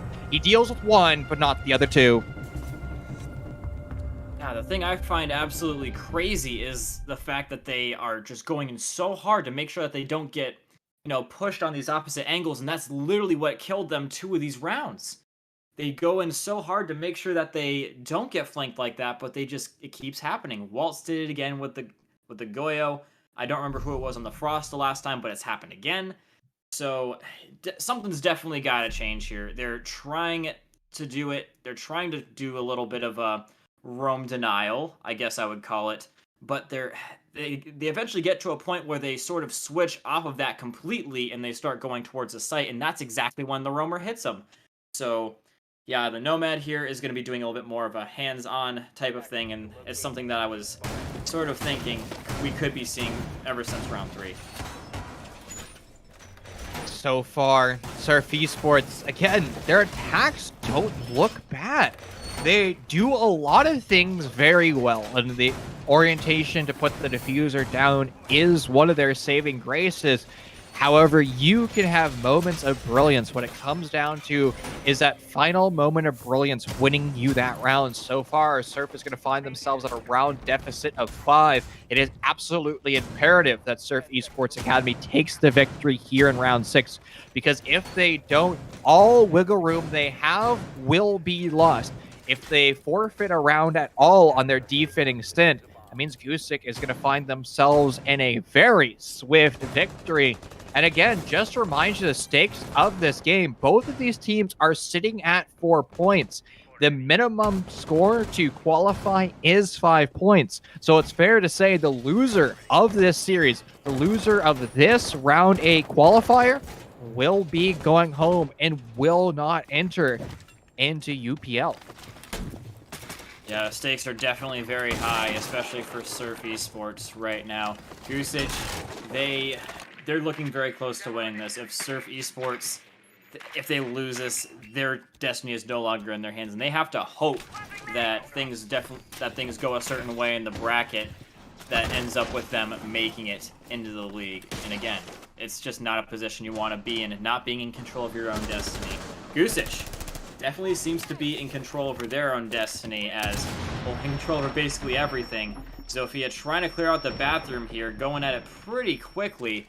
But the main thing that they've had to deal with here is these back stairs. They're going to throw a grenade at the Goyo show, but the Goyo is actually pushing up on him. He's not going to be totally ready for it at all, and he gets another 2! I'm having flashbacks from the last round here. This is crazy. Crazy good work from Waltz as he takes down a 3rd. Attempting onto the 4th, but won't be able to seal the deal. Still, finally slows the roll of Gusick, but still incredible series of events. 2 members of Surf Esports left, and we're barely at the halfway mark. It's going to be even more incredible round for Surf Esports Academy if they want to end up being victorious here. An ADS burn starting to take place. Ayana is next to a Frostmat. The Frostmat dies, but it's going to die into a Nitro Cell from underneath. Now it's all on Stale. It's going to be the clutch ace for him if he wants to keep his team in this series so far. Isolated over in Cigar Shop, looking at every single possible angle that the defense can use against him. A good acquisition for him and a nice kill rolling in his direction. Washrooms has been spotted out. Everybody from the defense has alleviated control of that top floor and have rotated back down to the actual bomb site. Things looking dangerous though, and Surf is going to have to continue moving on forward and continuing monitoring that clock. Yeah, even with the point advantage here for Goosich, they're not going to be pushing too far away from each other to where they can't get the trades. Completely giving up the first floor is going to be the Frost getting back down to where her teammates can adequately help her and just waiting patiently for the round win to come to them, because it does. And that is going to be a very, very incredible one. Oh my goodness. One thing I have to say though, that round in particular, that was some very, very sloppy angle holding coming out from Surf. Waltz, he literally, I guess you could say, just danced right on into there. I see what you tried to do there. I didn't want to say Waltz because that would have been another 2 out of 10 joke, but I had to. I would actually make it give so you not probably on 3 that. out of 10. I actually like that one better because that's the joke that I would have made. So, and I have very bad dad jokes, so I'd have at least given you like a 3 out of 10, which is the peak of jokes I could ever deliver. A man after my own heart. Yep. But yeah, we are. That's just something that you cannot see happen, especially if you want to be qualifying for this league. you had your other player in there, I believe it was the Zofia, already holding that angle, but he sort of just peeled off of where the Goya was coming from. I think because he assumed that he was blocking off that angle, but yeah, that's a tough one to give away, especially when it results in your team being on map point, just starting off on your defense. It's not just map point, it's qualifier point. Again, the winner of this map either qualifies for the league or the loser goes home and does not qualify. So Surf Esports Academy, it's imperative that they want to enter this league. Reverse sweep time plus OT victory. It is not impossible. Wouldn't be the first time that we've seen Cafe be so hyper defender sided that the only rounds that were won were defense. If you remember back to true traditional utility consumption simulator, that was the case for a lot of teams when it first debuted and nobody had any idea how to coordinate utility. Well, step in the right direction, though. Pinto will find a very aggressive spawn kill. A nice headshot for him. And hey, control for Surf Esports. I mean, that's a very good way to start things off when you have to literally play perfectly from this point forward. Trying to get a little bit of a long-range nitro. They're going for it, Chief, and I admire the gall and the tenacity to try and hold on to this one. They say we may be at match point just starting off our defense, but we're going to give this one our all. We're going to try some crazy stuff, see if it works, because we do not want to give this one up, if at all possible, at least not making it easy for their opponents. They're going to take down the person that could be potentially holding back the roamers already. That was a big problem for Surf, might be a big problem for Goosick if they can just execute their roam very well. They got the Vigil trying to do his thing, the Malusi trying to make some moves around here. They actually got quite a few roamers going on here, so couldn't have picked a better person to kill off the rip. The distortion of the Vigil is providing so much control to Surf Esports. I mean, they're sitting over in Kochek, and he's still there. He hasn't been droned out. No long angle being opened up. It's a quad wall reinforcement, not leaving open red. Actually could have given Surf a free kill earlier on, but bans a player in Kochek. He rotates up above. He addresses the issue upstairs with that vertical pressure. And now Gusick is going to continue on for it. Still pushing in through the big bakery sign. They're going for a linear take, but actually it's going to allow Bans more control than I think anybody in the offense realizes. That was a close call for Wine right there as the grenade just graces him ever so slightly. Amp going to be getting a solid pick off on Wine though. And now Nikolai on the objective. Where in the meantime is Bans? You see him activating his ability. He's coming around to the side here, trying to get back into the site to help his teammate out. But attack is about to turn into defense as Waltz is getting this plant off to seal his team. The deal. Nikolai gonna go in, called to action. He smacks him right in the chest, finishing off the kill, and that is at least a little bit of life coming out from Surf Esports. I've seen full sales before, and that's a little bit memey, but it's still gonna be possible for Surf. Good night, Nikolai. He saves the round for his team. He gives Surf their first round win, and you know what Surf Academy does to their comrade, the one that just gifted him around? They pay him tribute by giving him a 9mm lead ball to the cranium. That sucks. But hey, you got a point on the board. Excellent. 5 more to go. If Surf wants to qualify here for UPL, they have to go into overtime to even be considered a team participating next season. But honestly, Gusick was good on time, good on their execute. It just came down to that final 2v2 coverage. And Zofia just ended up losing the gunfight at the end of the day.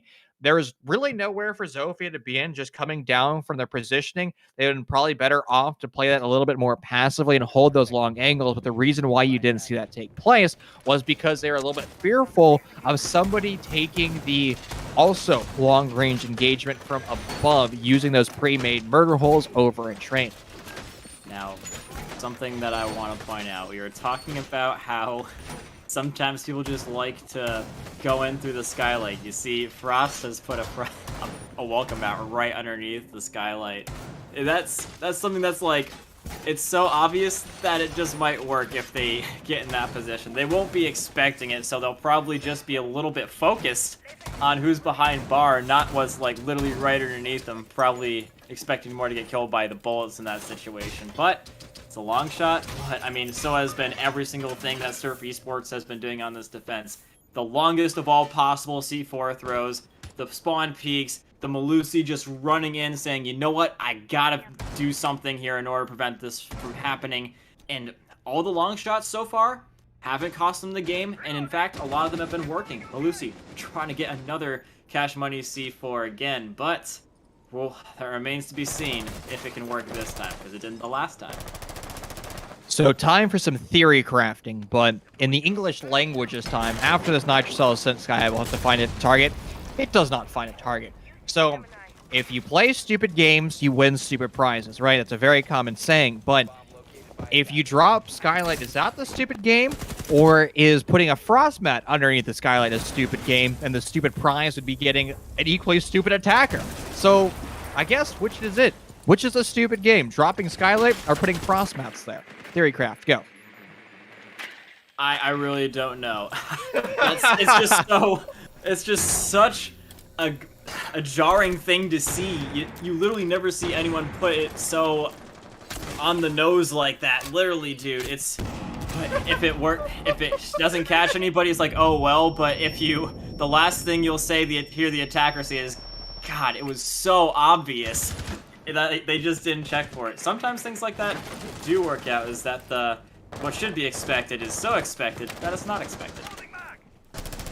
If it's brain dead, it should work. If you're going against a calculated team, unfortunately, Stale is going to have no more brain capacity. Amp gets an incredible pre-fire. Jaeger just spending a little bit too much time in the heaven balcony, mailing his way into a long-ranged hole. Well, he's going to die in that process. Now members of Surf Esports Academy not looking very well on this hold. They've lost 2 of their troops, some of their best players. Nikolai's going to take damage. Where are these reinforcements? Half of them aren't even providing any safety to the team. Nikolai's bullets will have that safety. Vance pushes on up. A great flick shot for him. And now Surf Esports is in control of this round. Refrag still mounting, but Surf is on the cusp. And they take round 8. A sea of kills for Surf. And somehow we wrote them off once again. And they clutch it up. Incredible. Surf Esports Academy does not want to lose any more rounds. Vance is just making the most out of the situation, saying, if we go out, it's not going to be because of me. Just going right on in there. And again, we said it about the frost mat. What should sometimes be expected is, or just so crazy, is just not expected. And Melusi just runs right in there, catches people not quite looking the right direction, even though she's just literally running right in front of them. Gets the kills. Absolutely crazy stuff coming out from Bands. And you see him there. He's really starting to rack up the kills now. They're going to be keeping up the Mozzie pick. And yeah, we do still see the Aruni coming in here. The question is, we've been theory crafting a little bit here, Chief. Is now the time, with all these crazy strats coming out, for them to retry that Aruni punch door and run out? Absolutely not. I hope they do it anyways. That'd be incredible. Imagine if they do the Aruni Melusi combo, Wombo combo. We'll go with that one. Call it that. And get like 2 kills, dude. I think you and I are just gonna rip our hairs out at that point. Like, if it works so well that no T5 or T1 analyst will be able to understand what just took place. And, you know, that's kind of the theme in Rainbow, man. If you can make the team that you're playing against feel like they just got hit by 20 semi-trucks, you're killing it, King or Queen. Yeah, just as in life, if you feel like you're out of control out of the outcome, then you start to give up and feel like everything is a little bit pointless. So Surf Esports, they're definitely not going to be looking to let that happen to them, still feeling like they're in control over their own destiny, taking a good outlook on life. And yeah, making 2 good rounds out of it. When will their luck run out? If it ever does, don't necessarily know. Still trying these audacious nitro cells, and they're barely off mark pretty much every single time. But yeah, that's some util that they're not going to get back, and they're not really going to be getting some good value for it. the Iana, whereas Surf got a lot of intel for their Iana Gemini drones on the top floor, gonna get caught pretty much instantly before even seeing anything. So, nothing really being given away from Surf Esports in terms of their setup and positioning just yet. Nikolai, who's playing primary hard support when he was on attack, now allowed to have a little bit more flexibility, going to what many consider a primary fragger on the Jaeger. Nitro cells go out, and more members, the attacking team, are going to start to find themselves dead way too early on. Their control of the map was absolutely non-existent, and there are still more Nitro cells lurking below. If Stale sends another one down range and connects to a member of the attacking team, it could look dire for them. But still, Quasic pushing their way on forward. They still have utility they need to address. That's a nice little pick, and I guess trade-off as well, but it's not a trade that Gusick can really afford to make. Amp, the only one left, and you see all of his teammates got eyes on him. I don't think they really have any drones in positions to be helpful, so I'm just going to try and give him an extra set of eyes, or 5, but all the eyes in the world not going to be helping him when he gets shot right between all of them. Surf needed a tactical timeout, and now it's Quasic's turn to get a tactical timeout, talk amongst themselves, and deliberate what on earth is transpiring here in this series. How are the attackers just brutally falling flat on their face? How are they not finding their impact? A flawless 3 bomb site rotation coming out from Surf Academy. And they might be able to replicate that, just seeing what they're doing on defense. The strategies they're creating is just chaos. They're all over the map. They don't have one unifying theme where it's like, oh, we're playing behind a deployable shield. ADSs will buy pancakes, will hold these fixed positions. Instead, it's kind of a nitrocell bonanza, something very similar to what we've seen out of Villa. But it doesn't surprise me that we're going to see an emphasis of nitrocells be placed here on Cafe, because the main strategy on every single Cafe meta that we've seen has been an emphasis of holding Cafe. One of the primary ways was through that mirror window. Once you started to get banning out, it entered into information denial simulator. That was the Mute Mozzie combination where it stopped attackers dead in their tracks because they weren't able to take control of piano. That pioneered the utility denial simulator, which was the Goyo shields. We even saw some teams in amateur running 6 deployable shields at the time.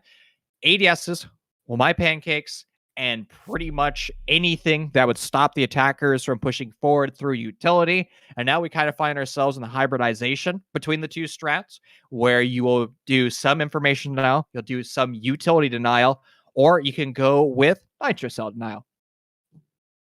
Yeah, just a little bit of a callback to something I said earlier. I feel the reason for the pause, even though they're literally on the cusp of winning, I feel like it's just, one, because of the fact that they lost 3 in a row, but also the manner that they lost it. They just got swung on a couple of rounds in a row in just situations. They feel like they're losing that control, as I mentioned. When you start to feel like you're losing the control, even if you haven't, you start to panic. And that's just them trying to hit the reset button, hitting the panic button, saying, hey guys, we need to cool it down a little bit. We need to chill out. Just play our game like we normally play it, and we can see this one out. We've got such an immense advantage. Let's not all throw it away right now. Just keep cool heads, and we'll see this one out, as cooler heads do usually prevail in these types of situations. Now, not a whole lot of on-site presence coming from Surf Esports, and that's not too surprising with how they've been playing this last one. They've just been going crazy, trying to just get some of the most insane plays. The C4 just being tossed out of windows at people, just the full swinging on their opponents. It's just absolutely mental coming out from Surf Esports right now. We saw a lot of drones set over here in the APC side. Gusick might be going for just a pure bakery execute. The last time they attempted this endeavor, they were actually pretty successful. Able to get the bomb down in a 2v2 post plan. Stale gets yeeted through a wall. Where's the coverage? Where are the attackers? Waltz was on drone, or who knows where, and now he's the loser of that. Sitting on a fraction of HP, maybe about 2 hit points. Anything that has tossed his direction. An impact grenade, a smoke toxic gas, which actually is not being shown by Surf Esports, will be his removal. Yeah, Waltz, he's basically been relegated to a spectator until his teammates get in a proper position to go. And in the meantime, the Surf Esports players, they're just pivoting on away and getting ready for their next hit. Maybe just making his way over the top, getting in a position to where he can make some holes in the wall where they can, I guess, see it all.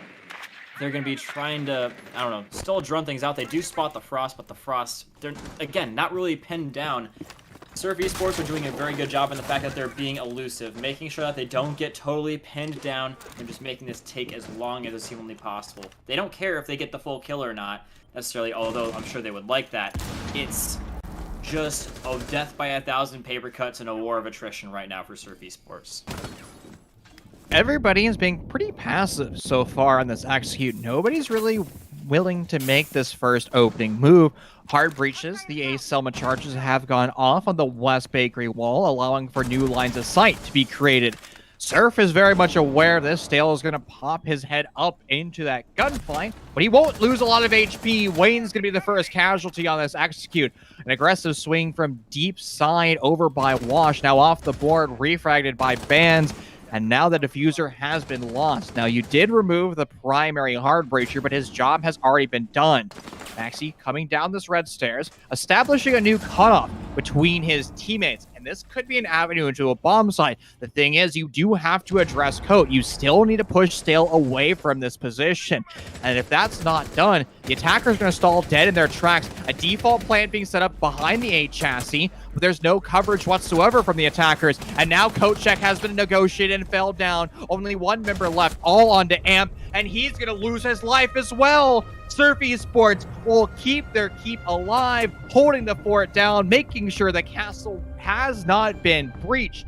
An incredible round and getting closer to a full 12-round defending half.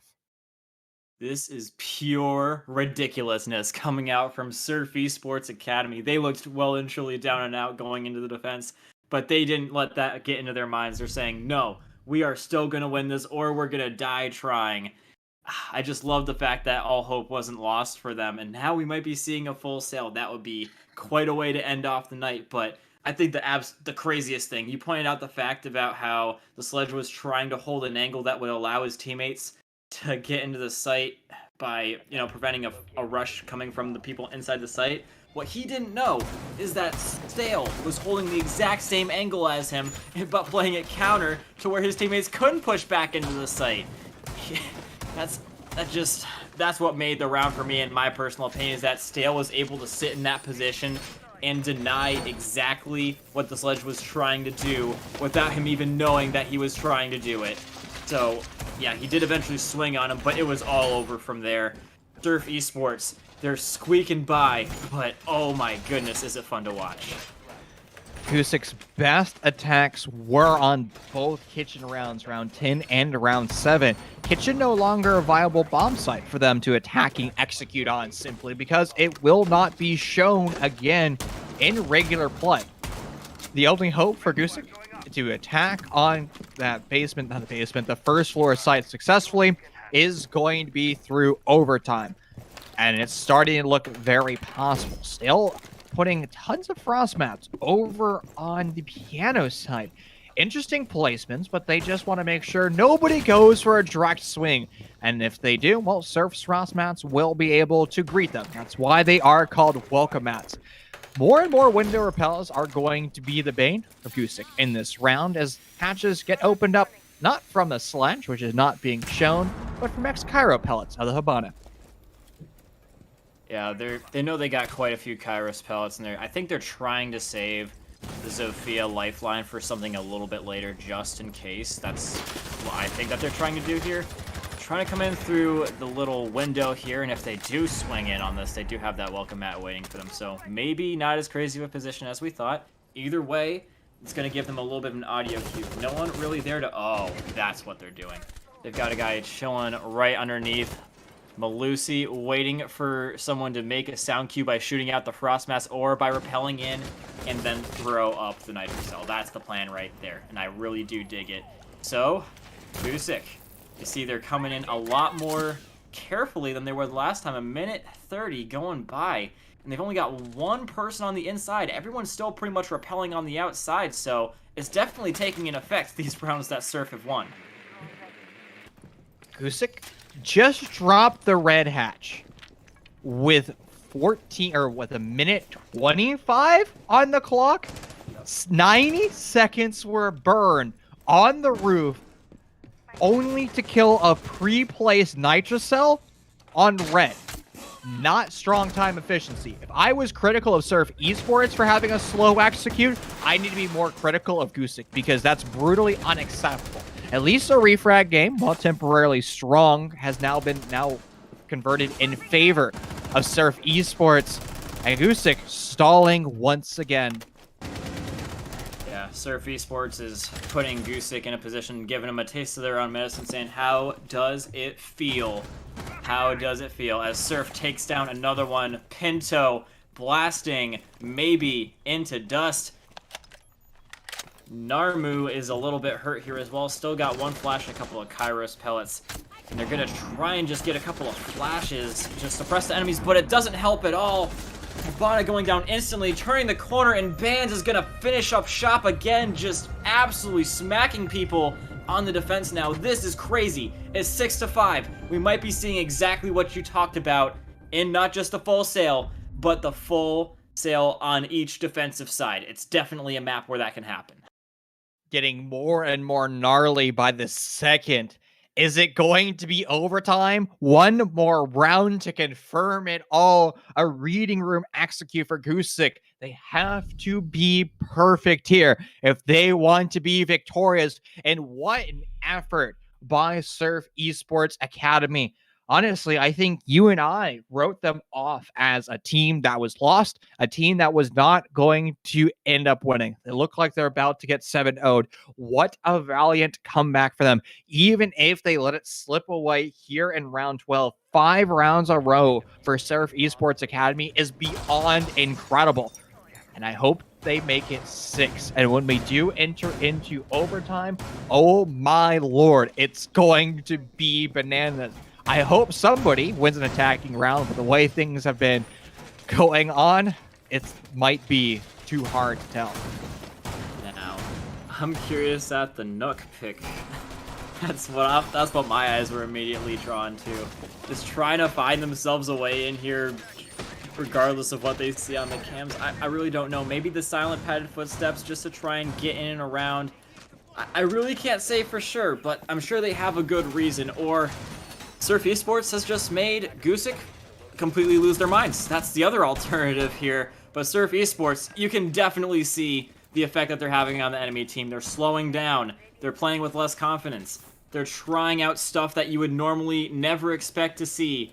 So, yeah, Surf Esports, even if they don't go on to win this, mad respect. So here is an update right now. There's a very good chance that these two teams qualify.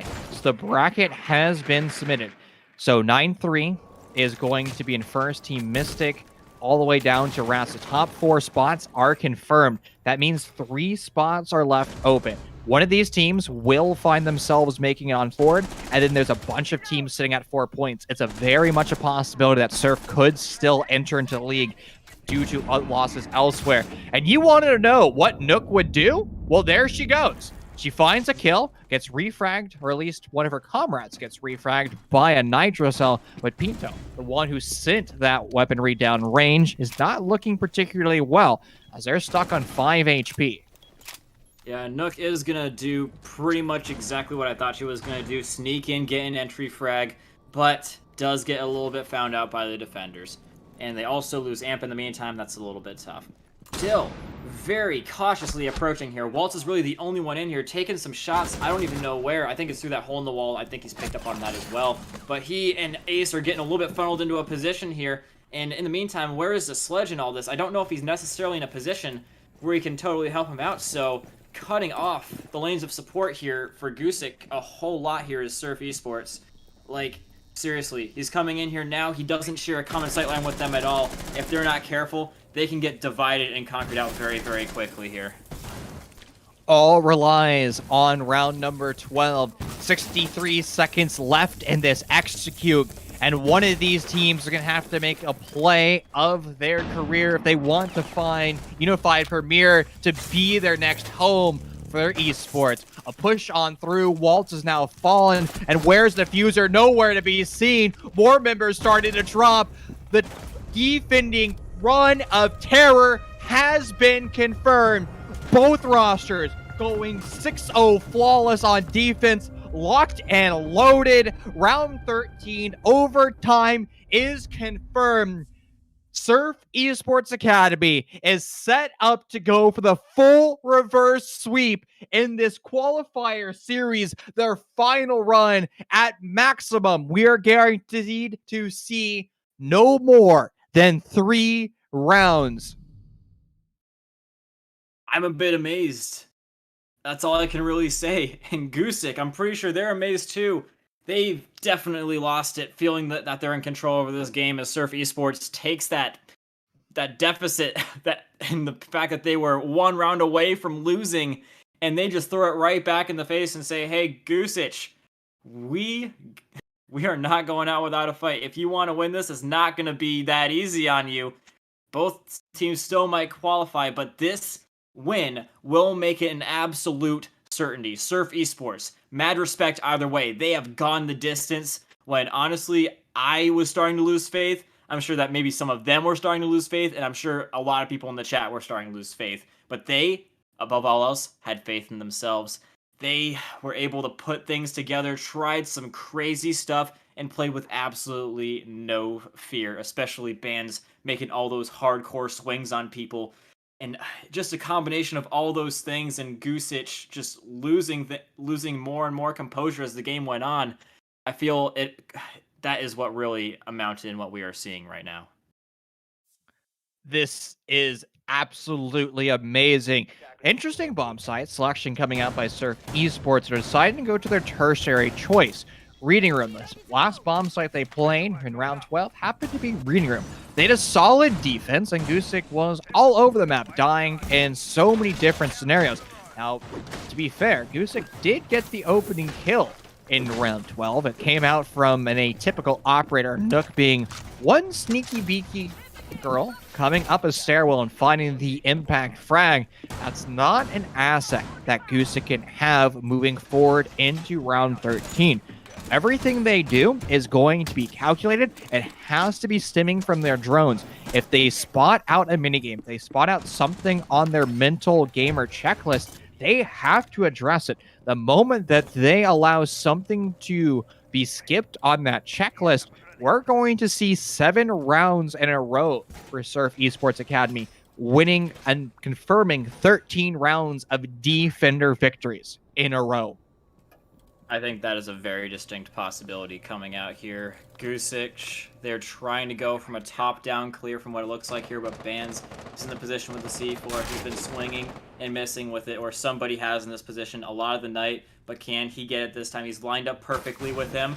If they open it up right now, he's definitely going to get one. He tosses it up, and that's the closest he's gotten, but still going to be slowing things down for Gusick. They can't even open up a hatch without them getting into a little bit of a fight. And again, it's just hit and run tactics from Surf Esports. They're getting in fights and they're running away. They're putting Gusick in the same position that they were in of just making sure that they're never comfortable, always running out of time, taking way too long to clear things out. And the last time they dropped this hatch, it was 2 minutes basically into their last attack. So it's definitely having an effect this way that they're playing. 4 players of Gusick were currently just on drone, and they haven't even dropped red yet. Such an incredibly slow execute. Finally, the drop happens, and it seems like Surf Esports was quite prepared for that to take place. A preset Nitrocell will do its exact job, but once is able to get that refrag. So, good banter back and forth between these two teams, but still, Gusick is going to have to come back from the time deficit that they just threw away. It is absolutely meaningless to be a team to drone without anybody following up. If you're droning the map with nobody to confirm that information, it's a wasted drone. That's a good little grenade throw, forcing them into a position where they don't want to be in, and they finish that one up. Good crossfire going on there. They turned this into a position where it's quite winnable, I would say. Still having a little bit of a hard time with that drone. They're going to get the intel that he's in there. And now it's just him and Pinto. They're quite separated right now, but oh man, he does turn the corner into 2. He does actually get 1, but if the second being there made all the difference. Now Pinto, all by their lonesome. No nitro cell, only a gun to deal some damage with, but still, Gusick, they're not going in for the plant. Because Pinto, he's chilling here. They're starting to make their way in here, but time is still on the side of Pinto technically. If he can just catch the ace on the plant attempt and get away, he can still totally win this. He almost does it already.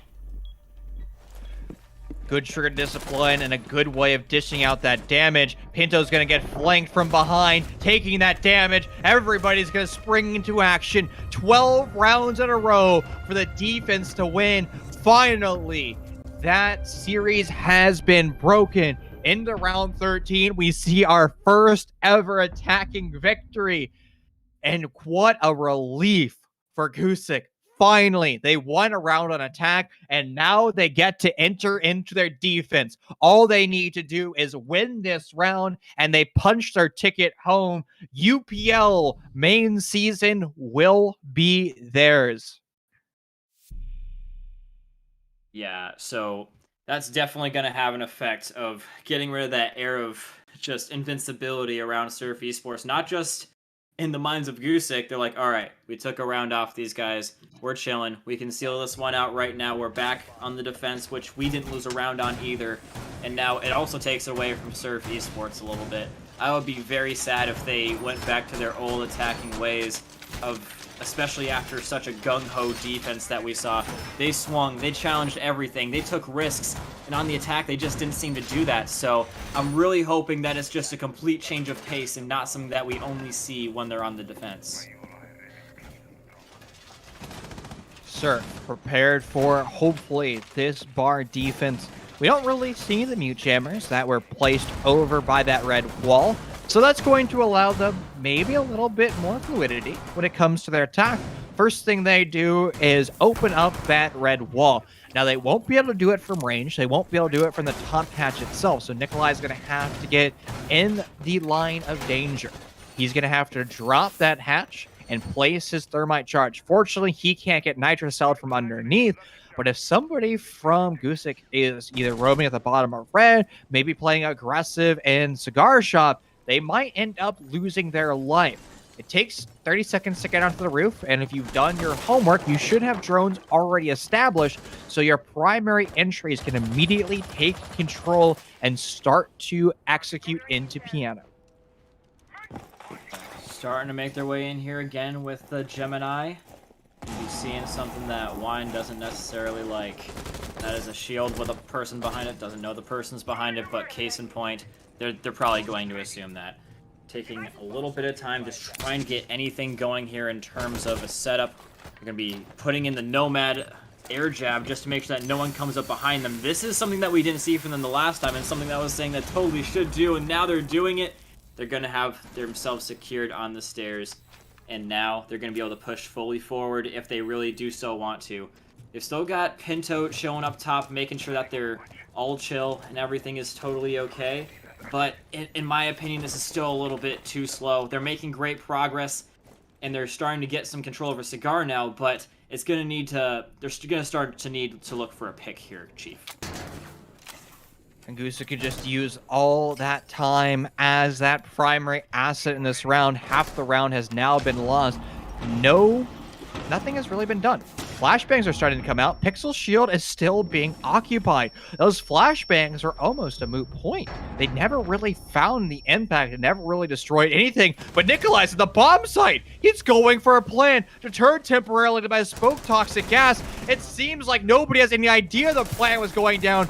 Nikolai overextends his welcome. The defense starting to win more of these kills. Surf Esports' chance in this qualifier slipping away from their fingers. Only 2 of their roster remains. Diffuser lost over by bar 1, and now it's going to be Wayne's task with dealing with that. There's still Maestro cameras relaying information to everybody on Gusick. They have so much time. 30 seconds left for a defending team to find themselves the impactful round, and winning a qualifier is more than enough. Sale swings and misses, down but not out. The hopes of Surf all on Wayne. 4 targets to find. Now just removing the default camera, and himself will be removed as well. An incredible series. Wow. That was exactly what I want to see. Surf Esports ends up dropping. Gusick moves on forward, finding that 5 rounds, or that 5 points, confirming their new home in UPL. Yes, indeed, ladies and gentlemen, one of the teams we can 100% certain say you are going to be seeing again are the players over at Gusick. They do secure themselves that spot with that very tight win over Surf Academy. Surf Academy, not necessarily out by any means. They've still got some, they can still pray to the bracket gods that things still do go away in which they, still make it on through to the next round, because it can happen mathematically. But you'll just have to look on Twitter for that one when we finally announce things, I guess. But yeah, closing remarks on that. It was great between both teams on the defense. And I feel like eventually after what I'm trying to say here is that after they were trying to stop the comeback, as soon as it happened, they're like, you know what? We don't have to worry about the comeback. The comeback's already here. Let's just play our game and just see this one out. It's even Stevens. Pretend like it's 0-0. That's probably what Gusick was thinking.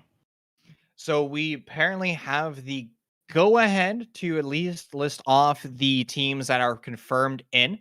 So that is going to be 9-3, Team Mystic, Candace, Rats, Gusick, who just got their 5 points, and then 6th through 11th is going to be a full 4-point tie. So all those teams, in theory, 11th through 6th, could qualify. So that's Surf Esports Academy, Regular Surf, Team Crafty, Cursed Ascension, Pink Panthers, and Mob are going to be the rosters that are going to find themselves in the remaining 2 positions to enter into the league. So we're not going to announce who has officially made it if you're sitting at 4 points. We're going to have admin do their homework, crunch the numbers to make sure teams are confirmed in their spots. So again, nothing is official until our admins actually say so.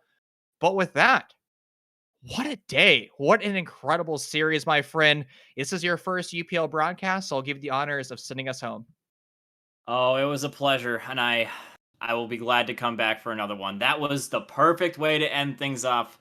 Had some great matches all night, but that one takes the cake, and it's the perfect way to leave everybody off on in this qualifier. Guys, league starting up soon. Make sure you guys all tune in for that, because that's what all this is all about. Getting into the league, and that is the real, true test.